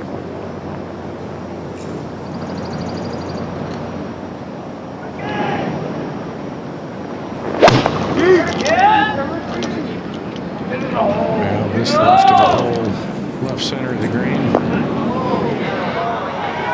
Johnny made an excellent point about working on your golf swing and then taking it to a major championship. Sometimes it breaks down. You do tend to go back to what you're used to, and I think that's what's happened with Ricky. I like the changes he's making with Butch, but unfortunately it just didn't hold up for him to win this week. Yeah, he's gone back to the real lot going on at the top of the backswing in the first movement down, which is the way he used to swing. Well, Martin Kaymer at the 36-hole mark of this championship was the 5th player to lead by 6 strokes or more after 2 rounds of a major. 3 of the previous 4 went on to win. The only player to lose a 36-hole lead in a major of 6 or more shots was Abe Mitchell. Now, who's Abe Mitchell? Abe Mitchell is the figure on top of the Ryder Cup trophy, because Abe Mitchell was the instructor for Samuel Ryder, who founded the Ryder Cup, but Abe let it slip away back in the 1920 British Open 94 years ago. He finished 4 strokes back of George Duncan, but I do not think that Martin Kaymer has to worry about being the 2014 version of George Duncan. No, he's done what he needed to do to enjoy the next hour. This is Rose coming home. Nice lead right there, just up the hill. Was 1 under through 10, but since has given 4 back. Back to 16. And Dustin Johnson now playing his 4th shot. There's a little better contact with that little pitch. Well played. I think this course has worn him out, Gary. Well, John, you can hit some pretty good shots that end up off the green, that's for sure, and that can wear on you. I'll tell you, these Turtleback Dome greens, I'm not so sure the whole field is rejoicing the fact they had to play them. These are, to me, are over the top, literally. I just think they need to be redone. Back to where Ross had them. I know Crenshaw Court didn't want to touch them because they're sacred, but these greens are going to be crazy for the women next week too. I was standing right here with Craig Connolly, who's Martin Kaymer's caddy. I was standing with him this morning right in that very spot. We were watching Mike Davis, Dan Burton, and crew set that whole location, and we joked. He said, "This is the one spot I don't want to be in today." And I don't think he was thinking he might have an 8-shot lead. So at this point, I don't think he cares. But it's ironic how these things happen. Roger's got the putter out again. No shocker there. You know, and it's, I mean, once you do this, I mean, you just repeat what you have to say. I mean, it comes up a steep slope way to the green. You know, the first part of the green, then levels up. It's funny he puts so much from off the green, because if you talk to some of the members of Whisper Rock, where Kaymer is a member in the Scottsdale area there. He Keep says it quiet, bite they that say side. he spends about 80% of his time working on a short game there. Chipping, pitching, really grinds out the short game, but he is falling in love with his putter from off the greens here this week.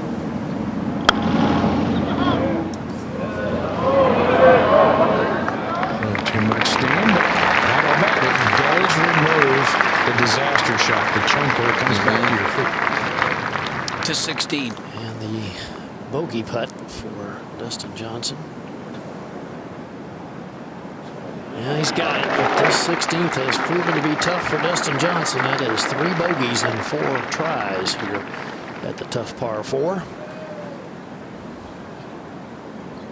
Well, aerial coverage of this final round is being provided by Goodyear, consistently atop the leaderboard of superior performing tires.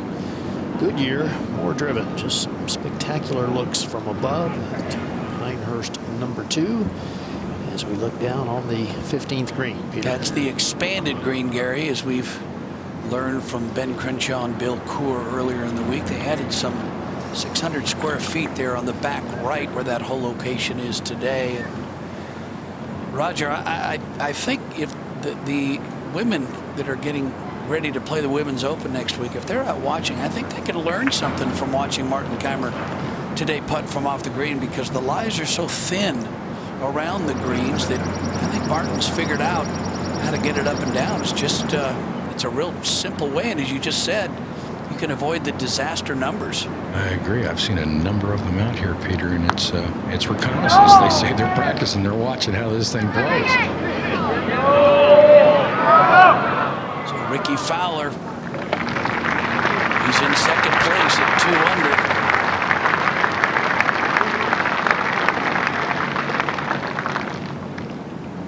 A victory of sorts for Ricky this week. The swing changes are taking hold. He's getting comfortable with it.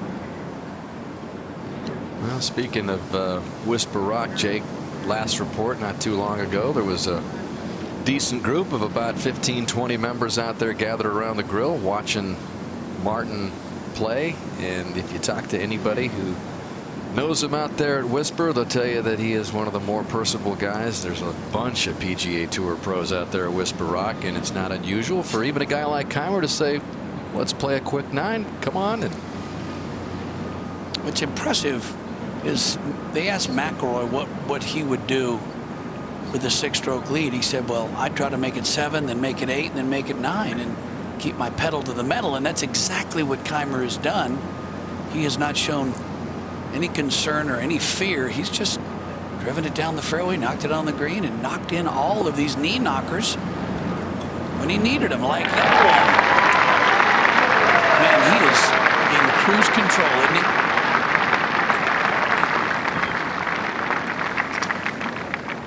Talk about his stroke. There is no yip. There's no hitch. Takes it back really low, doesn't he? Takes it back low, keeps it low. Just rolls that ball end over end. Beautiful. To 18. Rose for birdie. This moves pretty good to the right. That tribute to Payne Stewart. Justin Rose with a birdie at the finishing hole. Payne made the 18-foot par-saving putt for the win 15 years ago. Great moment for the defending champion. Playing with Kevin Na, who at one point yesterday was in solo second at 4 under before things got away from him. Back out to 16. Eric Compton, second shot on the way.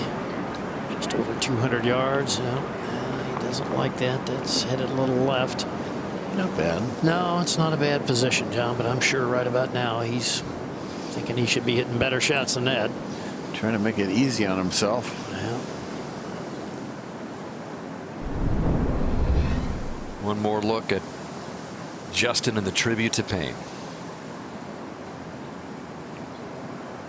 And there is a live shot of the statue of Payne behind the green at 18. And how many of those poses have been struck this week, including his daughter Chelsea at the beginning of the week when she accepted the Bobby Jones Award on his behalf. Well, just a few holes left to make it official for Kaymer.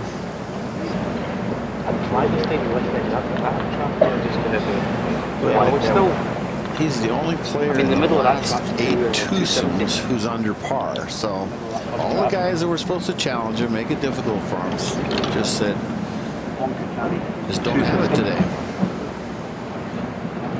Again, that scenario within Kaymer's 5-shot cushion, and it equals 8-shot lead, 3 holes to go.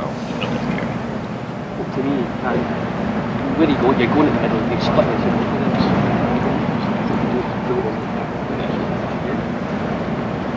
Change in strategy here again, Raj, going with less than driver. Yesterday he piped a drive down there about 330 yards. Going with 3-wood now. All right!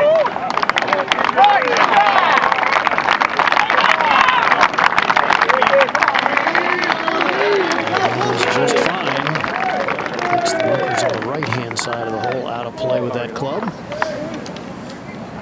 Just to follow up on that point about the last 8 twosomes, Gary, the other guys besides Kaymer are combined 50 over par.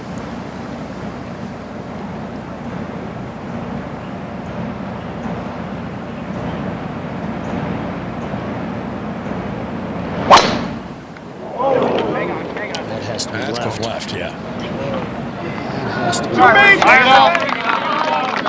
And they're saying that his new swing with Butch, he uses his hands less and rotates his body more, but he's gotten back to using the hands, I'm afraid, John. Yeah, you know how he was keeping the club farther, you know, not so close in coming down? Yep. Now he's back to dropping it in really close to his body, like a little like Sergio, but. And couldn't help but notice out the back of our 18 tower as Justin Rose struck that pose with that birdie at 18.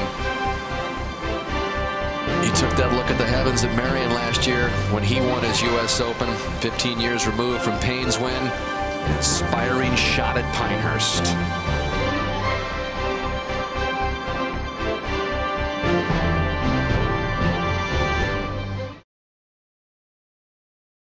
#16. Eric Compton for his par. All right, good job. Remains at 1 under par. And in solo third. Let's go back and take another look at this, Dan. This was Ricky Fowler's tee shot, and watch closely. Watch this dad pick up his youngster and zoom, get out of the way. Dad's job's never done, Gary, No. especially on Father's Day. That's You it. got to stay alert. How about the presence of mind to pick him up and get him out of the way? And jump. A solid one?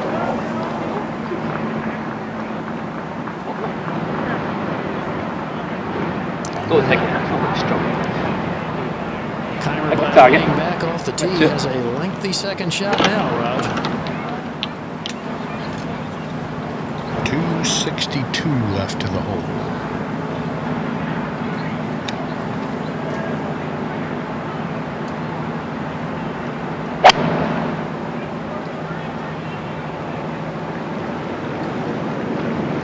He's hit some beauties with this long iron club. I don't know what it is, Johnny, whether it's a 3-iron or a 2-iron, but he has hit some lasers with this club throughout the week. Super iron. Yeah, super iron. I like it, Raj. That's going to come back off the front of the green, but Great shot. no problem. Right on line.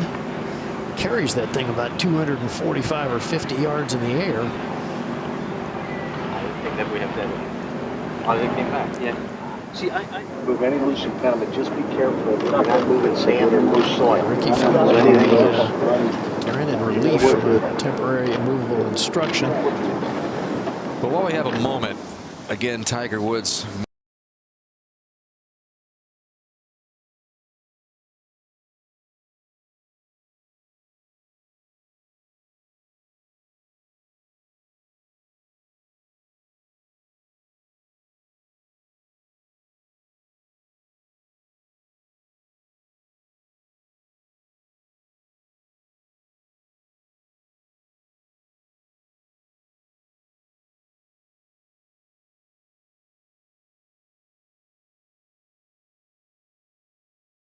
The age of 38, obviously trying to come back from the back surgery.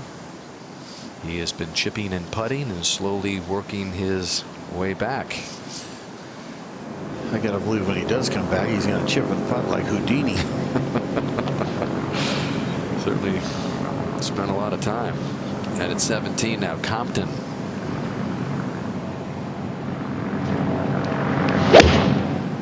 That was a really good par he just made back at 16. Tough hole location here, though. That was right on line. Not quite enough, but not a bad spot. And I actually think it's a fairly easy hole location as far as getting within 20 feet, 25 feet. You know, it does have a false front, but it's right there looking at you. You don't have to work the ball. There's so much for Compton to play for right now. During that Masters back in 2009, he received the Ben Hogan Award given annually to a golfer who stayed active in golf despite a physical handicap or illness. And if Eric Compton can finish in the top 4 today, he's trying to stay there. He's in there right now. He would get an invite to his first Masters. So there's so much to play for in these last couple of holes for Eric Compton.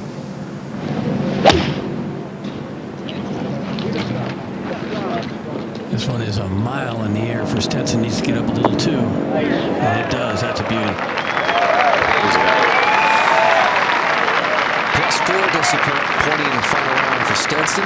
He was the next closest besides Compton and Fowler to Kaymer as the day began. 6 off the pace, but right now a full 10 back. Kaymer still waiting at 16. Take a break. Return to the Kaymer March in a moment.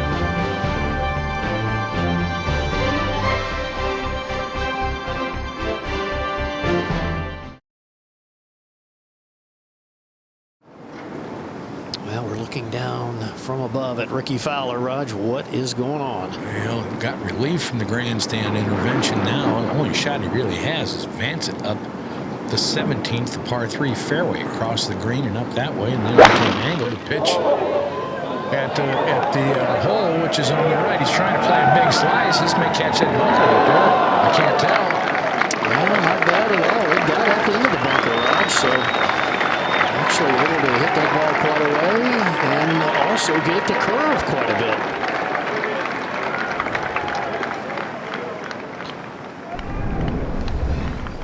Think these guys aren't into these shots? Look at the determination there, the focus. And the lady in the background, she was excited about that one. How did he do that? Wow. Sometimes, Johnny, the gallery hit those kind of shots, but not when they're trying to. I'll tell you, you hit it in the gallery a lot, you can get popular in a hurry.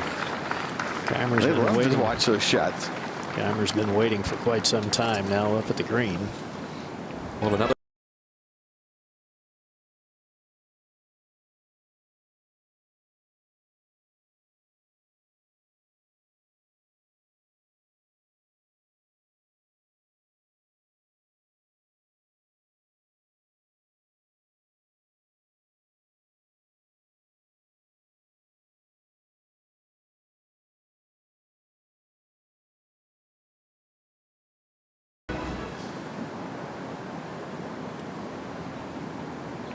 As Kaymer gets ready to play over there at 16, up at 17. Compton, can he roll this in at the par 3? Never near enough speed.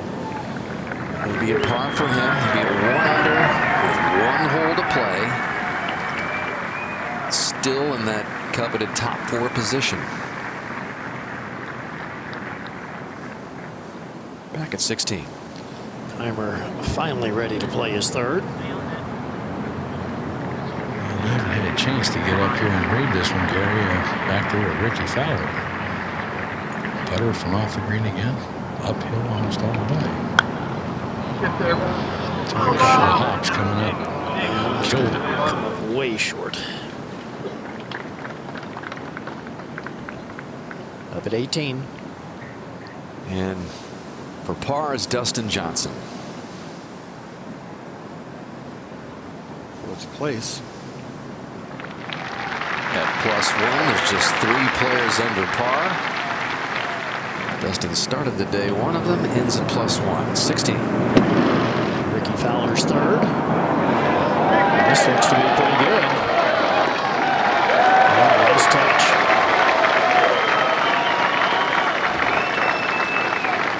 Ahead at 17. And Stenson trying to get it to +1. Nicely done. That coming after 3 birdies on this big round. +5 golf since he had it to 3 under early in the round. So we've got just 4 players left on the course. And back at 16. And Keimer will be taking a good look at this par putt, Raj. Well, I still haven't been able to swing around to get an angle on this. But I think it might want to go a little to his left. Yeah, I think that's pretty accurate. Still back uphill a little bit. It's not a hard putt, right? No, I don't think there's any real mystery to it by any means. You know, Johnny and Gary with a big lead, it's not a bad plan to always keep the ball in front of the hole, right? Just keep advancing it up. Yeah. Keep the ball between you and the hole. Yes, sir.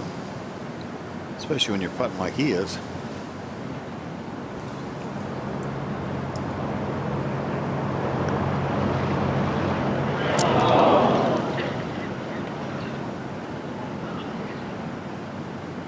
A slight hiccup, but no problem.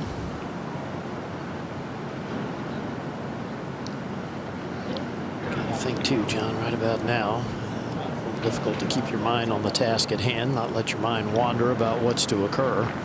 You know, he's kind of locked up, but he still, I can tell, he still hasn't let it go where he can smile and enjoy it. I'm not sure he's the kind of competitor that can do that.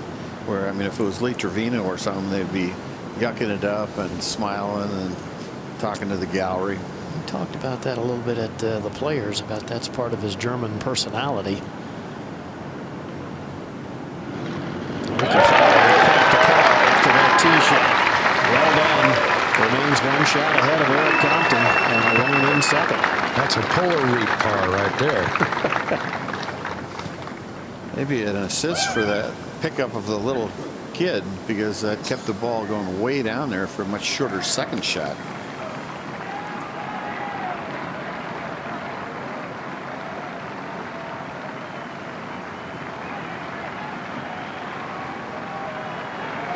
All right, a bogey for Keimer, but the lead 7 with 2 to play.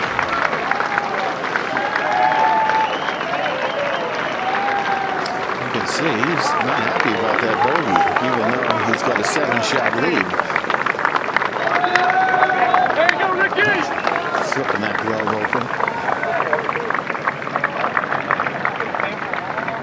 Up to the tee at 18. Compton at 1 under. 1 back of Fowler, who occupies solo second. That one's headed right.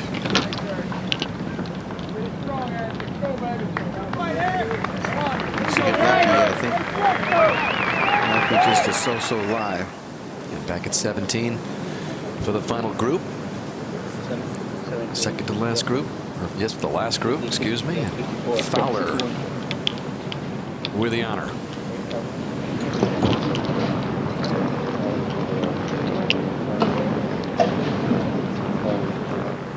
Take a look at Ricky's card. He began the day 3 under 5 back.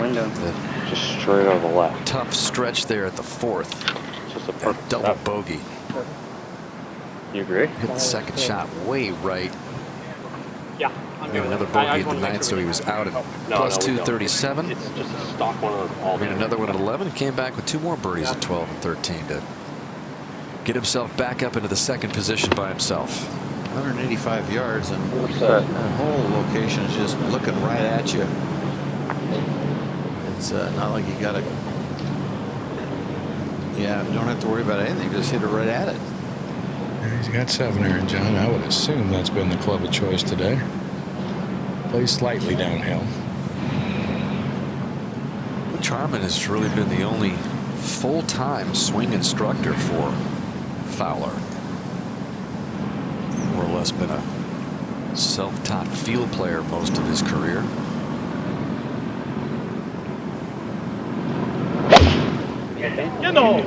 He'd been without a swing coach, though, since the coach he grew up with, Barry McDonald, died in May of 2011. You know, I could see that. I watch my kids, and sometimes they play the ball too far forward, and he had that ball too far forward there, and it was a pull before he even hit it. And a look at Keimer's card.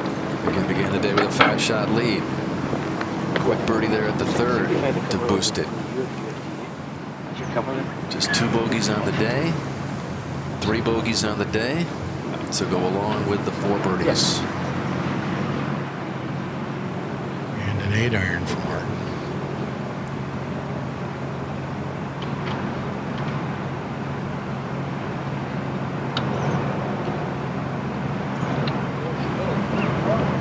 Start again, buddy. Sets up really nice for his little cut, doesn't it? Yeah, it sure does. Right at the left edge of that green, let it move just to the right.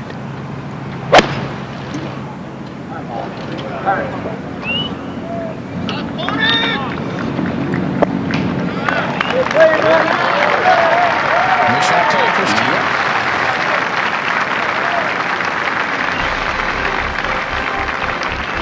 Age 29, trying to become only the 8th player since 1970 to win multiple majors before the age of 30.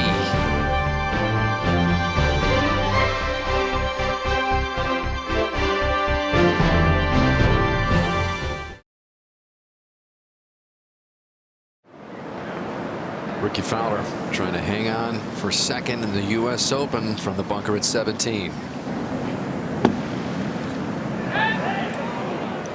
Came out with no spin at all.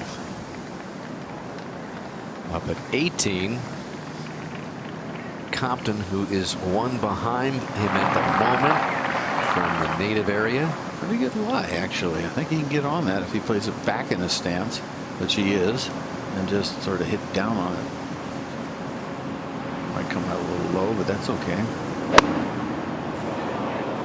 Did he get it all? Nope.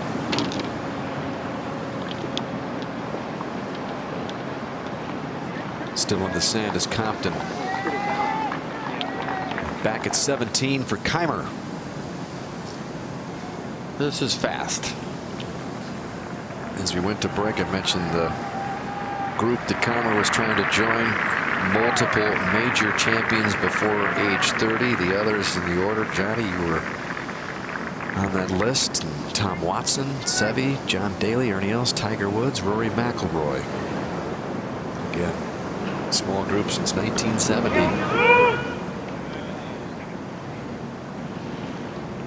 This could almost just touch it, and he's done a great job. In fact, it might, would have probably gone in. He looks at it. Go ahead and smile, Mark. 1 hole left. Enjoy yourself. There's a little smile shared with Rickie. Yeah, I mean, he should just be having nothing but fun right now. Yeah, you know, it's so rare to get this kind of cushion in one of these championships, a major nonetheless. To have that kind of lead, but it's in a golfer's nature, though. I guess until the last putt drops, it's not over. Well, seemingly, no matter how big the advantage is, you don't want to be that guy. No. You know. Well, he's not going to lose it. I know, but it's. You want to look good, huh? Yeah, yeah. You want to finish with a little style, right? Yeah, you do.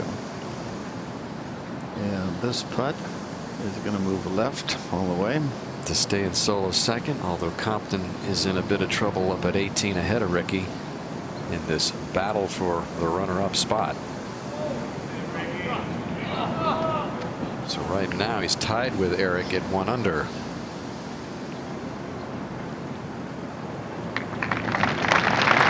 Well, tied for 5th at the Masters for Rickie in April, and another top 5 position here. Maybe even 2nd. Pretty good stuff for Rickie. Yeah, it is. 3rd shot now for Compton. Up at 18.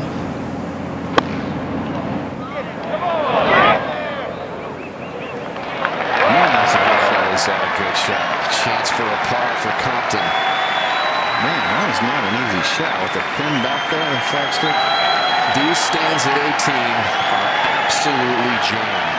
We know that Keimer has a huge 8-shot lead, but you can bet that this crowd awaiting the arrival of this guy and his story this week just as much as Martin Keimer's incredible performance this week in Pinehurst.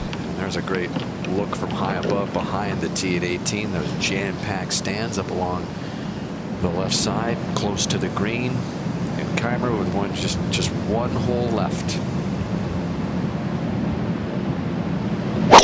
That's a perfect, hardest fairway on the course to hit, and that might be leaking. Yeah, right. it's leaking right. It's going to miss the fairway right, John.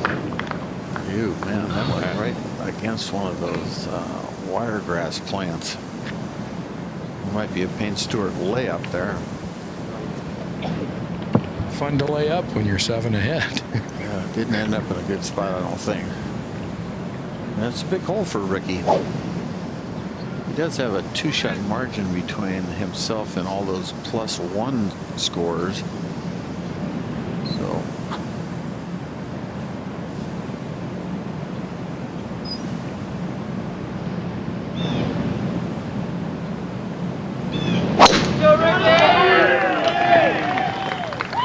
This up the right-hand side. I don't know. Yeah, it's got a good bounce, a little hook bounce. That's a beauty. Got some roll too with that brown hard pan. That is right on the button. Perfect spot. Up ahead to the green, the veranda jam-packed with fans back there. Not a place to be had here as Eric Compton has this par putt. Johnny, I can't even describe how good that third shot he hit was. Awkward stance, ball under the lip of the bunker. This would be some par. The slider here to the right, huh? It is. I think this green just looks a little stickier maybe than the rest to me, just barely. Stenson's putt for birdie came up short and right, so he needs to hit this firm. This to get in at under par in the U.S. Open.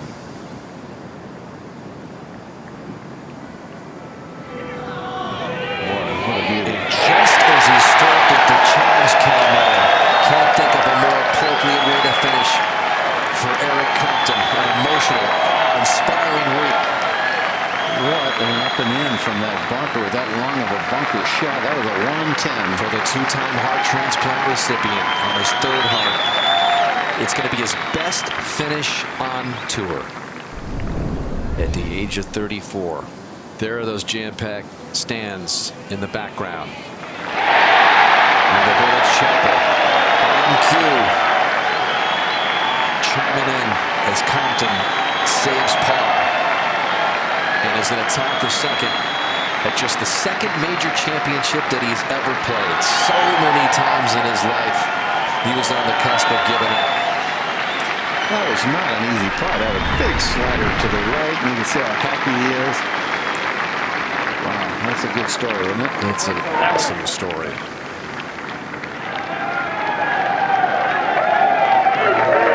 I know it's really Keimer's show with an 8-shot lead, but that was something that you just don't see very often at all. I mean, it's unbelievable what he's done this week. Yeah, there he goes. Keimer's enjoying himself. Ricky's hitting, which is nice. I mean, it's not too often a U.S. Open is basically over after 36 holes when a guy's playing that good, that big lead, 6-shot lead. But that's basically the story, is that 65-65, and it was like, I'm demoralizing everybody in the field with those 2 rounds. This is a beauty right here. Man. Roger, had a chance to look at that. Yeah, no good here. I think we might get a look at trying to make a Payne Stewart 4. That huge chunk of wiregrass immediately in front of his ball. I don't see how he can go at the green, Johnny. I think he's just got to wedge it up left. Yeah, he's just going to hit it. Those 2 trees that you see over there.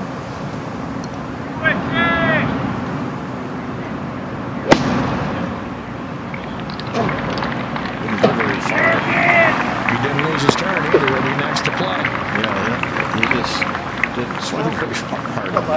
Yeah.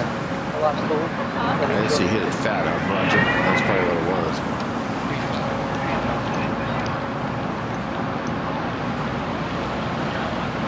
Yeah, he's going to have 135 left to the hole, John. And, you know, yeah, he didn't take a big swing at it. He wasn't trying to advance it very far. It didn't seem. He was just trying to get it back out in play safely and go from there. 98. 121.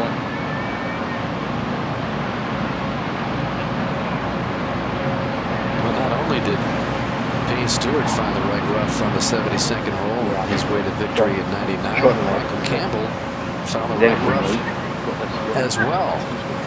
It's the hardest fairway to hit on the course. Just that little canted angle to the right. Guys go through the fairway to the left, and then they try to cut it and overcut it right. Yeah. Stewart See the Campbell had nice big target there, that 77 yards. stack, that white stack, with 3 right shots at the left. This a little further back, though, at 135.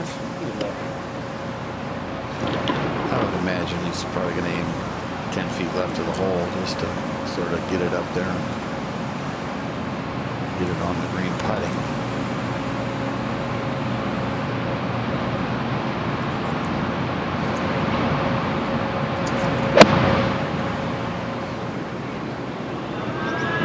Okay, a little left to the hole. Underneath. Nice.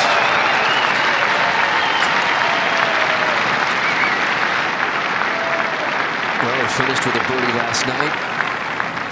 Can Martin Kaymer finish with another one tonight? Par, excuse me. A great way to finish and match the par that Payne made all those years ago with another layup kind of shot. Well, it's a big tee shot by Rick. You see him take advantage of it. A good shot. Very safe shot. Just in behind him. It's going to show Martin Kaymer the line, and maybe Ricky can knock it right in the hole. Big XL there for Ricky. Yeah, it's been a tough day. But what this moment must be like for Martin Kaymer. Tompkins shot 72 to get that -1 mark, and Fowler also +2. But let's listen to this walk up here. Martin Kaymer, well deserved.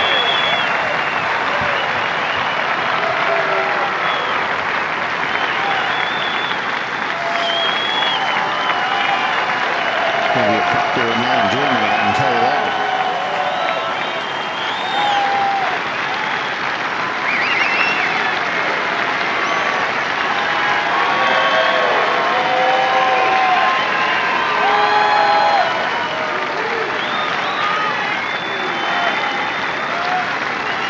Victory on Mother's Day last month at the Players, and on Father's Day here in the United States. An emotional double for Martin Kaymer. He had a lot of good shots, and he just was fantastic with the putter.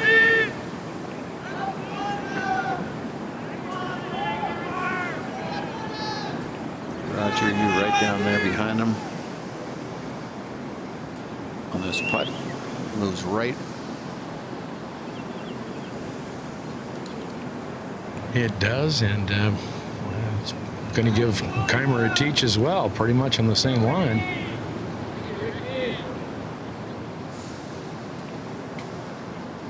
Just didn't hit enough good shots today, John.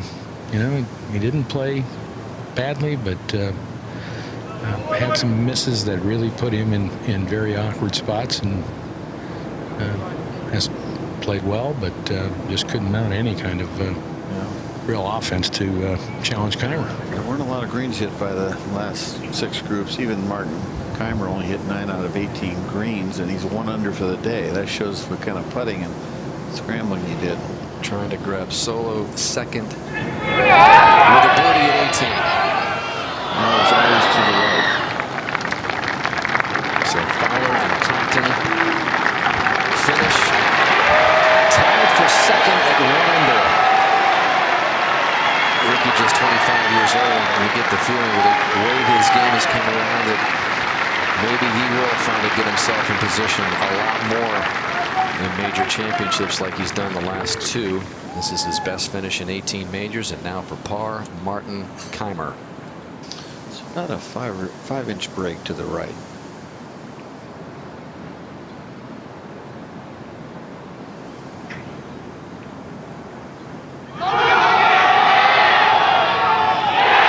Just like he did early.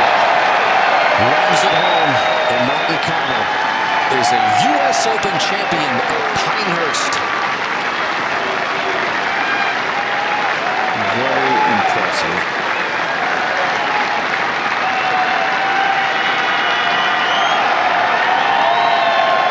Started right away for the field on Thursday and just kept going. Tying Rory McIlroy's 8-shot margin. That's Sandra Dahl, also from Germany, out there to get him on the Women's Open this week. Definitely would be the favorite at the British Open.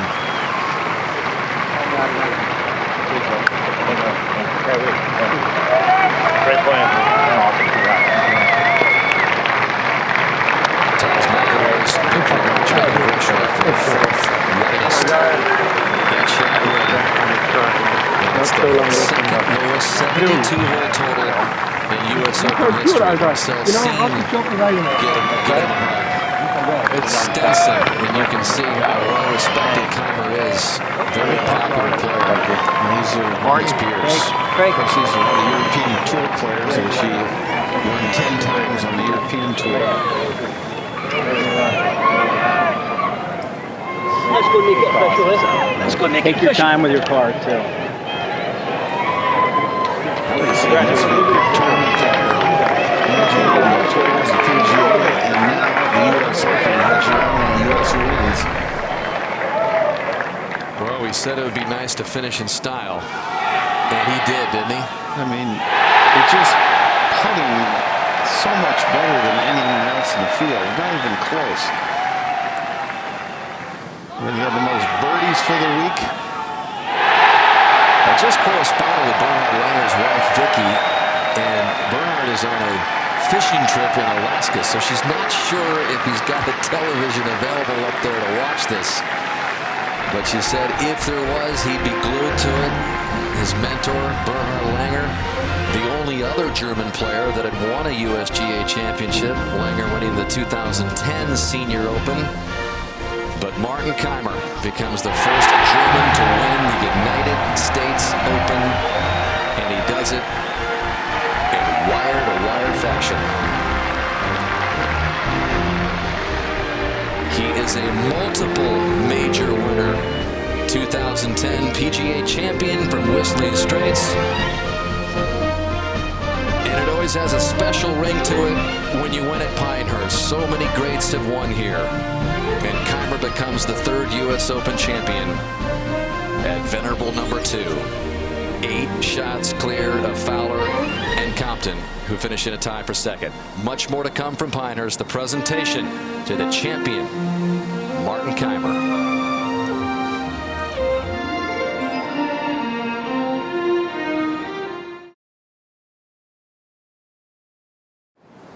Still a little bit of business left for Martin Kaymer. We heard the executive director of the USGA, Mike Davis, tell him as he walked off the back of the 18th green, make sure you get the scorecard right. In the meantime, let's send it down to Mark Rolfing.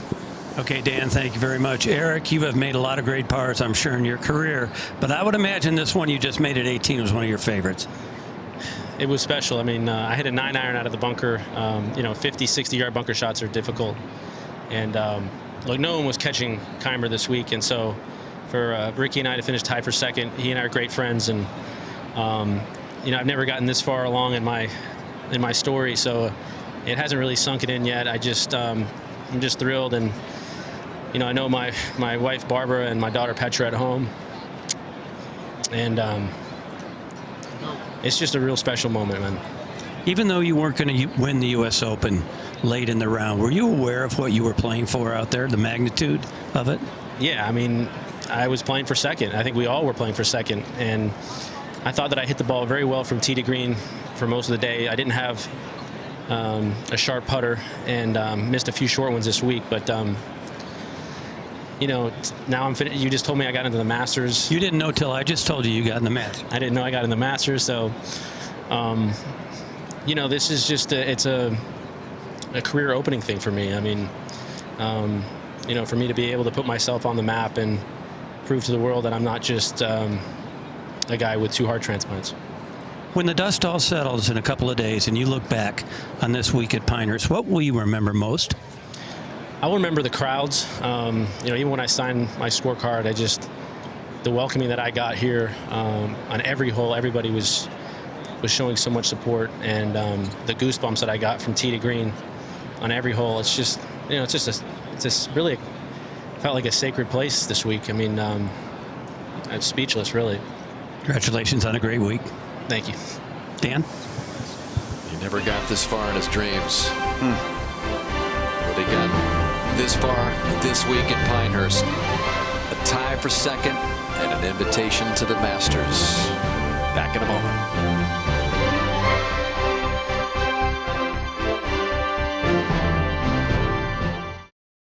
And in just a few moments from now, next to that green, it'll be Martin Kaymer. We'll get to join all of those greats, wrap his arms around that beautiful U.S. Open trophy. In the meantime, we send it down to Jimmy. Dan, thanks very much. Here with Rickie Fowler, tied for 5th at the Masters, now tied for 2nd here. I know things didn't work out exactly the way you wanted them to, but what's the takeaway for you on really what was a very, very good week? You know, I hung in there, like you said. I kind of stayed within myself, stayed patient, went through the process, and you know, I was really not in only a few shots, and other than that, I was ready to hit every golf shot. You know, today I had a couple ones get away from me on 4. Actually ended up making a great 6. You don't really say that much about a double bogey, but hung in there, made some good swings on the back 9, and just kind of hung around, made a couple birdies, and you know, Martin was playing his own golf tournament. You know, if he went out and did that, no one was going to catch him. So. You know, tried finishing solo second, but you know, Eric hung around today and played well, and both you know, good tournament for both of us. You had a front row seat to really what was a remarkable performance from Martin Kaymer. What were your thoughts as you're walking around? At any point did you say to yourself, this is really extraordinary? Yeah, you know, being able to sit back, you know, the last few holes really, you know, obviously that was kind of the point when it was kind of all said and done. You just kind of had to get it in the house, and to kind of you know, look at him and see how well he played this week, how much in control of his golf game he was. You know, kind of pushes me a little bit to get in that position, because I wasn't far off. Could have been in there. It's obviously a fine line, and felt good with the game. Just you know, a couple mishaps, and could have given a little bit more run for the money, but it's obviously great playing to him, and huge congrats. Only 3 players under par here. You were one of them. Dan, let's go back to you. 39 years without a European champion of the U.S. Open. He is the 4th in the last 5 years as he's making his way out for the presentation. Joining Graham McDowell, Rory McIlroy, Justin Rose, and now Martin Kaymer.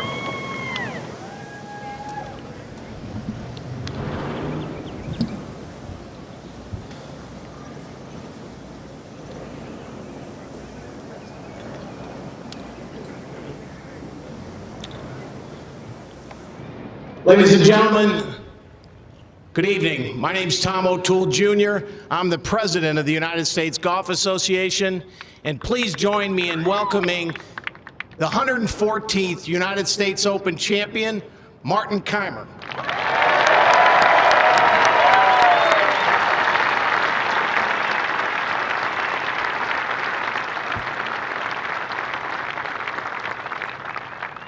We are thrilled to honor new United States Open champion at historic Pinehurst number 2.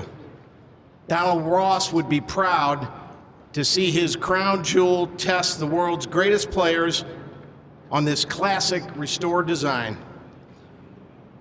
Martin Kaymer is the latest to realize the incredible accomplishment of adding his name to our United States Open Championship trophy. He is also the 7th USGA champion to be crowned at Pinehurst, and will hold a special honor as the first to make history at our back-to-back championships. In doing so, he joins an elite list of Pinehurst champions whose names include Ben Hogan, Sam Snead, Michael Campbell, and of course, our 2014 Bob Jones Award recipient, Payne Stewart.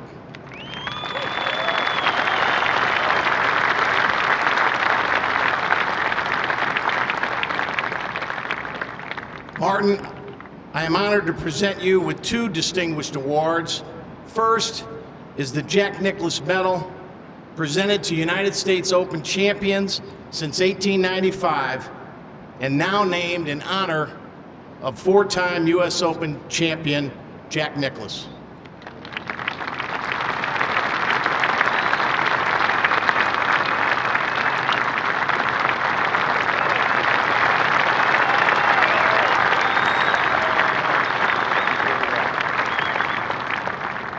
And second, I present to you with the United States Open Championship trophy, the time-honored emblem of our national championship.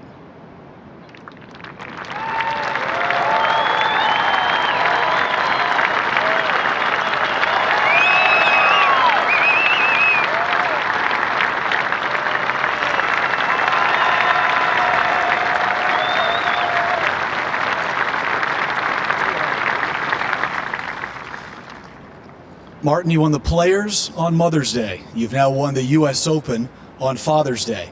Last month in Ponte Vedra Beach, you held the lead after every round. This week here at Pinehurst, you held the lead after every round. What is that pressure like?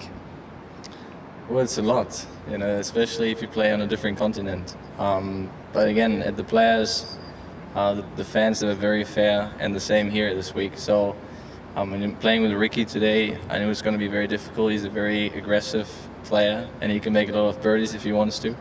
So, but overall, it was a very nice week, very nice day, and again, you know, a lot of credit to the fans and the spectators because it was very fair to play.